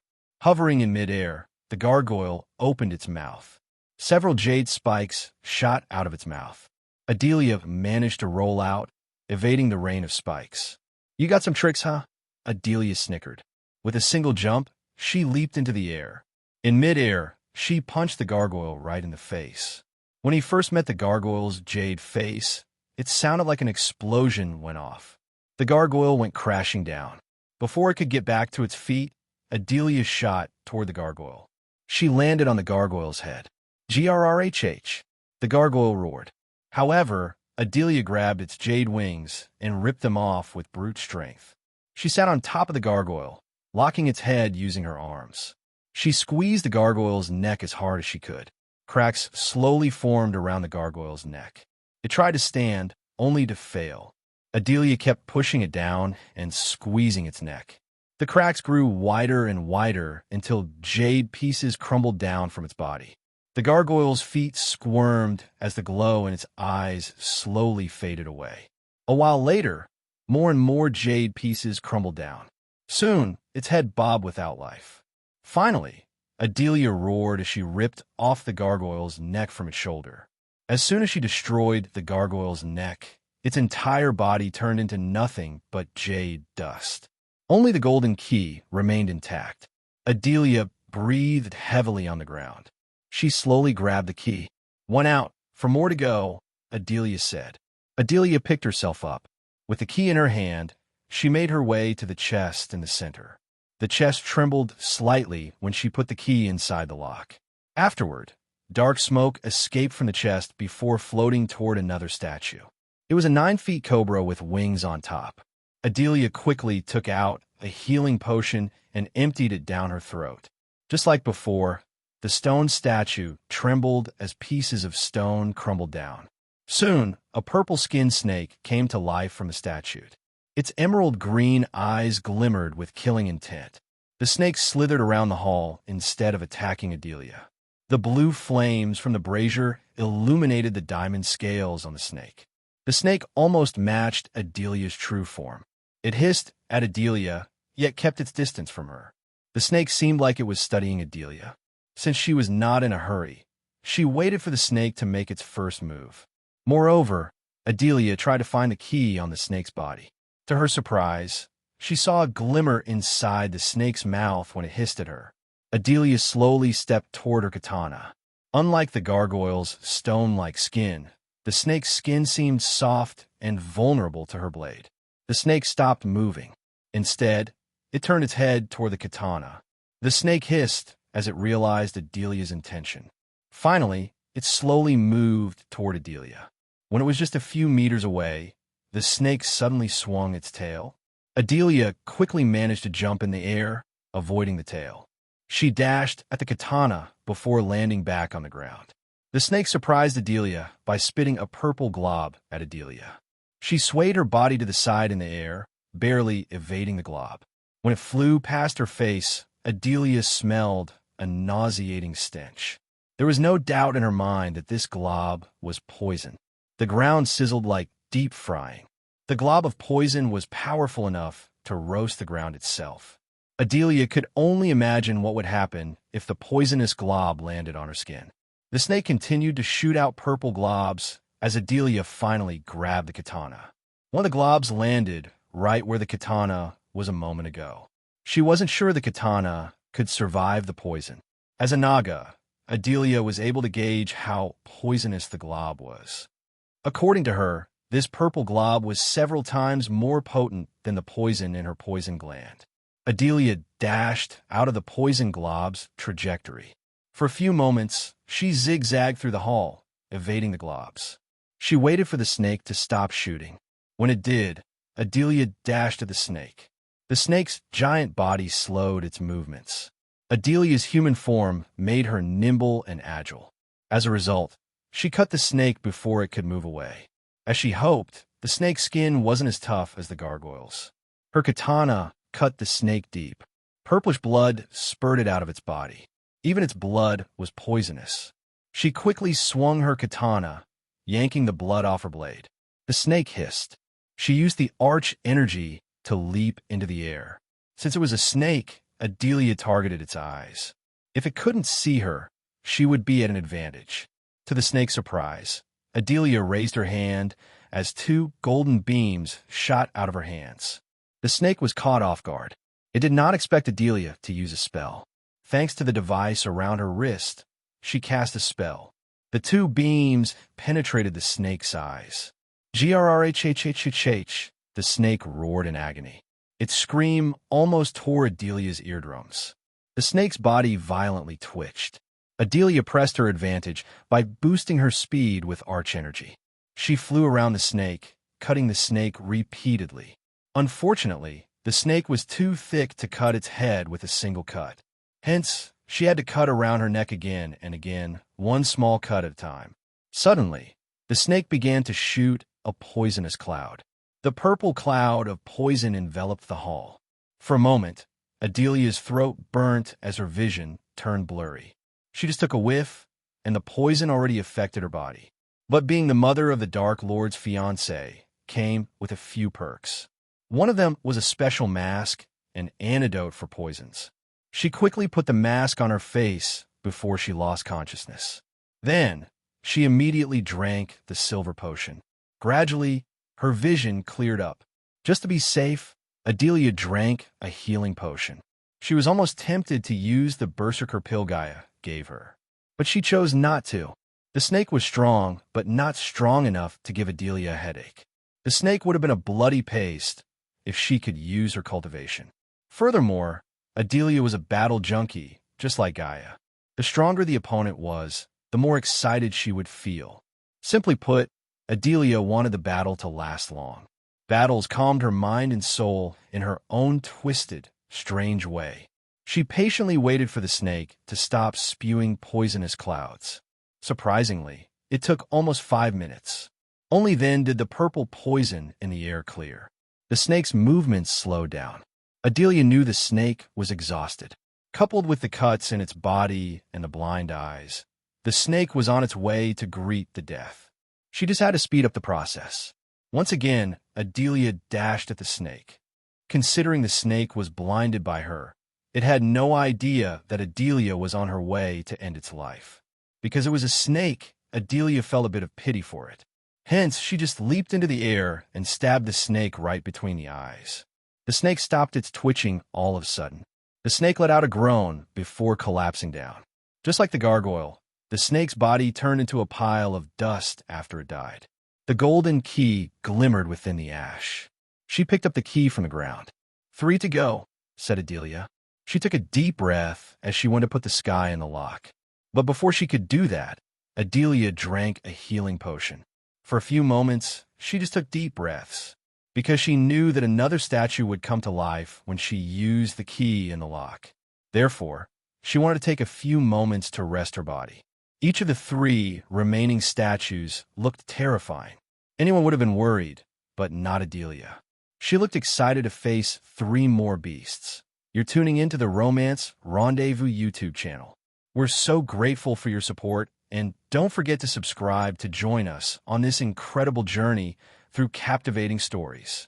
Your generosity through donations truly makes a world of difference, as it's the primary source of revenue that allows me to expand and enhance this channel for you.